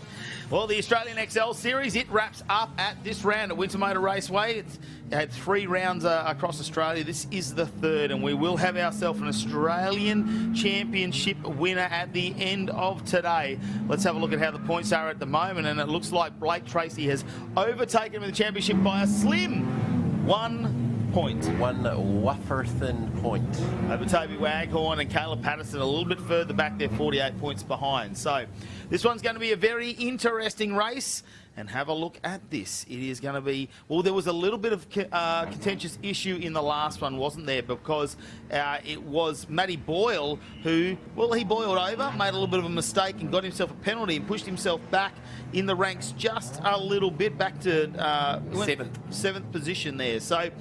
He'll be starting a bit further back. Blake Tracy will be on the front with Verica alongside, who was very racy in the last one. They're a standing start. And here we go. Let's get this race number 3 underway. Tracy got a very, very good start again. McLaren slots into the 3rd position, so he's been going forward all through the weekend. To the inside of Verica, he bounced it off the curb and actually hooked the backside of the curb through the centre of 1 and 2. He's side by side with Verica. It got a little bit of exit speed out of there and parked up and behind them as the Queenslander Patterson and the 101 as Verica goes gardening.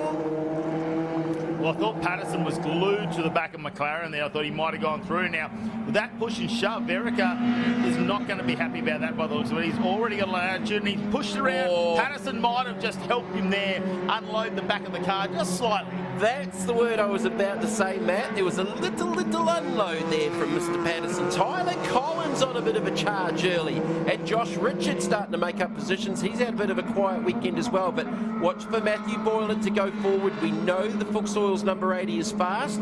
And I don't know that he and Tracy were on speaking terms after that last race. Toby Waghorn a little bit further down, not where he wanted to be. He was leading the championship by, it was around about 17 points or 20 points coming to this. 12 points this morning. After one race, he's now 1 point behind.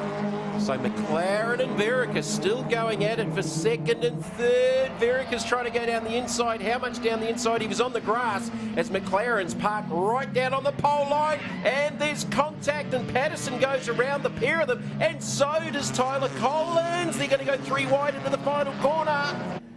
When I say Verica unloads him on that, he lifted the back of the car off the ground. He actually wedged him like a door wedge and nearly spun him around. I think they did really well, actually, not to turn the car around. So that might be kind of classed as a redress there. Oh, this is willing. This is very, very willing. And these youngsters are going to war. Like, there's 1 point in the championship. Again, we referred to it earlier on in the weekend. Going into the final race, which is coming up later on this afternoon, Tyler Collins in the 1 there to the inside of Verica, and Jalen Robotham were tied on points. Whoever finished ahead of the other one in the final race in a very, very wet Calder won the championship. It came out in the advantage of Collins in the end. But Collins has got something here. He's been really quiet. They've really struggled with car speed, and he's definitely in the mix here. And Boylett, he's already up into 4th. Yeah, expect him to be in a top 3 position in no time at all. McLaren, see if he can hold on. Look at the dive down the inside in the middle of Verica. Was that Collins? There was definitely contact. Verica and Collins. Collins to the inside, and they both ended up very, very wide through up into turn number 7. Now it's Richards to the inside of Collins, the 2 Queenslanders, with Waghorn parked in behind them. Waghorn's actually back in 8th. They started off pretty sedate this weekend, didn't they, the XLs? We thought, oh, this is a bit different, but last race there was a bit of touch and go, and this one, well, there's plenty of emotion about it at the moment. The final couple of races in the Australian XL Series is underway, and Verica, well, started off at the front, well, on the front row, that is, out of 2nd position, now all the way back to 8th. So there's a Queensland wall in front of Waghorn at the moment because Collins and Richards have gone side by side for about 5 corners in a row, and Waghorn literally had nowhere to go. And even Mitchell is looking to the inside now of Verica. Oh, again, a charge down to 1. Just about closing my eyes as they approach that one. Boylan on the back of McLaren. That is for 3rd and 4th. Collins came out of it ahead out of that battle group and is in the 5th position. Boylan down the inside of McLaren. Now goes to 3rd. Yeah, nice little manoeuvre, didn't he? Set himself up really nicely. We've seen the pace from Boylan over this weekend. An unfortunate bit of contact in the last race pushed him back to 7th position. So otherwise we would have seen him start off the front row of the grid. So maybe he has the pace. We do have 7 laps here, and Blake Tracy's not that far in front considering the pace of Boylan. We could reignite the flame here in this argument. Well, Patterson's charging because he's just done the fastest lap of the races. McLaren's got the Morse code going on the back bumper of the Boylan. Fuchs Oil's number 80 picking up the rear wheels as they make the turn there. So Patterson's on a bit of a charge. He's closed down the gap to the leader down to 0.6, but a big swing in the points at the moment with Waghorn back in 8th. Waghorn is now 45 points out of the championship lead.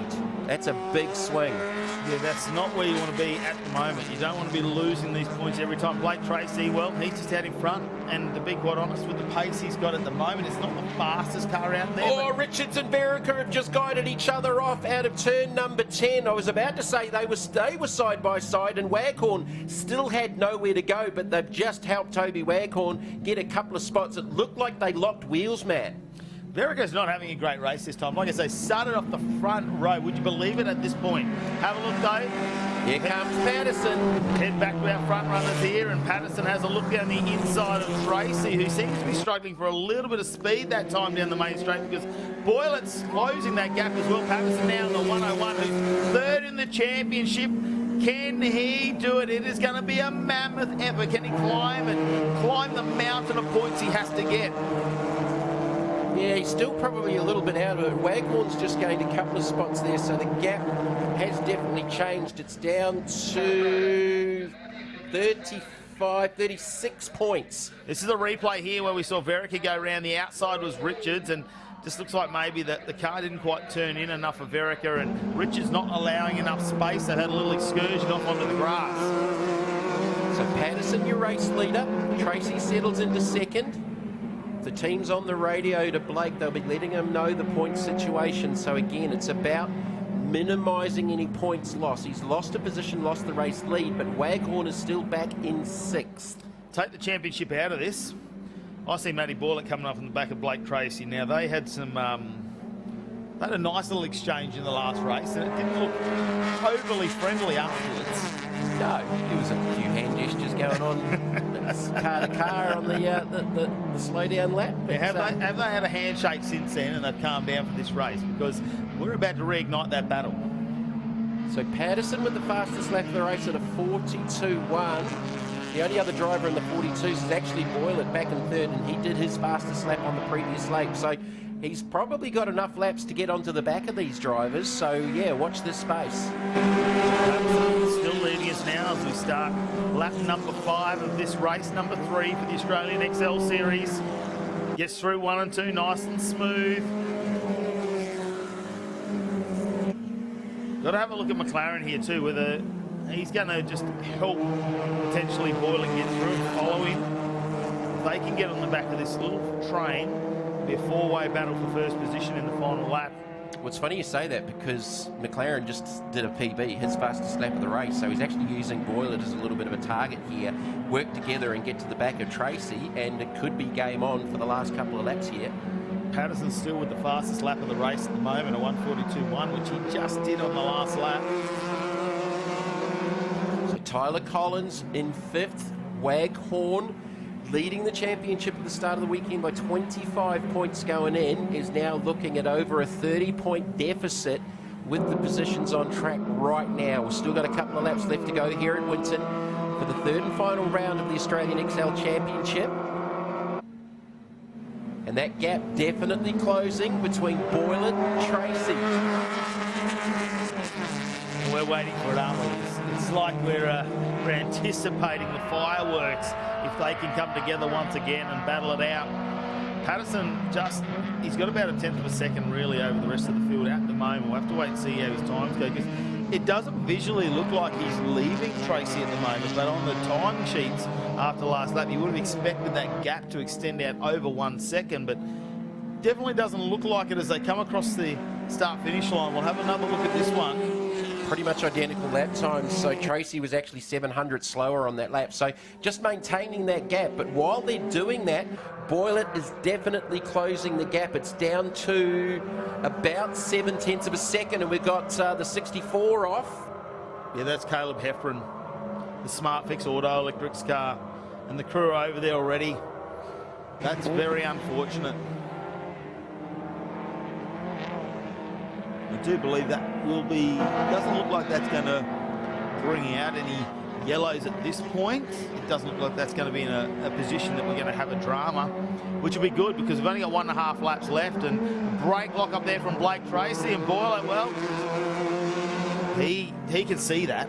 Yeah, he's definitely closing. He's definitely closing, and Tracy knows he's coming too. He can smell the blood, can't he, Boylett? So that's where the stranded car is, off to the exit of turn number 9. So Caleb Heffron in the SmartFix Auto Electrics car. He's had a drama over there, and the marshals with the extinguisher. There might have been a bit of a fire going on by the looks of it. Yeah, potentially. Tracy, he's caught up to Patterson now. The 101 needs to watch out, because if Tracy's there, it means Boylett's not too far behind. Now Tracy on the outside, so they go down to turn 11. This is the final lap now. He's got one more corner to have a dive. Can he get a run onto the main straight? Patterson grabs a whole heap of curb, goes up on 3 wheels. He's still leading us, so coming out of the final corner, the checkered flag is raised. Boylett on the back of this train as well. It's Patterson, Blake Tracy, and then it's Matty Boyle, 1, 2, 3 in the Hyundai Excel, race number 3 this weekend. Wow, what a race. Good to see Patterson will get the number 1 spot on the podium for the first time this weekend. Sam McLaren in the 4th position, so I think Boylett just ran out of laps. He was definitely getting to the back bumper of Blake Tracy. So Patterson with a good result, that'll maintain him as a top 3. But again, that point swing advantage Tracy is now out to about 12 points. Yeah, that's going to change everything there, and Waghorn really has to do something in this final race. If you have a look at our official results, Caleb Patterson, your winner with Blake Tracy and Matty Boylett behind in 2 and 3. Then it's McLaren, Collins, Waghorn, Mitchell, Verica. Heffron's car unfortunately did not make it to the end of the race, and neither Joshua Richards. So yes, it's changing at the moment. It's still winnable by really anyone in our top 3. However, everything would have to go Patterson's way at the moment, because that's 43 points he has to make up. You've pretty much got to have a DNF from Blake Tracy and Toby Waghorn for him to take out the championship. So Waghorn hasn't had a great weekend. Blake Tracy now with 12-point lead in this championship. Yeah, so my maths didn't quite work out, but yeah, 12 points as we have a look at the race highlights here. Again, Blake Tracy, any drag racer would be proud of that start. Yeah, went around maybe just pumping the brakes, making sure they're working coming into turn number 1. Now, Verica, he started off and he got stuck on the outside of turn number 2, and McLaren really pushing the envelope there, getting the nose, and I thought Patterson was going to follow him, but Verica just started to have a little bit of bad luck, pushed to the outside here where he went for a little bit of an excursion. Patterson really couldn't, get past him at that point. I thought he could have taken advantages. Now, this is Verica underneath now, repaying the favour. He lifts him up like a door wedge and takes all that weight off the rear tyres. Luckily, that didn't cause too much drama. Yeah, Verica was definitely in the wars in this one. Yeah, if you hit the car in front of you and it picks up the rear wheels, that's probably too hard to hit. And then Richards and Verica got together on the run out of 10. Just sort of an awkward sort of confrontation, and it looked like they locked wheels and they both speared off right. Patterson with a nice clean pass down the inside of Tracy, who didn't need to panic because Waghorn was quite a few positions back. Yeah, and he did that a few laps before the end. We missed this. Patterson with a had big a huge moment. That could have been detrimental. That's why he lost that lead he had. Now, Blake Tracy almost got there. This was the final lap, final corner. He was right behind him. It wasn't going to happen. But Matty Boylett coming out of 7th position up into 3rd. What a charge back from him. And that's your Hi-Tec Oils highlights. The Australian XL Series race number 3. There is one more to go in this championship. And it's down to Blake Tracy and Toby Waghorn. Can Waghorn turn this 12-point deficit around? He was leading by more points than that coming into this weekend. Now he's behind. It's all down to him to see if he can challenge Blake Tracy, who has had a fantastic outing. Let's head down to the pit side with our winner, Caleb Patterson. Caleb Patterson adds a win to the rostrum, and congratulations. You were off track out in front, all 4 wheels into the dirt, but bringing it home safe and sound. Yeah, no, that was crazy. I was definitely pushing for that one, you know. The team have worked so hard for that long, and to get our first race win in a different state completely, new track, new everything for us. Oh, I'm just over the moon. I can't even breathe right now. So, yeah, that was amazing. We could sense the energy when you came into pits. It's incredible to see. Back to you guys. Let's get ready for the next race. Well, we've got some karts coming your way up next. In the meantime, we're going to have a short break. Get yourself a snack. Don't go anywhere. Plenty more racing coming your way this afternoon.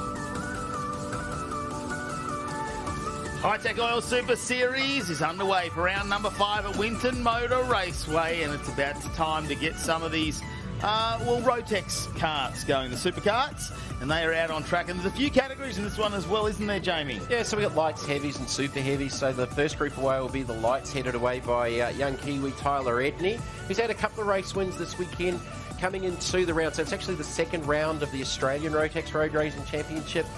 Edney was second in the points narrowly. I'd say he's got a points lead now with a couple of race wins and some problems for the previous points leader, Mr. Pereira, who's finished a little bit further back over the races of the weekend. Really, really entertaining. Fantastic circuit for these karts. 125cc water-cooled, 2-stroke Rotax engines. They're all exactly the same. You can tune them a little bit different. They're all running on a Maxxis slick tyre this time. As we go green with the lights category, and they're going to go 4 wide on the run down to turn number 1. Edney did not get the best of starts. Final race of the weekend, and they're going to lay it all on the line for this one.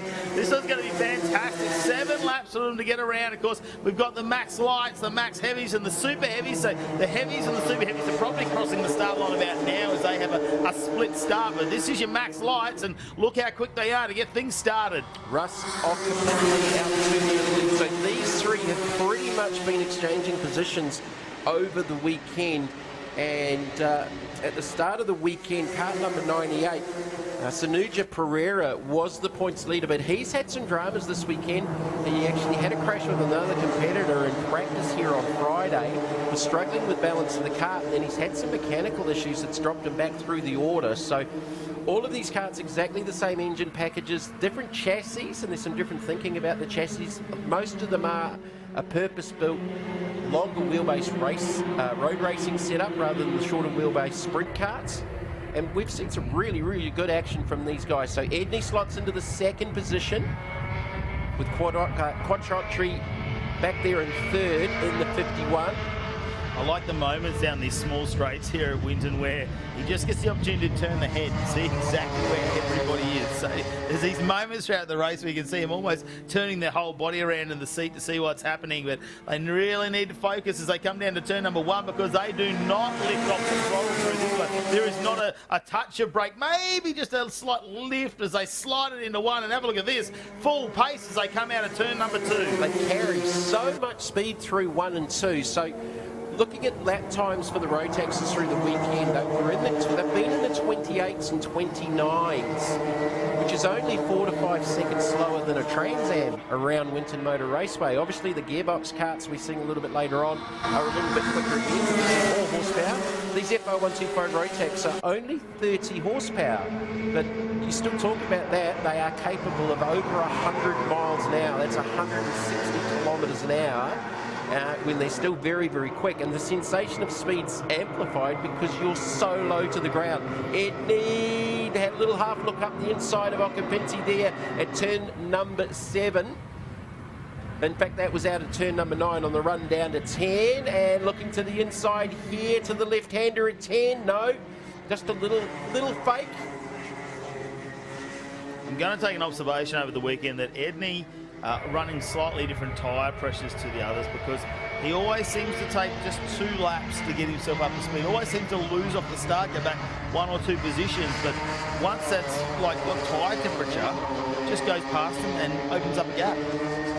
So both of them were just a little bit out of shape again. Edney with just a little look over his shoulder to see where the 51 is, and behind him, tucked right up underneath the back bumper of the 93. So that's where he wants to be, ideally going into the last sequence on the run down to the flag.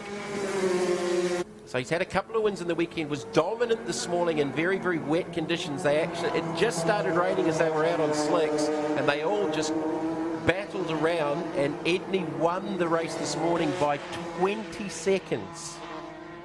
Kiwi definitely had his gumboots on, didn't he? Very used to those conditions over there where they get a lot more consistent rain, I'd say, across the race season. So it definitely favoured the Kiwi this morning. The second race a little bit drier there, which we didn't see the gap blow out to as much that time. It was not too different across the finish line. They almost got him at Okapinti, just didn't quite get the fight back. And here we go, the dive down the inside, coming out of turn number 9. Looks like he's going to get that move done. And like I said, a couple of laps in, wait for those tyres to get up to temp, and let's see if he can drive away with this one. And Quattrocchi's not too far behind them as well, as Okapinti comes back at turn number 10. So they're just sizing each other up. I think Edney sort of wanted to get to the front to see if he could get to the front and if he had enough speed to cover Okapinti. He's got an inside run here under brakes. It'll just be a little dab, They're certainly not trying to get the thing stopped and turn. Carrying that momentum, and Edney will lead this lap. Going back further through the field, it is Colin McIntyre and the one leading the heavy class. And in the super heavies, you've got the number 13 of Joe Brancati leading the super heavy class. For a moment there, I thought maybe Crutcher might have put the nose into the 51. He almost came up into second position, but they just closed that down. Edney's going to have another go going down into turn number 3. Can he keep the drive going? He's probably hoping that Crutcher can try and challenge Okapinti at the same time, because it would slow those two down for just a moment to try and break away potentially. So that was a momentum killer for Okapinti, because it killed it by about 6 kart lengths. He is now coming back to Edney. Edney, oh, that was a big brake application, because the back of the kart just stepped out as it had a little lock up. Remembering these are a solid axle, so both rear wheels are turning at the same time, not like a limited slip diff in a road car. So they're a solid rear axle. Well, actually hollow, but they're a one-piece deal that the wheels bolt on. Chain drive as Okapinti. They're both on the limit of adhesion. Okapinti back into the front. Edney got a good run out of 10 though, and Quattrocchi is going to go with him in the 51. Edney opens up the door. There was contact. Okapinti just got in a little bit deep. He slips to the inside of Edney. The two Aussies ganging up on the Kiwi. Quattrocchi though, look at him, what a move. 2 of them in 2 corners, and now he's in the lead. Not going to be from long range. They go 3 wide. Edney from 3rd, but he got back into the lead. And Quattrocchi's gone from the lead back to 3rd. This is classic road racing. This is how it should be. Gets a bit boring when someone disappears up the road by 20 seconds, which is unusual for this category, but in the wet conditions, some obviously are better than others. So Edney now has got a little bit of a gap. Seems to be struggling to get out of turn number 4. That's a great overhead shot on that run through 5 and 6 on the approach up to turn number 7 here. They are all on the limit. Edney not as comfortable on his car when he comes on the brakes, really, compared to the other two. You just see him lose a little bit of momentum, and you've got to try and regain that speed now through 8 and 9. It's all back on by here, but that's where he's been losing his ground at the moment for Edney. He's not going to get away from him. Okapinti and Quattrocchi are going to work together. Okapinti with a very, very good run out of 9. So yeah, Edney, that's more of a sprint style, sort of braking style up into 7. Okapinti, he's really good out of 10. Goes to the inside, Edney's not panicking. He'll just drop in behind and see if he can set him up with a couple of laps left to go. Here is Quattrocchi's gone to the inside of Edney. He has a little look over his shoulder, and I think that gesture was, come on man, tag on with you, work with me, because look what's just happened there. Okapinti's just pulled 8 kart lengths out of them with that exchange between the 2 in 2nd and 3rd. Well, this has been Edney's strong point, I think. Turns 1, 2, 3 and 4 potentially. It's where he breaks down into 7, where you just see the car's unsettled and loses a little bit of momentum. You see it here again, just opens up a small gap on Quattrocchi there in 3rd position. Fastest lap of the race is actually Sonuja Pereira, but Pereira's back in the 9th position with a 1:29.81. So he's got speed, but he's got no track position. He's a fair way down the order. See how big of a break there Okapinti got with that exchange between Edney and Quattrocchi on that previous lap at the last sequence of corners. This is actually going to be pretty hard for Eddie to try and close this gap now. Especially as we come in with only 1.5 laps remaining in this race. They're going to run out of time, really. He's having a look over his shoulder just to see if he's going to have to try and cover at this point. But Okapinti might have taken the advantage at the perfect moment in this race. Absolutely he has. But I think Edney, for the Australian Championship round here, more than likely will come out of this final race of the weekend with the points lead before they head to round number 3. The Kiwis will head back to New Zealand, back over here for the next round of the championship. Last lap board is out, 1 to go. Edney is closing, he's worked hard, he's closed that gap and does the fastest lap of the race at a 29.68. Okapinti just went through and set a PB at a 129.86. Can he do it though? The corners, well, there's less and less of them. They're diminishing. He's got to try and catch up to Okapinti just in front, and he doesn't like this section. He'll come out of this, go through 5 and 6, but it's down into 7 where we really see Edney unsettle the cart compared to the other two that we see out there. Edney definitely closing. Let's watch this braking style up into turn number 7. Right on the limit. Actually, Edney had a little bit of turn and understeer there. It just held the exit speed a little bit, so Okapinti maintaining that gap. Edney's right on the limit. You can see the cart hopping around just with some of the bumps on this bigger circuit. Look at the gap though. He has closed it again. He's taken a big chunk out of it, hasn't he? It's changed a couple of times, but Okapinti, I think he's got enough here. Edney very, very smooth. Little or no upper body movement. Okapinti with a little look over his shoulder. Oh, Edney's right there within a cart length. I don't think he's going to be close enough. Oh, or is he? He gets a great run out at 12. Actually, he's going to pull up alongside. This is going to be pretty close. I think Okapinti's got the advantage. By how much? 0.03 of a second. Just 0.03. He nearly actually pulled that one out of the bag. But Okapinti gets the victory. And Crutcher was only a second back out of that race win. That was a very, very entertaining race. So your max lights, that is, across the line first. We go down to our max heavies. We're looking for Twigden now, who's leading that category at the moment, back in 11th position overall. So we'll have a look and see if Twigden can finish off in the max heavy class. There's a big group of the heavies coming down to the line now. Shannon Noble is in that group as well in the 23, another one of the Kiwi boys. And I think Twigden did get the victory by 0.04 of a second over the number 1 of Colin McIntyre.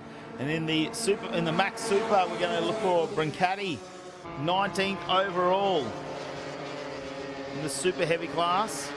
And he's at the lead of this group here, so the 13 of Brancati will take out the super heavies for the Rotaxes.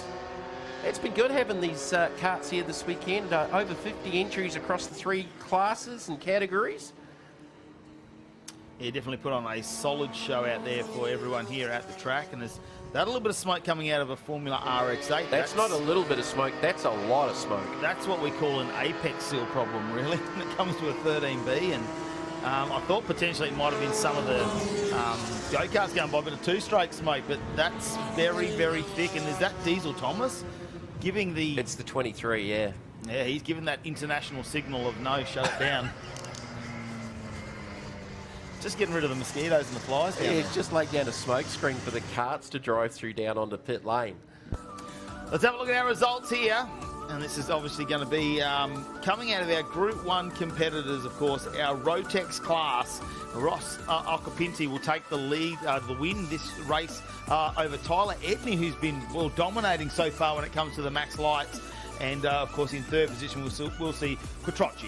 Jonathan Twigden taking the victory in the heavy class over Colin McIntyre and New Zealand's Shannon Noble. And in the 19th position, kart 13, taking the victory in super heavy, that is Joe Brancati. He's doing double duty this weekend, also racing in the stock Honda class, which we will see a little bit later on today. Yeah, they will come out for their 4th and final race as well. Let's have a look at some of the Hi-Tec oils. Highlights, though, from this one. Rotex. They're all out there, and have a look at this. It was 4 wide coming down. Edney was there. It was the 3 names at the front, Okapinti, Crutcher. For a moment there, I thought the number 10 of Pagaro was going to get in there, but unfortunately dropped back a little bit further in the field, and those 3 just started to drive away. Yeah, there was many lead changes. So Edney, Okapinti and Crutcher, they were the 3 that we had all eyes on, because They all led at some stage of the race, and they were a little bit better, each of them in different parts of the track. As Okapini got through to the front, not too long after this, Edney and the 51 actually got together. So Edney back into the lead there. So they all led. So this moment here, as the 51 and the 90 got together, that killed all the momentum. Okapini slipped up the inside and through to a lead that he would not lose. We went 3 wide again at this point. We weren't sure if Edney got through on this one, but he did manage to make it. Okapini, though, was really strong through the middle section, so although Edney was really fast at the start, Okapini would chase him down, and there's where the lead changed for a moment once again. This is about the 11th time we saw the lead change. And out of the last corner, Edney got a huge run, Okapini looked over his shoulder. He looked over the wrong shoulder because Edney was to his inside, and it was just 0.03 at the line. Well, what a close finish there for the Rotex class on the go-karts out here at the Hi-Tec Oil Super Series round number 5, Winton Motor Raceway.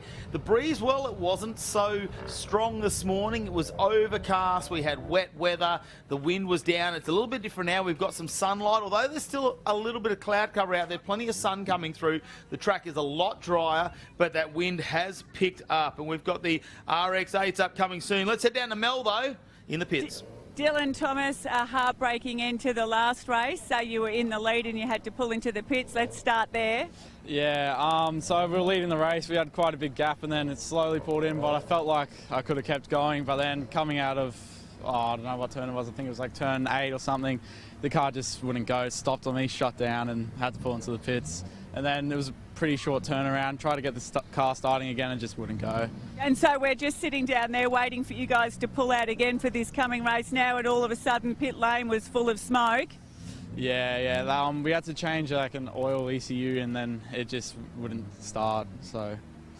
Tough luck, no one wants to see you on this side of the fence watching your own race. No, neither do I, but I'll cheer my brother on and Brock Payne and hope they go well. Oh, good sport, thanks. Thank you. Can see a little bit of the disappointment on Diesel Thomas's face. Unfortunately, they won't take part in this 4th and final Formula RX8 race. That will be coming your way after this short break. Make sure you stay tuned.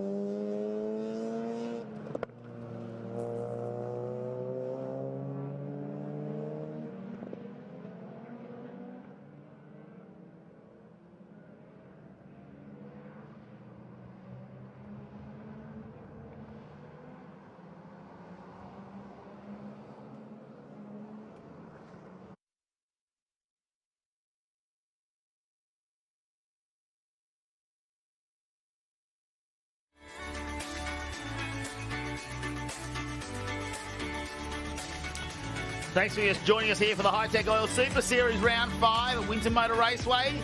The Formula RX ads out for their fourth and final race of the weekend. Well, there's no reverse grids in this one. It's basically where they finished in the last race. They're going to send the, well, where the points are actually, because have a look.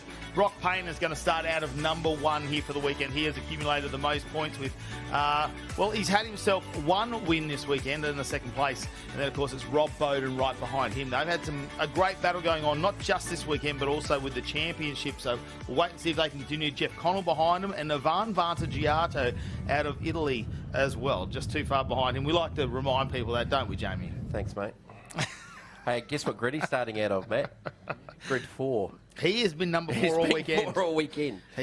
Look, if he doesn't finish 4th, I'm kind of going to be upset. I'm sorry. I'd like to see you on a podium, mate. It would be your first podium in the Formula RX. You're so close, and Jeff Connell beside you. But he's going to be starting out of 4, and it's a standing still start. Here we go, race underway. Rob Bowden with a fantastic start in the 15. He needs to get himself a win so he can stay within reach in this championship. There's a 10-point difference between him and Brock Payne. And there's not a lot of points up for grabs because it basically goes 20, 19, 18, 17 as you go down through the field. So it's only 1 point if you get 1 position in front of them as a result. So you can see the left-hand corner of Payne's 33. The TFH team have had a plethora of rolls of 3M tape out there, and they've patched up that left front corner as we go on board here with Ayrton Philippi. Had a pretty strong race in that last one. But Bowden looking to hold off Payne for the second time this weekend. Earlier on today in the wet, Bowden actually stopped the winning streak at 9 for Brock Payne. Oh, Payne got a heap of curb and he's launched it down the inside. That's probably one of his favourite passing spots on the racetrack. He did that in the previous race as well. Bowden did not get a very good run out of 7 that time. That looked like Brock Payne just did a slide job, like a speedway slide job down there, didn't he? Except on the bitumen. It forced Bowden to go wide. I think it was great awareness of Bowden not to make contact there and give him that gap. That's Devjack just up in front too. Now that gearbox, well, last time the gear shifter was flopping around, we saw at the end of the last race, had to pull out. They managed to get that fixed and he is back out on track. He's sliding it around now in front of Ayrton Philippi. He's got the inside run down here. But we're down 1 TFH higher RX8 if you just joined us. We saw Diesel Thomas just before. Looks like they've got an engine issue with that car. A lot of smoke billowing out the exhaust. Yeah, that's not how they're supposed to be. No. No. No. It's normally an apex seal that hasn't planted, or an oil seal. Yeah, I'm not a big rotary guy, yeah. but I know you are. No, yeah, massive. And we're all buzzed about it. Here we go, Ivan Vantagiato. Can he go 1 up on a 4th position? Because he's been 4th all weekend. And will we see his first podium in Formula RX8? Well, he's still got a number of laps. Jeff Connell just behind him. Derwent got his first race win just before as well. And we'll wait and see if he can work his way back through. Because, of course, our first 2 races, well, it's qualifying. That's how you start race number 1. Well, a little bit of dirt there. There's that Josh Thomas. It's one of the 3s with a TFH hire car, but Josh Thomas, there's only 2 of them now, so hope we don't get them too mixed up. Yeah, we've seen Thomas Derwent finally work his way through and get himself a podium this weekend, which was absolutely fantastic, because race 1 starts out of qualifying, race 2 starts where they finish race 1, race 3, well, the top 10, they reverse grid them, then we look at the points for the weekend, and that's how they've started race 4. There's a heap of RX8s out there. I think 21 out there on the racetrack. Justin Lewis has made it back out there in Brother Terry's number 29, so he's had a shocking weekend. They lost an engine earlier on in the number 50 car, and he's jumped into Brother Terry's car, and they had an issue earlier on in the weekend with that as well. So Justin Lewis has definitely not had the best of weekends. No, it hasn't been one he'll want to try and remember. Liam Hall, that is, out of Victoria, the red number 49. As Rob Bowden now in 2nd position, still maintaining that gap from Brock Payne. He doesn't want to let him get too far up the road. There might be the potential to try and strike a little bit later on in this race as we come around and complete lap 2 of 9. Vantagiato's not too far away. As I say that, he didn't get the best of runs out of the final corner there. He was a little bit closer. He's sort of ranging back up again now. The gap's only half a second off the back, probably out to 8/10 now off the back of Bowden. As we've got a bit of a conga line happening now. So Devjack back on the pace. Josh Thomas, he's been pretty strong on debut this weekend, so he's not too far away from getting back into the TA2 muscle car in a couple of races' times. There is Justin Lewis with the distinctive yellow wheels in his brother Terry's 29. All on the back of Jason Galler. Galler at the moment just sitting there in 14th position. So Justin trying to work his way. He'll be reasonably aggressive, I'd say, Justin. He won't want to be rubbing panels or anything like that, but he definitely will want to be working his way back through the pack. There'll be a bit of frustration, I'd say, coming out of his driver's seat. Yeah, he would have been back, I think, in 21st, so he was a fair way back on the grid. There we go. Ed Philippi now is just behind Josh Thomas, so back in 8th position. He didn't do too bad last race either. Ended up in, he was in 3rd position, got himself on the podium, and this is his home round too from Victoria. Only him and Liam Hall Liam Hall and Steve Simmons out of Victoria this weekend. So the 3 hometown heroes. Great to see him get a podium. Obviously a lot of these cars coming out of New South Wales and Queensland. Ivan Vaneggiato in 3rd position. Well, he's the Italian from South Australia. Yes, I won't make that mistake again, Matt. We're just going to remind you a couple of times. Brock Payne, he'll steer the number 33 into turn number 1 as they start lap 4 of 9. Oh, Bowden got an awkward run through 1 and it just took some exit speed out of 2. And Vaneggiato's right here in the mix, but so's Connell. So if Vaneggiato makes a mistake, Connell's going to pounce. And likewise with Bowden, he's staying with Payne. And then you've got Derwin and Devjack, and we know they're both quick. Devjack very, very experienced, and Derwin won the previous race. They are all banking up now. It's probably Brock Payne and Rob Bowden who are just a little bit in front. And then it goes Vaneggiato, Connell, Derwin, and Devjack is on the back of this one too. And he is alongside Derwin now. Devjack wants to move back up into 5th position, considering he got a DNF last race. That is a big fight back from him. So he would have started, he started a bit further back. I know in points was where he was, but he has had to make up a few positions. So that's a nice pass. He's actually gone around the outside of turn number 8 to complete that pass and the approach up to 9. So the top 6 pretty much nose to tail. They've just dropped off Thomas and Philippi. Payne's still your race leader in the TFH 33, looking to maintain and extend that championship lead. Devjack, very quick, got past Derwin. Remembering Devjack had a fantastic round at Morgan Park in Queensland. He actually got 4 race wins from 4 race starts over there and number 1 qualifier. So he's probably been the biggest challenger when it comes to the Queensland rounds. Did not make it out to QR, unfortunately. Well, he did. He had a shocker at QR. Didn't make it to Shell V-Power Motorsport Park last round. Devjack's just set the fastest lap of the race, and he's 4 tenths faster than the leaders. So 1:38.47 for Devjack. So he's definitely got some pace, and now he's tacked onto the back of the white number 4 of Connell. Here comes Steve. What's Bowden doing? He's moved out of the way. That was a different line, wasn't it? Yeah, well, maybe that's just the way he wants to go. I thought he might have been slowing down for a second there, because just with the angle of the camera, it looked like Ivan was catching up to him. He's getting a little bit defensive, Ivan. He's got to watch out for Jeff Connell, who's really in the championship as well, in 3rd position still. Oh, in the background, yeah, there was definitely, and the 46. That's it. Everton Philippi, our camera car, has had a rotation up at 7 by the looks of it. So Bowden was right on the back bumper of Payne at the beginning of this lap. So Bowden, I think with that wide line that we saw, that might have been a little mistake, because it's just, it separated he and Payne out in the race lead. So Ed Philippi, that's not where he is in 9 at the moment. He might have dropped back a little bit further than that. I'm just having a look. So that's the 88 car just in front of him with Jamie Canellis, who's back in 11th. So he's going to be back somewhere around the 12th position. Brock Payne still leading this race as they come around to complete another lap here. This will be the 5th lap of 9, and they spread out a little bit. Rob Bowden might be looking for a bit of fresh air in that car, potentially. I just wondered the same thing too. Maybe he's got engine temperatures going up, because that's the second time where he's actually purposely got out of line and out of the dirty air of Brock Payne. So he might be chasing some engine temperature issues. Vaneggiato's right back there with him, Connell, and now Devjack. So, look, no one can sneeze here, because any mistake is going to be taken advantage of as Bowden trying to mount that challenge back to get back to Payne on board with Philippi to the inside of Thompson. Canellis just up ahead in the 88s. they're holding him too wide through here, aren't they? It's a nice little bit of driving. There's dirt, though, for the agency entry there. The number 75 of Shad Hassan.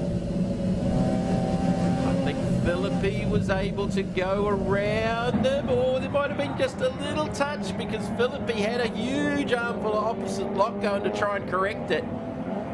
So those gaps are sort of stabilising. Debjack has just lost a little bit of momentum and Hassan's gone off track in the 75. Yeah, he's had an excursion as well. I'm not sure whether maybe Philippi's made contact there either. We don't know at this stage. We'll have to try and see what's happened there. Brock Payne now, though, he's looking pretty comfortable. Half a second is the gap back to Rob Bowden, whether Bowden can really make a charge down that. Let's have a look at Hi-Tec Oil's replay at the moment. Philippi, oh no, Hassan's in the background. I didn't see anything happen there. Well, I think he had actually made contact with the back of Philippi, which unsettled the car because we saw the reaction from Philippi on the onboard. It went straight to opposite lock, so I think he's just got into the back of him and unsettled himself and just spied him off the outside of the edge of the track. Ivan Varnagianu up into second position just then on your screen before he went around the outside of Rob Bowden, so that's a big move from him, not just onto the podium but into second position. And Rob Bowden's got issues. We said he was getting out there trying to get fresh air. I thought maybe it could have been brakes or something, but he is slowing down. I thought there on turn and it might have had a tyre going down the left front. It looked a little bit odd. But yeah, he's definitely going backwards. Debjack's trying hard because he just dropped the wheel off there. So yeah, this has changed the situation well and truly. Varnagianu, what a way to get his first podium. Second behind Brock Payne would be an ultimate start to his career. Really, his first season in Formula RX8 out of South Australia. But Debjack, well, he's pushing hard.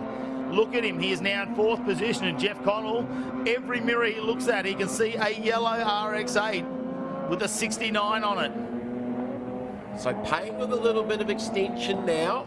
Varnagianu in second with a little bit of breathing space over Connell. Bowden sort of got back up and running. We talked about Bowden getting out from behind Payne a couple of times, maybe with an engine temperature issue, so whether that's sort of rearing its head there, but he sort of looks to be back up to pace again now. Yeah, potentially. We have seen the gearbox shifters in these cars sometimes, and they push them hard. Benish, he may be struggling with something like that, missed a couple of gears. Be interesting to see whether he looks for some fresh air down the main straight here once again, and we can try and have another guess at what is happening. I mean, he's not really ducking in behind the cars, but he's got a gap now as well. But he's got enough straight line speed to be holding off Derwin, who won the previous race, so we know he's been fast through the weekend. It doesn't seem to be like an engine failure issue, does it, at all? No, so, yeah, hard one to pick, but he's definitely gone backwards through the field. Definitely gone backwards through the field, so that's going to give a points advantage even further than Payne, obviously. I'm not quite sure with the ECU on these cars, whether when they get hot it might actually take a little bit of timing out, take a bit of horsepower away from these cars. So potentially, if it is getting hot, the ECU is trying to protect the engine there with the well, if they go into limp mode, it's like putting a pit lane limiter on. They'll just slow the car right down completely. It's not doing that as he has a bit of a moment under brakes into turn number 7. So he's definitely got his hands full. Connell and Debjack right on the back bumper now of Varnagianu. Payne with about a 1.5 seconds advantage out in front with the last lap board due to come out this time by.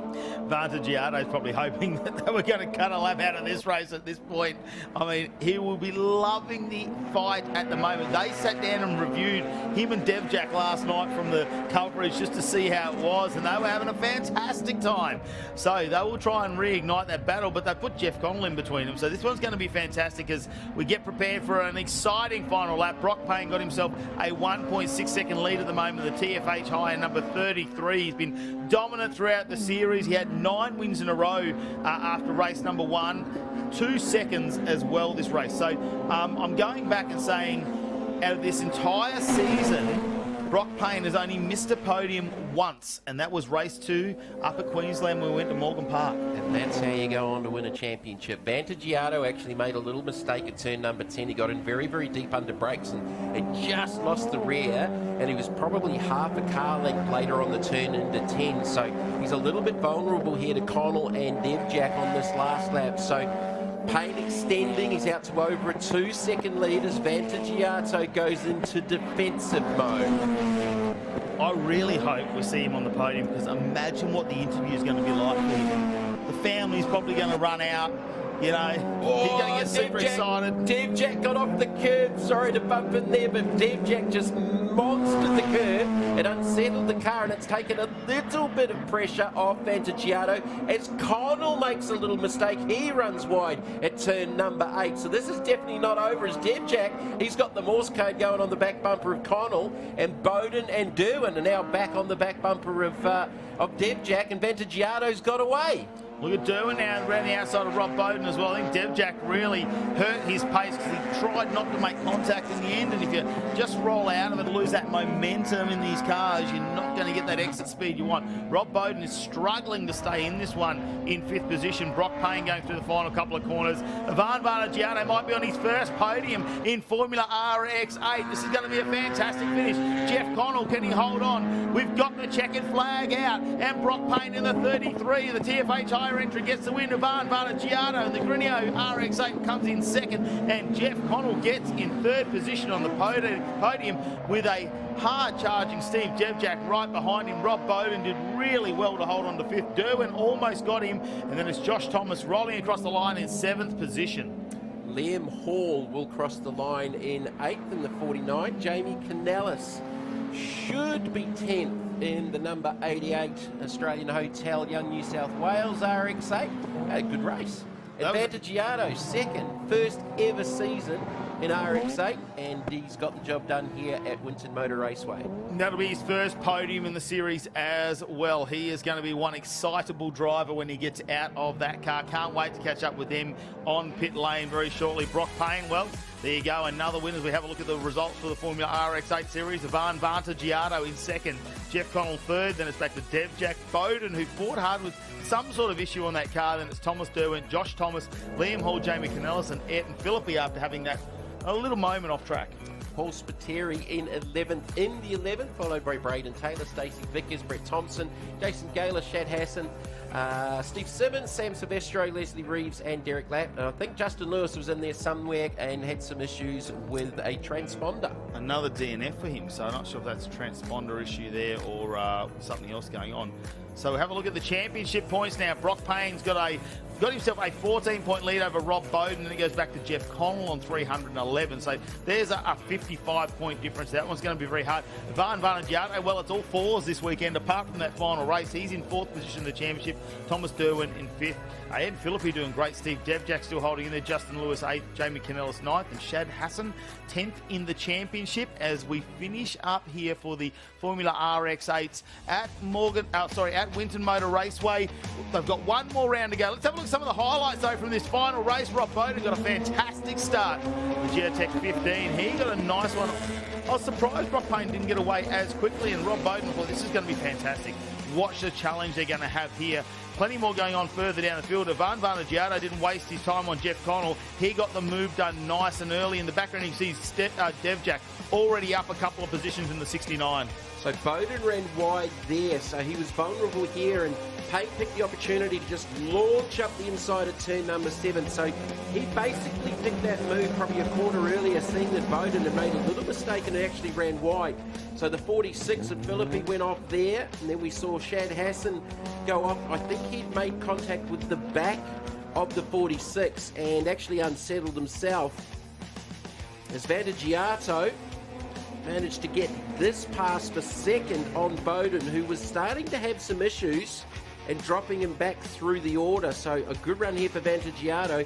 And at one stage, I actually thought he was chasing down Payne. So Bowden there, it lost speed on the straight and lost 3 positions. So it was a moment on the main straight where Bowden actually lost some car speed and got it back up and running towards the end of the race. But at the end of the race, it was another race victory for Brock Payne and a little bit bruised and battered CFH Hire number 33 Mazda RX-8. Well, they always put on exciting racing, these 13B powered Formula RX-8s, and there's going to be a lot of excitement down in pit lane with our winners. Well, the streak has ended, but the smile remains. A stunning weekend. Congratulations, Brock Payne. Thank you, mate. Yeah, it's good to get that win for the last race. Major pressure there from Rob. Great drive. Pressure from the whole field, so it was definitely a tough race to maintain. But no, I couldn't be happier. If I can just give a quick shout out to Brett and TFH for all the work they do on the car. It's great, as well as my sponsors, Hutchison's Builders, Tulio Constructions and DAC. I couldn't do it without them, so thank you guys very much. Congratulations, and for his first ever podium, Mel with Ivan Avanzagiato. And emotional, Ivan. Congratulations. P2, your first podium. Thank you. I don't have the words, you know, like I practiced this speech for so many times, you know, sitting at home. It's my first national. It's my first time here on the podium. You saw me in my home race, you know how much this means to me. To have Ian here, 20 years ago I walked into his go-kart shop, and now he's seeing me here on the podium. I just want to thank my brothers. I want to thank my family, my girlfriend, Jason. We worked so hard to put this car together. And my girlfriend, Stephen, Justin, Sam, everybody who helped. I'm sorry if I missed any of you. It's a day I'll never forget. It's an emotional podium, isn't it? Yeah, the last lap, it was blurry. I was just riding on memory. It was just a lot of tears. You start to think back of all the times it didn't go right, all the times, you know, it was very tough to handle the loss at Tailem and not being able to perform in front of my home round. And first of many, I'm sure. Thank you so much. Thank you. Let's go.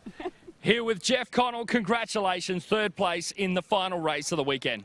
Yeah, thank you. It was a good battle out there. It's been a fun weekend. So made a few mistakes in those. So a bit disappointed. Sort of made up for it second half of the race, but it was good fun anyway. Like that's my 5th ever car race meeting. So yeah, had fun. First time racing here. So yeah, probably a good result. We're happy with that. Fantastic stuff. Let's get going for Superkarts. Oh, I knew that was going to be an emotional moment down there for Ivan Avanzagiato. It looks like an Emmy Awards. I'd like to thank you. Oh, no, that's cool. Cool for Ivan. And to see the emotion, no, that's really, really neat. What a fantastic first season I've got something in my eye, actually. No, I'm not. Yep. Let's get back underway with the carts. We'll continue on the Hi-Tec Oil Super Series, round number 5, our penultimate round of the series for our mainstayers. But I tell you what, these Superkarts have come in and joined us. The 125, these are the ones with a gearbox in them, Jamie. Yep, 125 gearbox and stock Honda classes. So sequential gearboxes, 125cc, water-cooled, single cylinder. The main gearbox class has got a variety of different race engines, predominantly out of the European region. Same with the kart chassis. But Brad Tremaine, he's had a really, really eventful weekend. If you were watching the races yesterday, he won the first race in a black kart. He's in another in the 47, but that's not the same kart. They rebuilt a brand new package this morning because they found a crack in the chassis in the regular kart and changed all of the driveline, seat, everything, and basically rebuilt a kart before the first race this morning, and they made the grid by about 60 seconds. Well, let's see if we can try and unfold this. Of course, we've got the stock Honda class in this category as well. They'll start a little bit further back. You see them crossing the start line now. And let's have a look. Stock Honda, well, what can we say? It's a 125 Honda motor coming out in these ones. It's going to be James Stroh in the 31 who was leading us out there. But it looks like the 55 of Cameron Austin has jumped to the lead, the Victorian in this class. He went from about 4th to 1st with that pass through 1 and 2. So these are a stock CR125 Honda power plant. There'll be a very, very similar chassis and package to the main gearbox class. They're just not quite as fast, but they're all the same engines. You've got a lot of variety here across 125. You've got the DEA, TMs, RS125 Hondas, Modena engines out of Italy as well. So the Brad Tremaine in the 47, that is a DEA engine. So I think they're around the sort of 45, 50 horsepower, these particular karts. But what you've got to look at here is the second place kart. Notably, the fairings on this kart, they've actually got the wheels front and rear enclosed with that package for the number 3 of Brett Burville. It is a very, very unique looking kart. Spread themselves out a little bit in this race, haven't we? We've seen them a little bit more bunched up. The number 47, though, Tremaine, has been super dominant this weekend. Bella's really taken it to him for a few laps. Burville, well, a bit up and down. We've seen him start a bit further back, but super quick to get the race underway. So Burville's running an Aero chassis, obviously highly modified to the normal sprint chassis. Tremaine, though, out in front. Bella's starting to chase them down. Bella is running on a LeComte tyre. I'm pretty sure that Tremaine was on a Dunlop.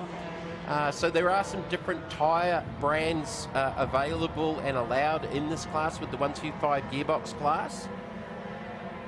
And they're pretty quick too. So throughout the weekend, we've seen lap times down in the 125s for these karts.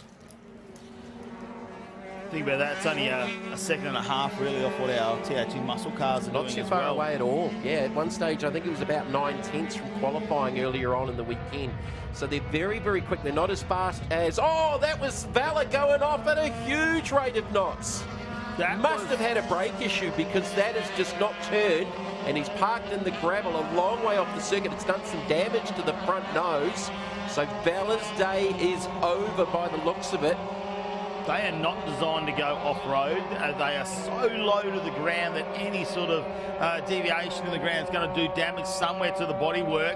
At the speed that he left the track, he is lucky to pull up. We're lucky we have a gravel trap there. That looked like a brake failure because there was no attempt to get it turned. Like, if these things seize, you can pull the clutch and you can roll off, but that to me looked like a brake failure potentially.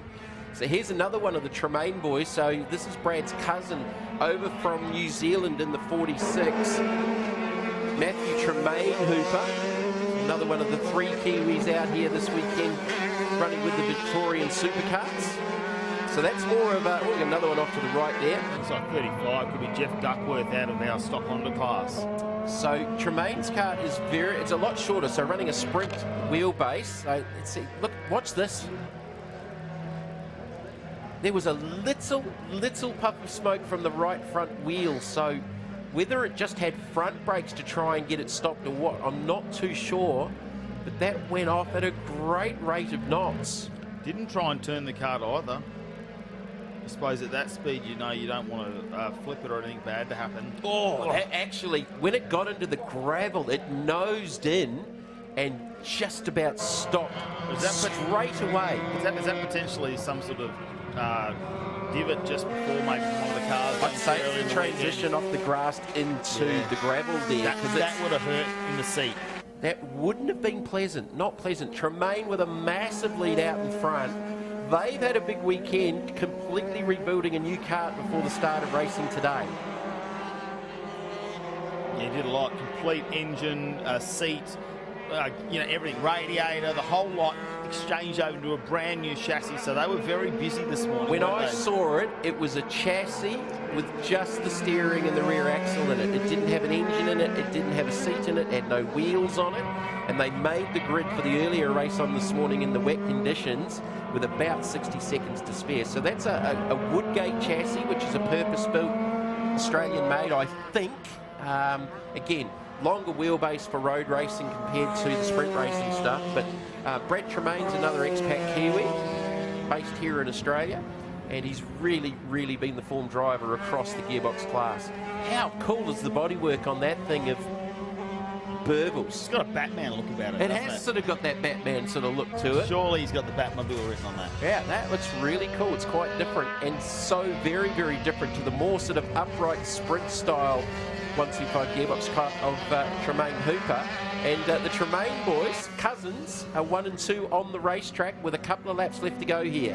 I noticed he just put his helmet down there too. I thought maybe he was ducking his head to look for something, but I think it's strategic down the straight, just for him to put his chin down to his chest, still have his eyes up so you can see what he's doing, but not slouch down in the seat at all. Yeah, well, he's a lot more upright. As I said, that's more of a sprint configuration to what we see here with Burble, with the seat laid a lot further back, and Brad Tremaine's kart is very, very similar in that respect. So Tremaine with the fastest lap of the race, pretty cruisy one, 26.4. He's doing it easily. He's got a 6.5 second lead over Tremaine Hooper. Burble in third. Stebbing in fourth in the number 5. That's Brad Stebbing in the Anderson chassis, running in the gearbox class. And leading the stock Hondas should be the 31, a little bit further back, of James Straw in the BRM chassis. Yeah, currently 11th overall there for the stock Hondas, if you want to look up on our screen. But that's leading that class at the moment. But Tremaine still out in the lead in the 47 machine. Back to Tremaine Hooper and then Burble in the Batmobile as we see it up on screen at the moment. number 3. Does have that feel about it, doesn't it? The slick design bodywork coming up over the wheels.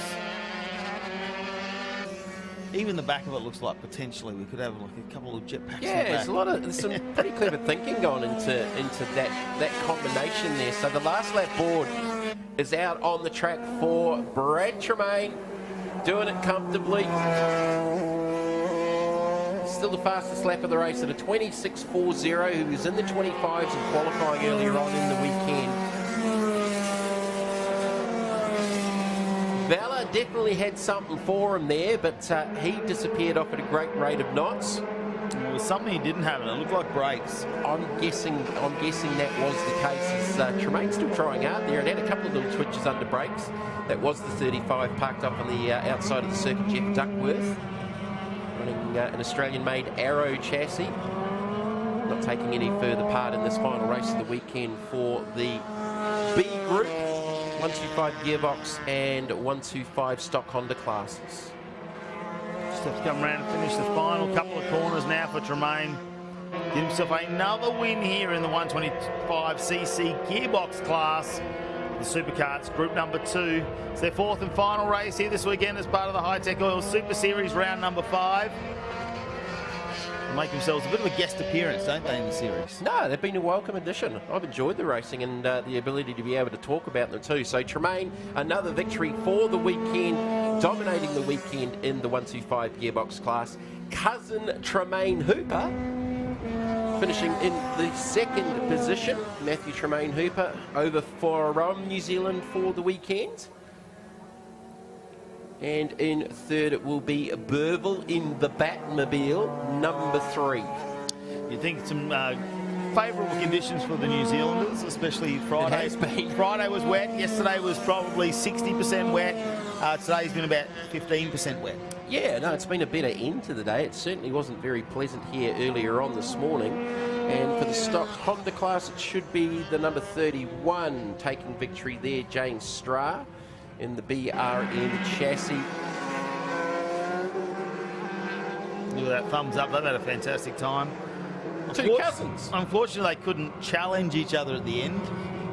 Tremaine 1 had actually just left the chat just a little bit too much, 6 seconds in front. But mate, good weekend to get together with mates and family and go racing. These carts warm down as they go around the track. They'll be spread out a little bit. So just having a look there, and it looks like Strahr will end up in the Honda, the stock Honda class. There you go, Bradley Tremaine, our winner, with Matthew Tremaine Hooper. 2nd, Brett Burville in 3rd. Inspector Stebbing, Fuchs, Christian Stebbing, Filipponi, Lachlan J, Jason Ackermanis, and James Strahr will be the winner when it comes to the stock Honda class that was out there as well. Remembering they started about 100 metres back from the other class in the start of the race, and that's what they do, try and separate them a little bit. It's 3 kilometres of track to get around here at Winton Motor Raceway, 12 kilometres. Fantastic view as spring comes on. We've got plenty of greenery. Let's have a look at some of the highlights though. And the hand was already up in the background for one of the carts there. We had an issue on the start. Yeah, I think that might have been Duckworth. I'm not too sure. Hard to see there, but yeah, the numbers aren't very big on these carts. No. And they change carts, which makes it hard. Burville got the initial jump, and Tremaine was actually back in 3rd, and Vela then went with him as Burville just running a little bit wide there. So Tremaine status quo back into the lead. Vela, he cleared Burville and got into 2nd and started chasing down Bradley Tremaine. This is where it went wrong for Vela. Gorn. Exit stage right. That was a fast exit here though. Oh, that was actually a pretty big impact when it sort of made that transition off the grass into the gravel and just broke the front end off the cart. He would have been very happy to get out of that seat. Tremaine, though, all the way to the checkered flag after that, was not challenged by anyone else as he takes another race win here in the 125 gearbox class, the Hi-Tec Oils Super Series. Some fantastic highlights to have a look at. Of course, our TA2 muscle cars are starting to make their way out into the sun. They are forward of their sheds. They are not too far away for their 4th and final race of the weekend. The crowd has collected around to watch this over 500 horsepower of muscle try and navigate its way around. It was pretty exciting in the rain. We had a wet race to start things off this morning. Then we had a dry race. Brad Gardner and Josh Haynes, they'll reignite that fantastic battle they've had. We thought Josh Haynes might be a little bit more sedate as he tries to keep his nose in front in the championship, but no, he is a pure race car driver, and they went door to door at stages of that last race. It's all about to unfold. Plenty more excitement to come with the TA2 muscle cars. We'll be back on track after this short break.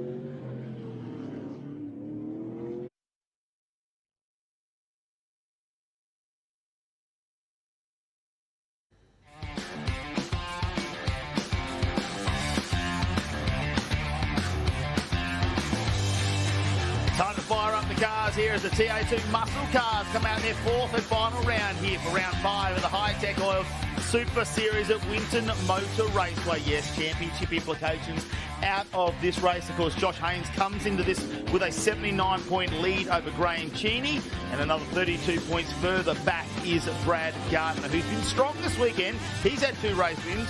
Josh Haynes with 1. They have battled it out because they've been 1 and 2 in the podium all weekend. So race 1, it was Haynes, Gardner and Josh Thomas. Race 2, Gardner, Haynes and Hayden Jackson in the wet earlier on today. And for race number 3, Gardner, Haynes and Mark Bailey with his first ever podium in the TFH Hire TA2 Muscle Car Series, framed by Hi-Tec Steel Framing. Yeah, well, Mark Bailey, he'll might be trying to improve a little bit on this one. He's got Aaron Prosser alongside and take nothing away from him, although he's had a couple of moments in the wet in race number 2 this morning. Race 3 was super impressive. He's fought his way back And look where he is. He is in position number 4. So him and Bailey really could have a fantastic race. Hayden Jackson, again, had another issue with a tyre. That's 2 races in a row where he's had a tyre slowly deflating. That brought him in and pushed him down the pack just a little bit. So we'll wait and see what he can do in the 81, because when he did have good tyres, he managed to go through 13 positions. Let's head down, though, to the start line where we've got J-Mac. Well, Brad Gardner on an absolute tear this weekend in the Hi-Tec Oils machine. He is coming out on top so far. He is currently 3rd in the points chase, right behind Graham Cheney, who's starting further on down, not looking so flash for event points, but Josh Haynes holds a lead. He is looking to depart with the maximum points in the Herzog Steel Mustang and has been hard placed to put a foot wrong. We know that Gardner is aggressive. It is all to play for here in the final race here at round 5 at Winton Motor Raceway. Which way will the coin topple? We're about to find out, guys. There's been some incredible action. I tell you what, Brad Gardner does have a lot to play for, because second is still a hard, no mean feat really when it comes into the championship, and he's fighting for that one. Let's head down to Mel though. Mark Bailey, 3rd for the round so far, 2nd row. Can you hang with them this time? Yeah, I'll try my best. We've made some changes, so hopefully, yeah, we can keep up with them and just keep looking forward and keep the other guys behind me. I think I saw a bit of a smile on Ash Seawood's face before, and that's no mean feat, so you must have done a good job. Yeah, it's not that easy to get him to smile, so yeah, make sure we make him smile again. Have a good one. Back to you, Jared. Well, Josh Thomas has been pulling double duties in Formula RX8, hopping out of the car and jumping into the TFH Hire TA2 muscle car. Tell me, are you feeling tired yet, Josh? Yeah, I'm getting there, mate, but I mean, you forget all about it as soon as you jump in this thing, so no, I'm all right. We've been seeing some fantastic results from yourself. Is there anything you feel you could really improve on in this final race? Oh, to be honest, I got a podium in the RX8 this weekend, and I've had one in this, but to be honest, if I can get back on the podium, I think me and the team will be pretty happy. Well, we're looking forward to seeing how you fare in this final race. Mel, you're over there with Aaron Prosser. Aaron Prosser, P4. I see you getting some last-minute comments from the super coach, Chris Pither. What did he have to say? Yeah, it does. Keep it clean and make sure we've still got a tyre at the end of the race. So looking forward to getting a good start and just keeping the tyres under us for the end. Thank you.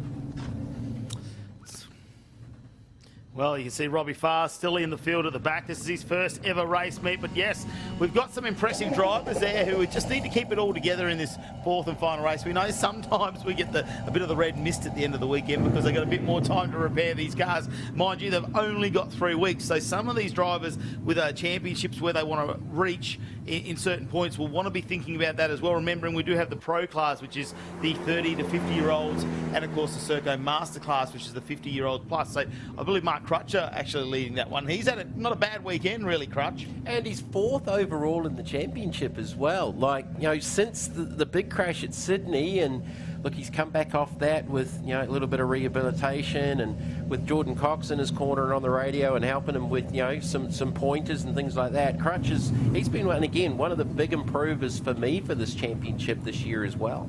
Yeah, those new names like Mark Bailey and Aaron Prosser on that second row of the grid are the ones to me to watch out for, because we haven't seen them throughout the entire year. They've been very fast. Graham Cheney will have to fight his way out of 6th position on the 3rd row with Josh Thomas alongside, who Josh, no slouch either, and the TFH guys put a good car together. So if they get the tyres right and the suspension set up right, Josh could really push forward in this one and potentially challenge those front runners. Yeah, so again, trying to get that tyre under the car, not get too aggressive and have something you can still play with on lap number 12. So they've sort of taken that out of the equation with going to the wet tyre in race number 2 for the weekend. So it shouldn't be so much of a drama, but if you're over-pressured and over-driving the cars, you will overheat the tyre and just take all of the speed out of it. So that's what Aaron Prosser was sort of referring to with, you know, some tutelage there from Chris Pither, who's got a lot of experience, and a lot of experience, especially here at Winton Motor Raceway as well. And that's what you need in your back pocket with some of these drivers, someone who can calm you down on the radio, talk about your race strategy, go over the I suppose, the weak points in the race and how you're going to try and manage those throughout the weekend. Let's have a look at your starting grid. No surprise, Brett Gardner's going to be leading us out. He's had a fantastic weekend with Josh Haynes right alongside, and there is nothing in it. 4 points separates him this weekend when it comes to points. Then we go back to Mark Bailey and Aaron Prosser, who've been super fast. Josh Thomas, who's had a podium this weekend in race number 1. Graham Cheney right beside him. He's had a bit of a mixed weekend, really, with a bit of bad luck, but really it was that top 10 shootout for me where he was on a flying first sector. Unfortunately, dropped a wheel and went off the track. So his explanation for that is he got caught out by a big gust of wind. It was in jest, but yeah, he wasn't real happy with himself. No, well, he did say, Jordan Cox was on the radio saying, you've got to be faster in your first sector. That was his weak point. Well, it wasn't weak that time. Unfortunately, he just couldn't put it together. We see Robbie Farr now warming the tyres up as he comes to terms with just over 500 horsepower of this McLaren race engine muscle in these TA2 cars. It's a bit of a difference from him. I know he comes from 900 horsepower on about 700 kilo car when it comes to sprint cars, but it's a completely different environment, and he's got to put all those skills that he's honed over the years and transfer them now into some circuit racing. 35 years of turning left. Now we throw right-hand corners into the mix, and yeah, look, it's definitely a transition for the sprint car guys, but there's obviously an attraction for the dirt racers to have a look at this, and similar things are happening on both sides of the Tasman as the New Zealand TA2 series continues to grow, and it sounds like there's some new cars coming online over there and some new drivers coming into the championship over in NZ2. Well, they're going to get 2 laps now to warm these tyres up, and the Hoosiers, well, they like a little bit of heat just to really get them in that sweet spot at the moment, depending on how they want to try and run these tyre pressures. We've seen, I suppose, Josh Haynes, sometimes it's a lap or two before we see him at his best. That seems to be the strategy they've gone with, and it works for them. Brad Gardner, I don't know what Tim Brook is doing back down in those sheds, but he's definitely got the aggression nailed this weekend. Will it pay off for him? We'll have to wait and find out, because if you get that little bit too aggressive, sometimes that can bring an error out. Watch out for Mark Bailey just behind the Jack's Tyres and auto entry as well, because although he probably doesn't want to get involved in any of this championship running, he is still super fast, and with the opportunity, I'm sure he'd like to progress his way up that podium just a little bit more. Yeah, absolutely. So this is going to be Gardner versus Haynes, take 4, because they have been going at it all weekend. This is sort of Morgan Park and Queensland Raceway all over again, where there was really little or no separation between the two. And when I talked earlier on about the possibility of Haynes going conservative to keep those points up, well, he's completely thrown that out the window with my explanation of that, so I'm just not even going to talk about it. Jason Pride, he's going to start out of 8th position too. That is not a bad weekend for him. He is on the improvement since joining the TA2 Muscle Car Series. We've spoken about Mark Crutcher too. They're both on the 4th row of the grid, as it looks like our safety car getting ready. He's turned the lights off, and he will start to drive away from this pack of TA2 Muscle. We're waiting for the noise to come out. That side pipe on this car is great when you hear it at the track, isn't it? As it goes past, the rumble in the ears. The Hi-Tec Oils Super Series round number 5, and the TA2 Muscle Cars about to get underway with their 4th and final race of the weekend. Your 2 front runners, there's only 4 points between them this weekend, but there's a bigger gap in the championship. Brad Gardner's got a bit of work to do. Can he bring the Hi-Tec Oils 22 home with 3 wins this weekend? We're about to find out as we are waiting for the lights to go out and all 8 cylinders to fire. It's a field of Camaros this weekend. Not too many Mustangs and 1 Dodge, but here we go. It's all noise as we head down to the first corner. They're staying too wide. It's probably the most sedate we've seen them this weekend. And there's a little bit of smoke there, maybe a brake lock up from Mark Bailey. Pride's gone dirt. He digs out a big trench on the front of that car, and they're all starting to avoid collision. That would have done a lot of damage to the front end of the Pride Camaro, because that just ploughed through the dirt on the backside of the curb at turn number 1. Gardner's got the initial jump on the opening lap here of 12, chased by Haynes. Settling into 3rd is Prosser, who got a fantastic start. Here we go, on board with Robbie Farr now as he ducks in behind Paul Hadley in the 50 machine, the PhD car. They turn out some absolutely beautiful cars. Obviously, Graham Cheney in the same stable. No, Crutcher. The number 4's turned around, and how did that happen? Has it made any implications? And we'll wait and see if we see any damage on any of the cars that were in that pack as well. Have a look at this, Mark Bailey. He's got a lot of attention now from Josh Thomas, who's pushing forward. He said he wants another podium. That would be a great result for the team here this weekend from TFH. Oh, this is Haynes and Gardner side by side on the opening lap. So Haynes got a bit of a run on the run from 9 down to 10. Gardner's got the inside line to 11. But again, Haynes looking very, very racy. But he's got to be careful here because Prosser and Bailey and Josh Thomas are lined in behind them, not too far away. So Josh Haynes already forcing the issue with Gardner, and we've just seen this happening all weekend. How good is Prosser? His second ever race meeting in the TA2 category. A lot of dirt, though, as they come out of 2, and that's what they need to contend with Jason Pride before digging all that up. I tell you what, Chris Pither's phone's going to be ringing hot after this weekend. There might be a couple more drivers that want to get a few skills off of him as we look at how good Aaron Prosser is going. We've seen how fast he's potentially been, but in race mode, he is absolutely killing it this weekend. And oh no, Hadley off. Yeah, that's Paul Hadley. He's going to make it back on. So Crutcher's just gone past him, which means he'll be down in 17th position. So we don't know what happened to Crutcher, whether or not he went around by himself. I mean, there was a big clutch of cars around him where there was a little bit of maybe nose to tail and contact that sent him around, but it's dropped him right back through the order. So he was 4th in the points overall going into this race, leading the over 50s. Serco Masters Award. So I'm with Robbie Farr. He's up in the 12th position now, right behind Hayden Jackson. So Jackson's had to do a little bit of work there, coming out of 13th position. Robbie Farr up 4 positions as well. So they can probably stay with Action Jackson. That might actually not be too bad a result for Robbie Farr. Well, it'll be a good thing for him to latch on to someone like Hayden with more experience and to continue to learn and go forward. Gardner with a little bit of breathing space now ahead of Josh Haynes. Here's a replay coming up. So this is what happened to Crutcher. Okay, might have been a little assist there potentially without looking too hard at it from the 23 of Hollinger. He was certainly close quarters. This was sort of the aftermath, but the 23 of Hollinger was in there. It still didn't sort of really see what triggered it off, whether there was contact or Hollinger was reacting to Crutcher going around. Yeah, we'll have to wait and see if any sort of penalties we hear anything from race control about that one, because potentially it could be something to look into, potentially not. We'll have a look at this. So our race leaders are still going at it. Josh Haynes might have given him breathing space for a lap, and he said, I'm just going to have a breath, let the Hoosiers just heat up, and then let's go at this again. Well, lap 3. So again, in that window that you've been talking about, Matt, as Pride's actually continued on there. It's definitely got some droop in the front of the car with the front splitter, but he's continuing on.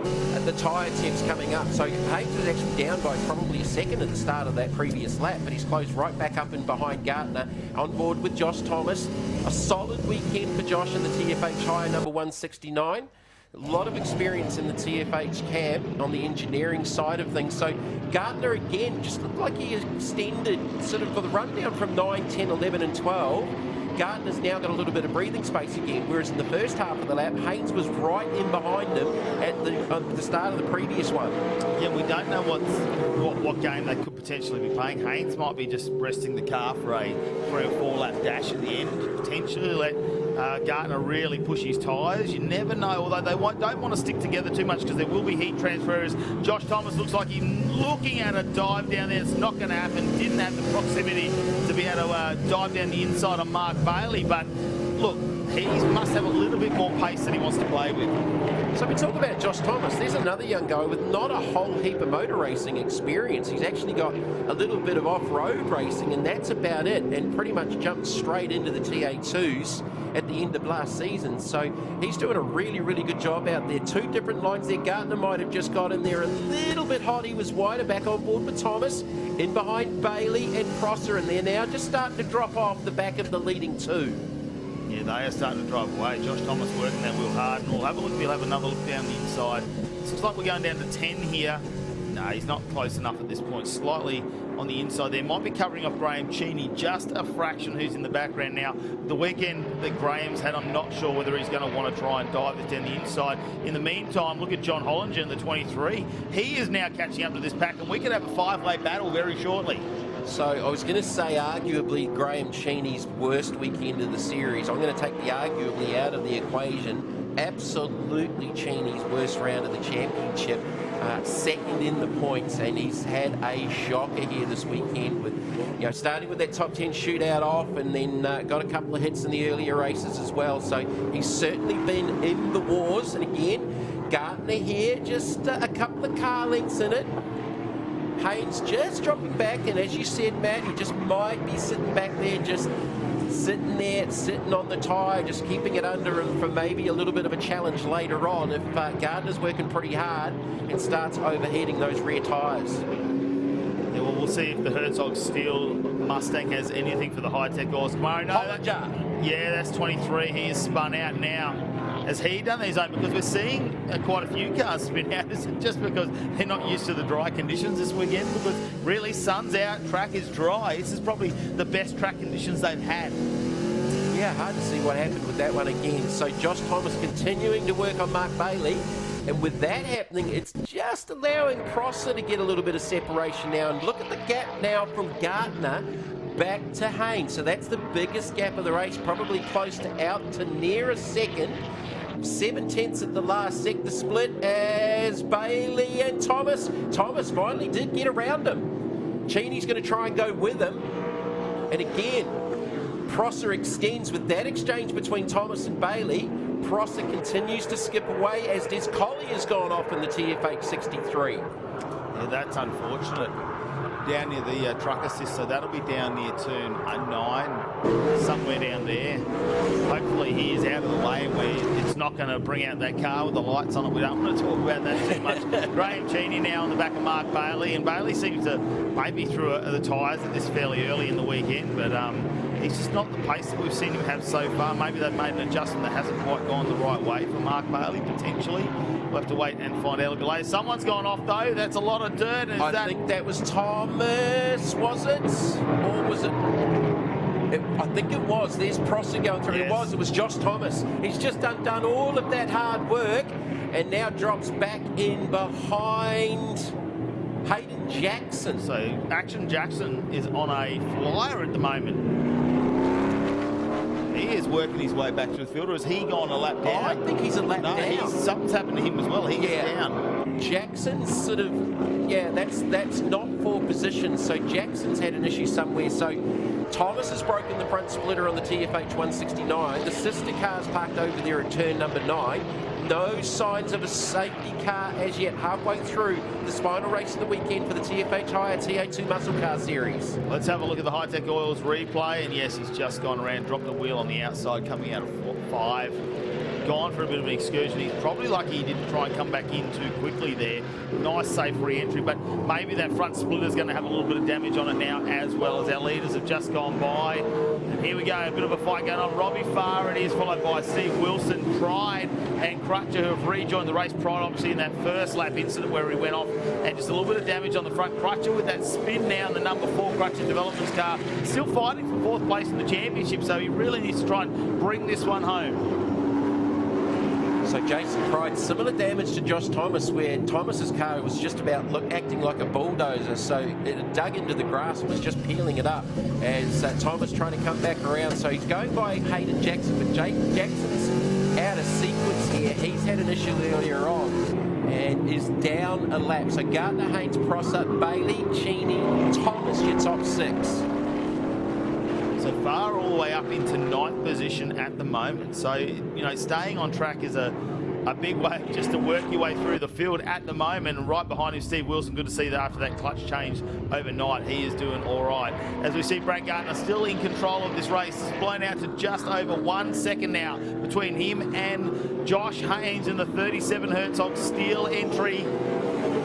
He's still, if they keep this up, they're still going to be 1 and 2 for the weekend. And Josh will still go away with a nice lead in the championship as we head to our final round. Of course, our penultimate round this weekend here for the Hi-Tec Oils Super Series. So just going back to where Robbie Farah is in ninth, so he was actually chasing down Hayden Jackson because we were talking about being a good car to follow and learn off. So Hayden was sort of in that mix inside the top 10 at some stage, but he's had a problem that's dropped him and cost him a lap. So Bailey, yeah, the car's not as strong as it has been through the weekend. Cheney applying the pressure now. Laps for 4th and 5th. Prosser 3rd and pretty comfortably in 3rd. He's just looking for his moments. He slides the car out though. Cheney has a moment there as he tries to pull the car up under brakes.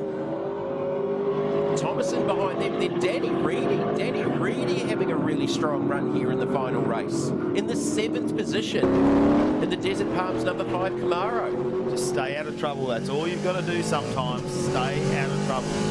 Here we go. Josh Thomas now on the back of Graham Cheney. He's going to have to do all the hard work once again. It looks like he's got a racing car out there. Unfortunately, a small mistake has put him a little bit further back than he wanted to be in 6th position. They'll get the head down into turn number 11. Try and pull the car up. Cheney looking for a run here. If he can get it out of the final corner and try and get some acceleration, maybe he can tuck down and get a little bit of a toe into turn 1. Mark Bailey, under brakes. Cheney pulls out. Long way back. Oh, that didn't go too well for Domain Ramsey in the last race. And I wonder how low are the lines under that car. I don't want to take the risk. He has another go into 3, slides the car almost down there. Wow. Got the pass through to 4th goes Graham Cheney. Trying to minimise that points loss through the weekend. Coming into the weekend, 2nd in the points. He'll still be 2nd in the points, but Hayes definitely would have extended. So Thomas looking really strong. I thought he might have been compromised with the damage to the front splitter, but he's still got race paces. Cheney locks up a brake. Bailey had to react, and Thomas nearly ran into him. So Cheney with a big brake lock up in turn 7. Yeah, he is pushing really hard, Graham, isn't he, at the moment? He is really trying to overdrive that car. Look at him moving around as he exits turn number 9. Car is not looking comfortable, or he is just really driving hard. Look at the amount of dirt build up doing the front splitter there with Josh Thomas. I don't know if that's going to start affecting the cooling on that car as we travel on. Wouldn't be helping. Would not be helping. There was a fair amount of dirt built up in the front of that front splitter in the grill area. So yeah, Cheney now with his head down turns his attentions to Aaron Prosser in the 3rd position. So that gap is 1.9 seconds, but there's only 3 laps left to go. So Chris Pither will be on the radio. Cheney's coming, head down, eyes forward. Now, I'm going to bring this up with our race leaders. I'm looking at that split sector times. That is now just under 1 second. That was out to 1.3 seconds at one point. So Hayes just starting to claw back. A couple of laps left to go here with Brad Gardner out in front. Thomas. Yeah, so Bailey's definitely struggling. He alluded to, I think, Mel down on the grid that they've made some changes to the car to tune it up for this final, and it doesn't look comfortable because he's just got no car speed at this end of the weekend. As Cheney went by, and now he's back under pressure from Josh Thomas. He's really there. He's got the blowtorch on him, doesn't he, at this point? Going through that back section there through turn number 8. He'll try and line himself up for a run down into 10 out of this corner. It's all about drive here. Listen, minimises the wheel spin. He's not going to be close enough to have a dive down here. Maybe down into 11 if he can get good exit. I don't think he's going to be close enough this time. Mark Bailey doing a fantastic job, which with a car that doesn't look as glued to the ground as what we saw in the previous race. Just a balance. It's just not nicely balanced. I think he's struggling for sort of mid-corner grip and power down because it's just not a nice package underneath him. And yeah, a little bit of work to do going forward with them. So Gardner, he actually extended. I saw that gap narrow down to 0.9 as well, but Haynes actually lost 0.3 on the last lap, so the gap's back out to nearly 1.3 seconds. As Gardner put 0.3 on him on the last lap. So Gardner looks to be under control here with about a lap and a half left to go, doing it pretty comfortably. Josh Haynes tried to sort of force the issue early and tried to stay with him, but Gardner just chipped away, and was just doing a 10th a lap, and has got a little bit of separation now between himself and the championship leader Haynes in the Herzog Steel number 37 Mustang. Potentially just teasing a little bit there, and they might be playing a few little games if they've got the pace where they just back the car off just a fraction, Don't let them think they've got a little bit and then just take the car away again as they drive off. 22 in a dominant lead at the moment over Josh Haynes. Prosser still in that third position. There is a fair bit of a gap of just over 13 seconds, but take nothing away from how quick he has been over the weekend. But Cheney is chasing him down. Bailey just behind, and then it's Thomas who's all over the back. Reedy in 7th, Niall in 8th. That's fantastic for the West Aussie after he had that big moment earlier today where he completely missed turn 1. He talked about being in the top 10 by the end of the weekend, and that's happening at the moment. But he's got Crutcher and Robbie Farr not too far away from him. In fact, Crutcher within 3/10. Final lap board is out on Winton Motor Raceway for Brad Gardner. Extends out to 1.4 seconds. So a couple of laps ago when Haynes sort of closed the gap to 0.9, maybe Brad's made a little mistake somewhere, lost 3/10, but then in the same time, the next lap, Haynes lost 3/10 to Gardner, and that lead got back out. So they're sort of seesawing each other, and the gap out to 1.4 seconds on the last lap. I think Thomas now struggling at the moment in 6th position because he did have the pace on Bailey. Even when he had that excursion and came back, he caught up very quickly. Now you can just see not quite having the extra pace over Bailey to really put himself in a position to make a manoeuvre. As we go back to our race leaders in the Hi-Tec Oils 22, Brad Gardner leading by nearly 1.5 seconds over Josh Haynes, who's all about championship at the moment in the Herzog Steel Mustang. He had the championship lead coming into this weekend. He'll extend that out just a little bit over Graham Cheney. Brad Gardner will close the gap up, but it's going to be very hard work, and something's really got to go wrong at the next round for Josh Haynes if Brad Gardner's going to have an opportunity to win this championship from here. So Brad Gardner looking for 3 wins out of 4 starts in the penultimate round here at Winton Motor Raceway. In the end, does it pretty easily in the Hi-Tec Camaro. Gardner with the victory. The championship leader, Haynes, in 2nd. And Prosser here, he's going to hang on to 3rd. Cheney couldn't get close enough to him. And Aaron Prosser with that podium he was talking about a little bit earlier. And the Kiwi will be very, very happy with that one. And that's a good comeback from Graham Cheney considering where he was at the start of the weekend.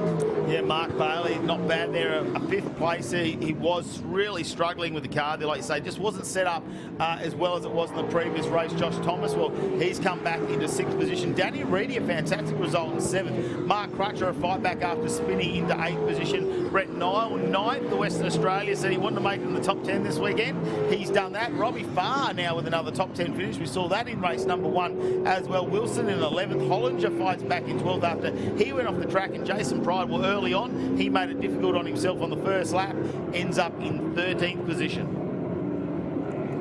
So for the round, it'll be Gardner, Haynes, and I think Bailey actually will complete the podium for the round for the Western Australian in the Jax Camaro. So 236 to Gardner, Haynes 228, Bailey 204 for the round spoils. And the best thing is it keeps Brad Gardner in the championship fight, currently sitting 3rd. There he goes. He takes out race number 4, the final one for the TFH Hire TA2 Muscle Car Series, framed by Hi-Tec Steel Framing. Josh Haynes behind him, followed by Aaron Prosser a little bit further back. Graham Cheney, Mark Bailey, who ends up 3rd for the weekend. Josh Thomas in 6th, which was a bit of recovery. Reedy, Crutcher, Niall and Farr will round out your top 10. Then it's Steve Wilson, John Hollinger for 11 and 12. Back to Pride. Cam Sendell was going around in his car, ended up in 14th. Then it's Paul Hadley, Steve Coulter, Hayden Jackson, who went a lap down, and we're not quite sure. Des Collier finished the race early. Domain Ramsey did not make it back out after that huge fall of fire in race number 3. We saw him exit stage right and unfortunately end up in a bit of a tyre barrier. So this is how we look at the championship points now. And Josh Haynes, well, he is leading by, and I've got to do the maths on the fly here at the moment, it's going to be 82 points over Graham Cheney, and that's where it'll be, and he's got himself a 107-point lead over Brad Gardner. So that's going to be very hard for Brad to try and claw a number 1 position. What it does mean, though, is he is within 25 points of Graham Cheney, so a good weekend for you and a not so good weekend for your competitor could mean Brad could jump into that 2nd position, potentially still the 1st. So Josh Haynes needs to show up at our next round at One Raceway, and he still needs to go out there and do well and finish in the top 5 in all these races. So there's still a lot of work left to go in this championship.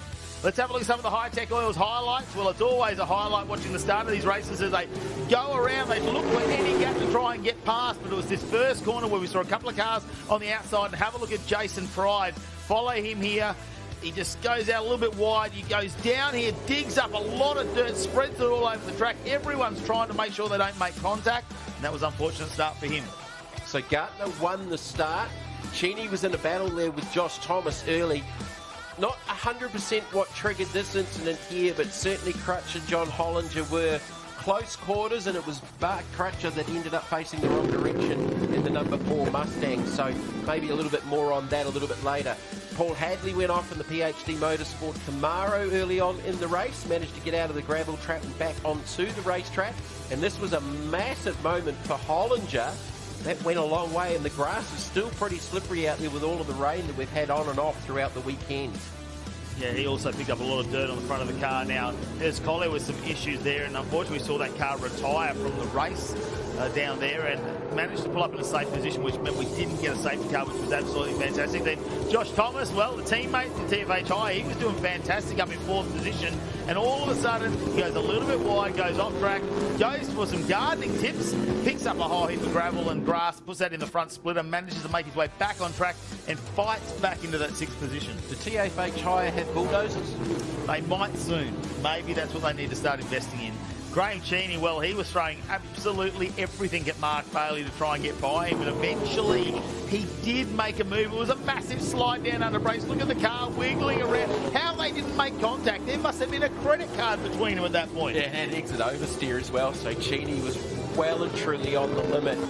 Josh Thomas was in there as well. Cheney with a brake lock up there, and Bailey had to throw out the anchors, and Thomas nearly ran into the back of him. Meanwhile, out in front, it was sort of a bit of a seesaw for a few laps where Hayes looked like he'd made a gain and got to the back of Gartner, and Gartner put 3/10 on him on the next lap, but down to the checkered flag. Brad Gartner's 3rd win for the weekend out of 4 starts in the Hi-Tec Oils number 22 Camaro. He'll be pretty stoked about that when I say Brad Gartner. A bit of a fight back after the last round at the Bend Motorsport Park where it didn't all go to plan, and that car had a fair bit of damage that they had to work on between races as well. So we'll get down to our races very shortly. In the meantime, we're going to have a short break. We've still got plenty more action to come your way as round 5 of the Hi-Tec Oil Super Series comes to an end very shortly.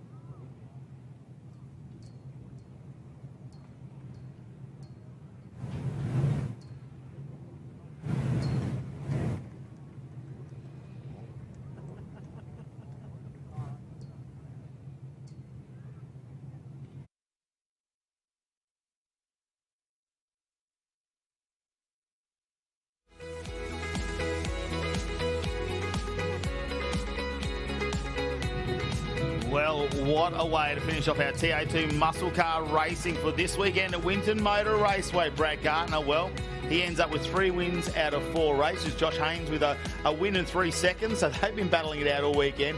Aaron Pross ended up 3rd in that final race with Graham Cheney behind him, but Mark Bailey with an impressive weekend. Let's head down to our round winners. We've got them down in pit lane. Well, for the very important job of awarding the trophies to our top 3, Brett Thomas from TFH with 3rd place, Mark Bailey. Congratulations, Mark Bailey. An incredible job.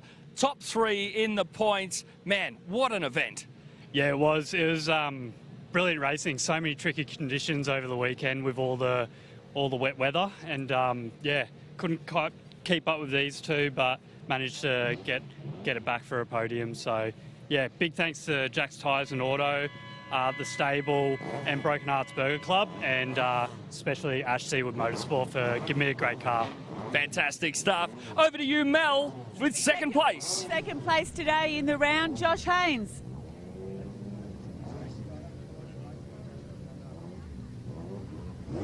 So, Josh, Brad's kept you pretty honest this weekend. Yeah, look, we had a really quick car at the start of the weekend, but yeah, come to the end of the weekend, Brad had that advantage. So well done to Brad. They had a quick car. We were pushing pretty hard at the end there. So great race, great battle. It's always a good battle with Brad, and yeah, it's good to see him back up here. Thanks so much to the Herzog Steel. You know, I can't do it without any of my sponsors, so it means the world to me. And the car wouldn't get out on track without my team. So yeah. Oh, it may not have been your day, but it's still your year, isn't it? 100-point lead still in the championship. Yeah, we still got a good lead, and yeah, next one's the home round. So looking forward to it. Thank you, Jared. And with 1st place, the round win, Brad Gardner. Congratulations. This one is all yours.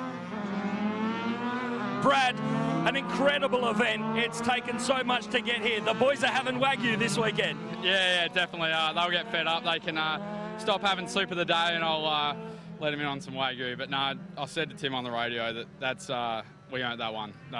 Just this whole weekend, you know, yesterday we probably weren't that good, and we knew we had to go to work, and the wet gave me some good confidence, and then the win this morning, yeah, it's just, it couldn't have worked better. Fantastic. It takes an incredible crew of people, and they've really supported you this weekend. Job well done. Yeah, I just can't thank all my local sponsors enough. Med Electrical, TNS Tippers, Kaztec Raw Supplies, MPAC and all, air conditioning, Southern Auto Body, Palm Family. It's just Merit Logging, everyone that helps me out. You know, I can't thank them enough. And George for giving me this opportunity, and I'm just glad we put it all together. Your round winner, Brad Gardner. Well, Legend Cars are on track. It's over to commentary. Yes, it is time for the Legend Cars Australia. They get 5 races come these weekends. These little pocket rockets, they get around, and you can see the crew are starting to condense up on the main spectator area. Legend Cars Australia, of course, they not just in Australia, but they're also starting to send people over to compete at the World Challenges over in the USA this year on the 14th. Lockie Ward will be travelling over there as part of that, and he's actually joining the team over there, going to live over there for a little bit. So they're pretty inspiring to see these drivers have that opportunity in the coming years. Ryan Pring will lead us out of this race. Of course, he is currently leading our championship as well. He won the last race by just a few seconds, followed by Benny Goodrich, Robert Hogan, Scotty Morgan, Scott Melville will be on the 3rd row, and then it goes back to Brendan Hurrigan, Timmy Reed, Chris Spicer, Asker Sendel, and Rob Coulthard will round out our top 10. So there's still plenty of action to happen here at the Super Series this afternoon, the Legend Cars Australia. Well, anything can happen, but it's all about championships. Ryan Pring now leading by 62 points after that last race over Shane Tate, who had a big off excursion where they had to actually tow him out of the sand trap. Yeah, that was a big points loss for Tate. So coming back to that world deal, that's a pretty cool thing. So I think with Tony Ward and the Legends Team Australia, they're actually going to have a team representing Australia at the Worlds in 2025. So Lockie's going to go up and race at Virginia Raceway, which I think is the same track that Nathan Hurd was racing at this weekend with TA2 up in the States. Only got 36 countries to compete against, another 35 of them. Way cool, way cool. 36 countries they race these cars in, and you're about to find out why as we head down into turn number 1. Is Goodrich going to try and get around the outside? have a look at this. We're on board with Aidan Williams. He had to start a little bit further back in this one. He's going to do a bit of bump and grind. Nathan Preto on the left-hand side of him. He's starting to work his way back through. He's had a tough weekend as well. Considering how big the field is, they've been very, very well behaved, especially down 3, 1 and 2 of the race starts. So they've done a really good job over the weekend. Looking on board here with Hurricane, earlier on in the day, you could not see out of the front windscreens of these cars. It was that wet and misty. It was just miserable. Now, you see Aidan will just jump on board for just a second. He's down in 13th position, Preto in front of him as well, and we have a bit of a look there. It's Duckworth in the 160 as well. Robert Coulthard's in there in the 15. This is probably where we haven't seen too much bump and run at this point back through this section. They would have done quite a few laps around here at Winton Motor Raceway. It's been a bit of a staple, and it is the home of the Hi-Tec Oil Super Series, along with many other events that they run here day after day. And here we go, Williams going to have a little bit of a nose there. Looks like Nathan Preto will move up a position as he goes past Duckworth. Now, Billy Finnegan in the 86, he had a mechanical black flag last time he came in. He was winning the race up until the final few laps, and where he said, no, you can't have that body part hanging off the car. You got to come into pits. So he started pretty much rear of field in this one, so he's working his way through. So Finnegan coming from the back on board with Williams as Preto going out of shape in front of him. Look at that speed difference as Preto just killed all of the exit speed out of the last turn, and he might have a run on Coulthard here down into 1. Not quite.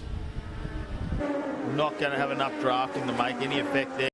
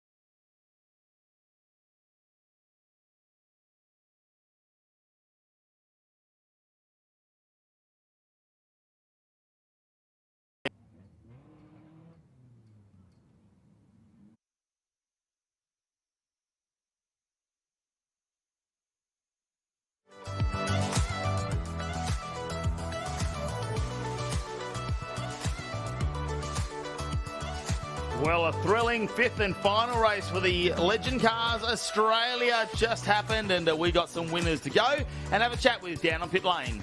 Brendan Hourigan securing third place in the Legend Cars series here at round 5. Congratulations. Thanks very much, mate. It was an incredible weekend, lots of different weather. It was a tough weekend, lots of ups and downs, but we managed to secure some points.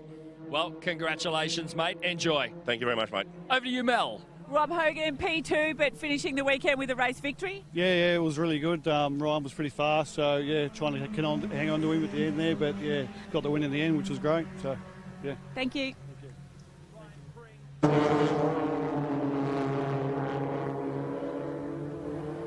Australian XL Series out on track for race number 4, and this will decide the Australian Championship as well. And look at Patterson, he has got away with the lead. We just missed the race start. Super exciting, but it's all on the line. Patterson, he is 43 points behind with a potential 50 points to grab in this race.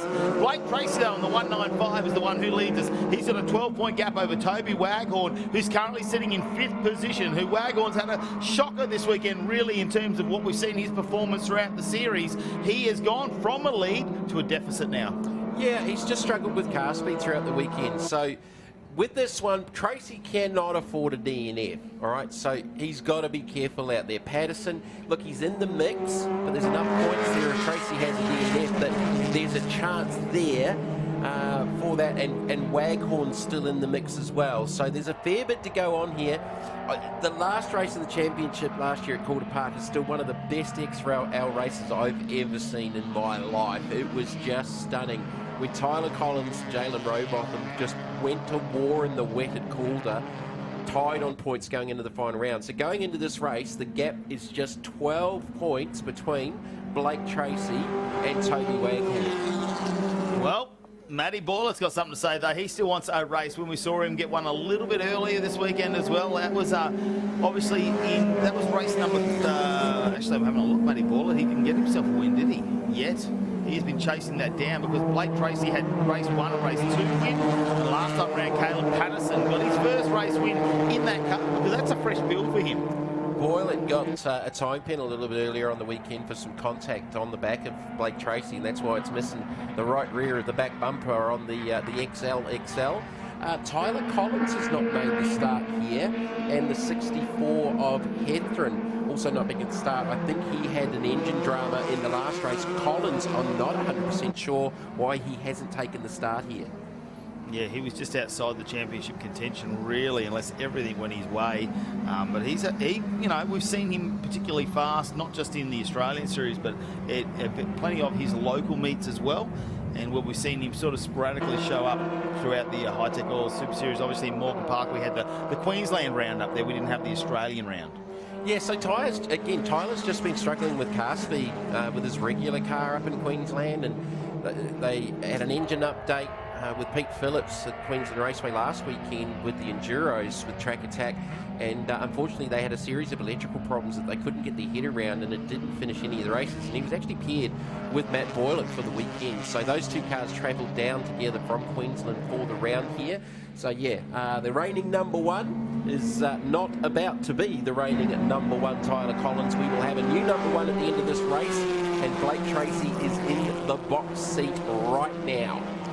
Patterson, though, leading us in the 101 car, and if he gets himself a good win, potentially, if Toby's a little bit further back, he could jump himself or elevate himself into 2nd position in the championship. I think, obviously, with the condensed field, with a few cars not making it out this time, it might sort of save Toby Waghorn and might end up trying to hold on to that or claw onto that 2nd position in the championship. Probably lucky he doesn't have as many cars here this weekend. Patterson leading this race at the moment over Blake Tracy. Boylett in 3rd, who's not getting rough and ready this time around. McLaren in 4th, who's shown a fair bit of pace. Waghorn 5th. Verica back in 6th now.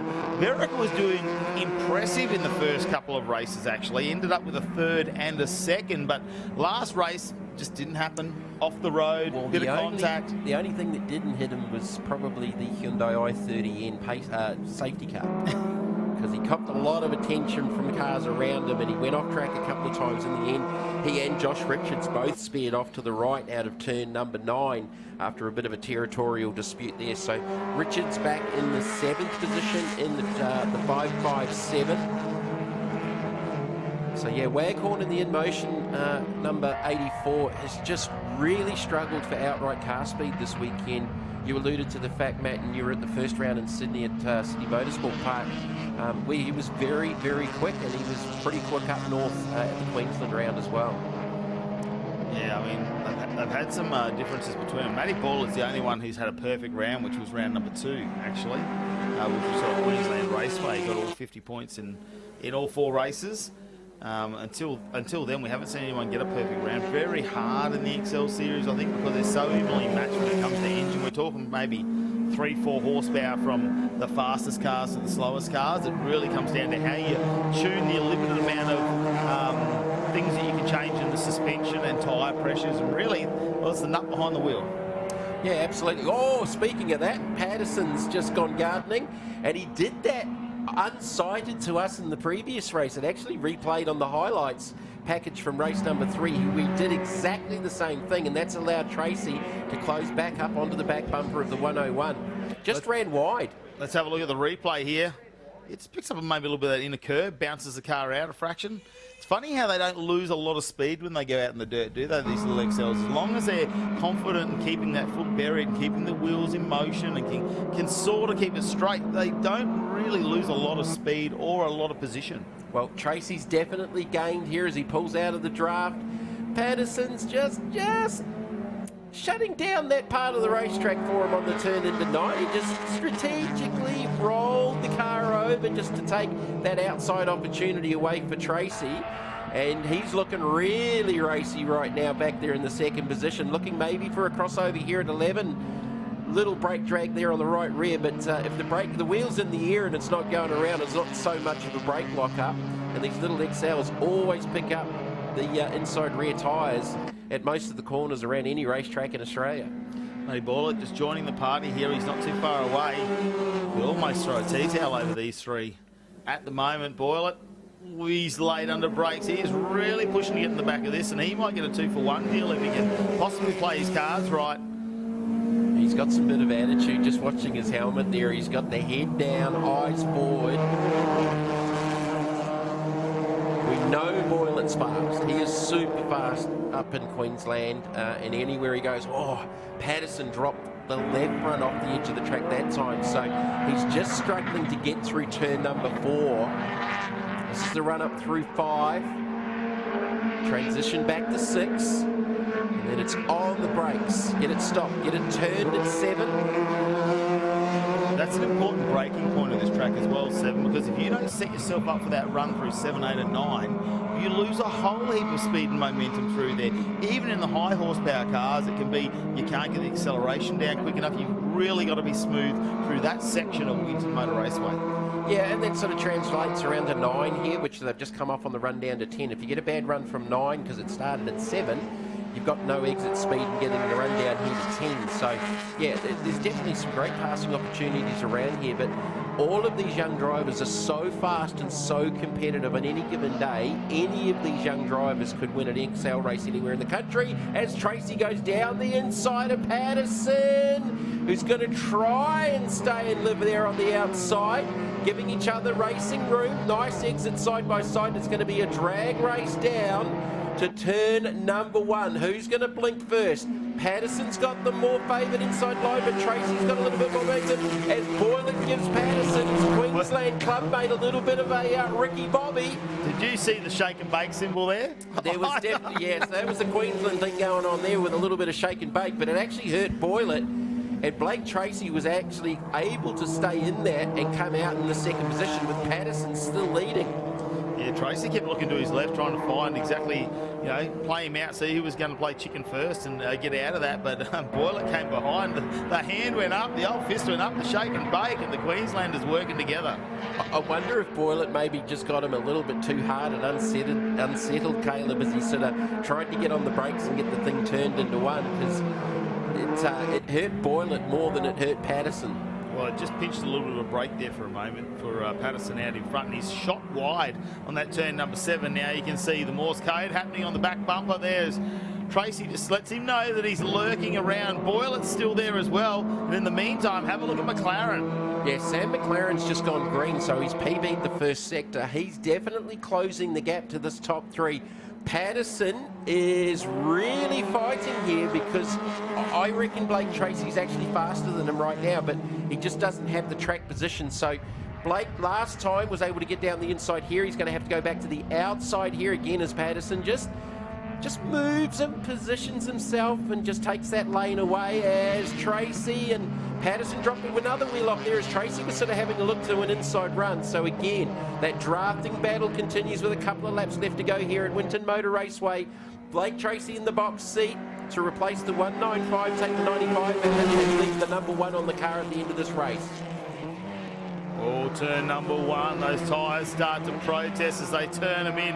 Patterson doesn't get the run he wants. Have a look at Tracy. Nice run down into 3. Has a look. Crisscross down the inside. Hard under brakes. Patterson with a tiny little glimpse of tyre smoke as he locks the brakes up. Boylan slots in behind, and Tracy is back in the lead of this race. Tracy set that up beautifully. He really set that up a couple of corners earlier. I said he was faster. He definitely has a little bit more speed, as Patterson was really having to throw everything out, and short of opening the doors to make the car wider, he was quite defensive up to that point. Tracy locked the brake right front. Patterson, he also locked the right front under brakes into 7. McLaren's now part of this fight, and Boylett's still right there in 3rd. So McLaren's been the fastest driver on track over the last couple of laps, and it's now a 4-way battle for the lead with just over a lap to go. Just over a lap. Anything could happen when it comes to Australian Excel Series as well. We've seen how hard, I mean, most of these competitors are young, most, but not all of them. We see plenty of mature age races in there as well when we see the bigger fields around Australia. But these 3 are some young guns at the moment. They are fighting it out. They are filled with youth and enthusiasm as well. Look, depending on what they do going forward, they've all got futures in motorsport because they're all very, very good young racers. And they've put on a good show this weekend. We've had a couple of little incidents, but nothing too dramatic. Not what we probably expected for the final round of the Australian Excel Series. No, it erupted at Calder Park last year. Final lap orders out. It erupted at Morgan Park. It erupted at QR. We like to play sign bingo when it comes to Excels. We haven't had to do that this weekend. No, but look, hey, nonetheless, seriously enjoy Excel racing. It is one of the mainstay classes in Australian motorsport in every state. And it would be every state. Even Tasmania, I'm pretty sure, would be running Excels over there. Well, they'd have to be. I know there's a few up in the Northern Territory as well. Yep. So they're starting to make, obviously, Queensland, New South Wales, Victoria very strong when it comes to Excel racing, large fields. I think they've probably grown, they've probably doubled in numbers over the last 3 or 4 years. The downside of that is we've probably got 4 times as many races for them as well, because they're cheap to get out there and have fun with. Patterson got a whole heap of curb on that transition from 6 up to 7 and unsettled the car. It didn't actually hurt it. And he's tucked right up, back up. He sort of tried to carry the speed up to 7, and he's right back on the back bumper of Blake Tracy. So Tracy looking for the win for the final race of the championship and to take the number 1 for the next year for the Australian XL Championship. Patterson. Oh, was that Boylan with a bit of a lock up there just for a moment, potentially? 2 Queenslanders going at it for 2nd and 3rd. So Tracy's got a little bit of a gap now. A little bit of breathing space. Well, it's wheels up as they come into the final 2 corners. Now Boylan goes, well, if you're not going to get the job done, Patterson, maybe I'll have a look. We come around the final corner in this Australian Championship for the Excel Series. And there we go. Blake Tracy will get himself another race win. And that's 3 race wins from 4 starts this weekend. It'll put him in front in the championship, and he will be the Australian number 1. You can see the crew down there on the right-hand side. They are hugging. They are cheering on. What a way to finish off this Australian Championship in the Excels. Unofficially, I do believe Toby Waghorn might hold on to second position there in Caleb Patterson. That's all provisional, of course. We'll wait for the official results to come through, but looks like Blake Tracy, he'll be putting the number 1 on the side of that car. If he races next year, because he has actually been testing in some stuff with it's a bit larger with a few more cylinders and a bit more horsepower. Yeah, TA2 and Super 2 from what we're hearing. And yeah, young Blake Tracy, a big future in motorsport here in Australia. And here's the results from race number 4. Tracy with the win over Patterson, who just couldn't get it done. He led for a lot of laps though throughout that race, and it's back to Matty Boylett, Sam McLaren, Brad Verica, Toby Waghorn, Josh Richards and Edward Mitchell. Unfortunately, Tyler Collins, the number 1, not making it out on the track, or Caleb Heffron, who we saw leave race number 3 with mechanical issues as well. As we finish off our Australian XL Series here at Winton Motor Raceway, as part of the Hi-Tec Oils Super Series. And here's the points. Blake Tracy officially the number 1 and the winner. Toby Waghorn holds on to second position. Caleb Patterson couldn't quite get there. Brad Verica had not a bad weekend to get back up into 4th position. Tyler Collins, unfortunately, drops down into 5th. Now, Matty Boylett's the one for me to watch out for because he only did 2 rounds. So imagine what would have happened if he could have thrown another 150 points at that. He would have been right up in the mix. Of course, we've still got our Hyundai Excels do a fantastic job around Australia. See our TO2 muscle cars there. They are getting packed up from a fantastic weekend of racing. Let's have a look at our Hi-Tec Oils highlights, though, for the Excels. Patterson, he was on pole position after the win in race number 3 down the inside line. I didn't know whether Blake Tracy was really going to force the issue on the outside or whether he was just going to tuck in behind. Have a look, though, at McLaren. Really pushing the number 11, and Matty Boyler had to do a lot of work to get past. So you'd have to say for Blake Tracy, that was actually his worst start of the weekend because he's been like John Force off the starts up to this point. So that's the first time I think he's been led away from the line. And this time it was Patterson. Patterson led for the majority of the race, but at the same time, he also had a couple of moments on the way, which we will see very, very shortly. Here's the first one. He got that curb on the inside, fired it out to the outside, and you actually saw the reaction there from Tracy, who's got out of the gas thinking, where is he going to end up? And this was a nice setup, wasn't it? Blake Tracy just looking for any opening where he could possibly put the nose down. And for a couple of times there, it was a game to see who would get on the brakes last and try and pull these cars up. I'm surprised we didn't see more brake lock-ups from either of these drivers either. And look at this on the outside down into turn number 11. He had another look and tried to come back on the inside, and it was probably a good 3 or 4 laps where Blake Tracy was just pushing the limits, seeing what he would do to try and set himself up for a run a bit later on in the race. So Tracy did get a run here, and Caleb Patterson was able to stay on the outside and had enough momentum to continue to lead this. So we thought Tracy had the advantage, and then Matt Boyler came along and gave his Queensland clubmate a little bit of assistance, which actually hurt himself, and Tracy was able to stay there, and Boylett and Tracy had already got together. This is the setup pass for the lead from Tracy, as Patterson made a little bit of a mistake, and Tracy had lots more momentum, and this is where he would make that pass for the lead. Nice move under brakes, wasn't it? The car wasn't wiggling around too much. Patterson just had to move back and slot into second position. I thought Matty Boylet might have been a bit more aggressive there, but unfortunately, he's being nice to his Queensland counterpart, and this was where the checkered flag was out. I'm sure there was plenty of enthusiasm in that driver's seat of Blake Tracy. Boylet pulled out over McLaren there. He ended up in 3rd position, McLaren back in 4th, and what a way to finish off an Australian title for the Hyundai Excels. It's going to be a lot of excitement down there in the pits, a lot of youth and enthusiasm as well in this category. Brent Peters, who puts his heart and soul into this XL Series, I'm sure he's going to be ecstatic about it. Let's head down to pit lane, though, with our winners. Well, category manager for the Australian XL Series, Brett Peters, awarding the 3rd place trophy to Caleb Patterson. Congratulations. 3rd in the Australian Championship. An incredible job. Yeah, thank you. Yeah, it's been a long 3 rounds. We had a DNF in Sydney, so to still finish on the podium in the whole series is absolutely incredible. Yeah, without that DNF, who knows what could have happened, but well done to the other boys. Blake and Toby drove mega all year round. Toby's had a tough weekend this weekend, but he's pushed through, and yeah, he's doing really well. So, no, I'd just like to thank all the sponsors, and thank you very much. Great stuff. Over to you, Mel. P2 in the championship, Toby Waghorn. Tough weekend for you this weekend, but it's all about the points in a championship, and you've ended up on the second step. Well done. Yeah, cheers, thank you. Well, you have those weekends, you know. It's just, we ran so good the first 2 rounds, and considering we've never been to Queensland, and yeah, I'm really happy with how we've done this year. It was really close racing with Blake and Caleb all year. Congrats on Blake, he's done really well all year. It was really close. I was hoping to race in this weekend, but you know, you have those weekends. Cheers. Fantastic effort. Well done. Jared? And your Australian XL Series champion, Blake Tracy. Congratulations. The crew right behind you. You were coming in second in the championship. You have snuck it through right at the 11th hour. Well done, mate. Thank you. Yeah, no, it's, the team did everything they possibly could have. It was all in my hands coming into this weekend.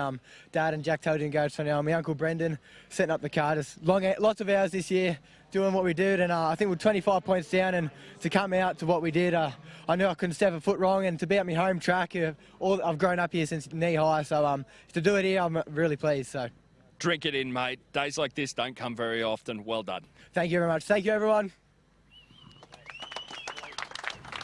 Oh, he's pretty emotional as he's home track for Blake Trace to do this. We saw him just 3 or 4 weeks ago at the Bend racing his dad's BMW as well. So we'll wait and see if he stays in the Hyundai XLs or whether he tries a little bit more horsepower. Winton Motor Raceway, it's been a fantastic weekend of mixed conditions here as well, where it all started off wet on Friday. We had wet and dry come Saturday, and it started off that way this morning as well. I tell you what, Jamie, we thought it was going to be a wet weekend. Have a look at our Australian champion for the Hyundai XLs, Blake Tracy. What a win from him this weekend to come from second and take it out. Of course, we head to our final round. It's going to be at One Raceway in Goulburn on the 25th to 27th of October. It's just 3 weeks away as we finalise the end of the 2024 Hi-Tec Oils Super Series right there. It's going to be a fantastic fight to the finish, especially for all our title contenders. We'll have to wait and see who raises the #1 in the championships after that weekend. We can't wait for you to join us in 3 weeks' time. Make sure you stay tuned to all of our channels to find out exactly what's going on.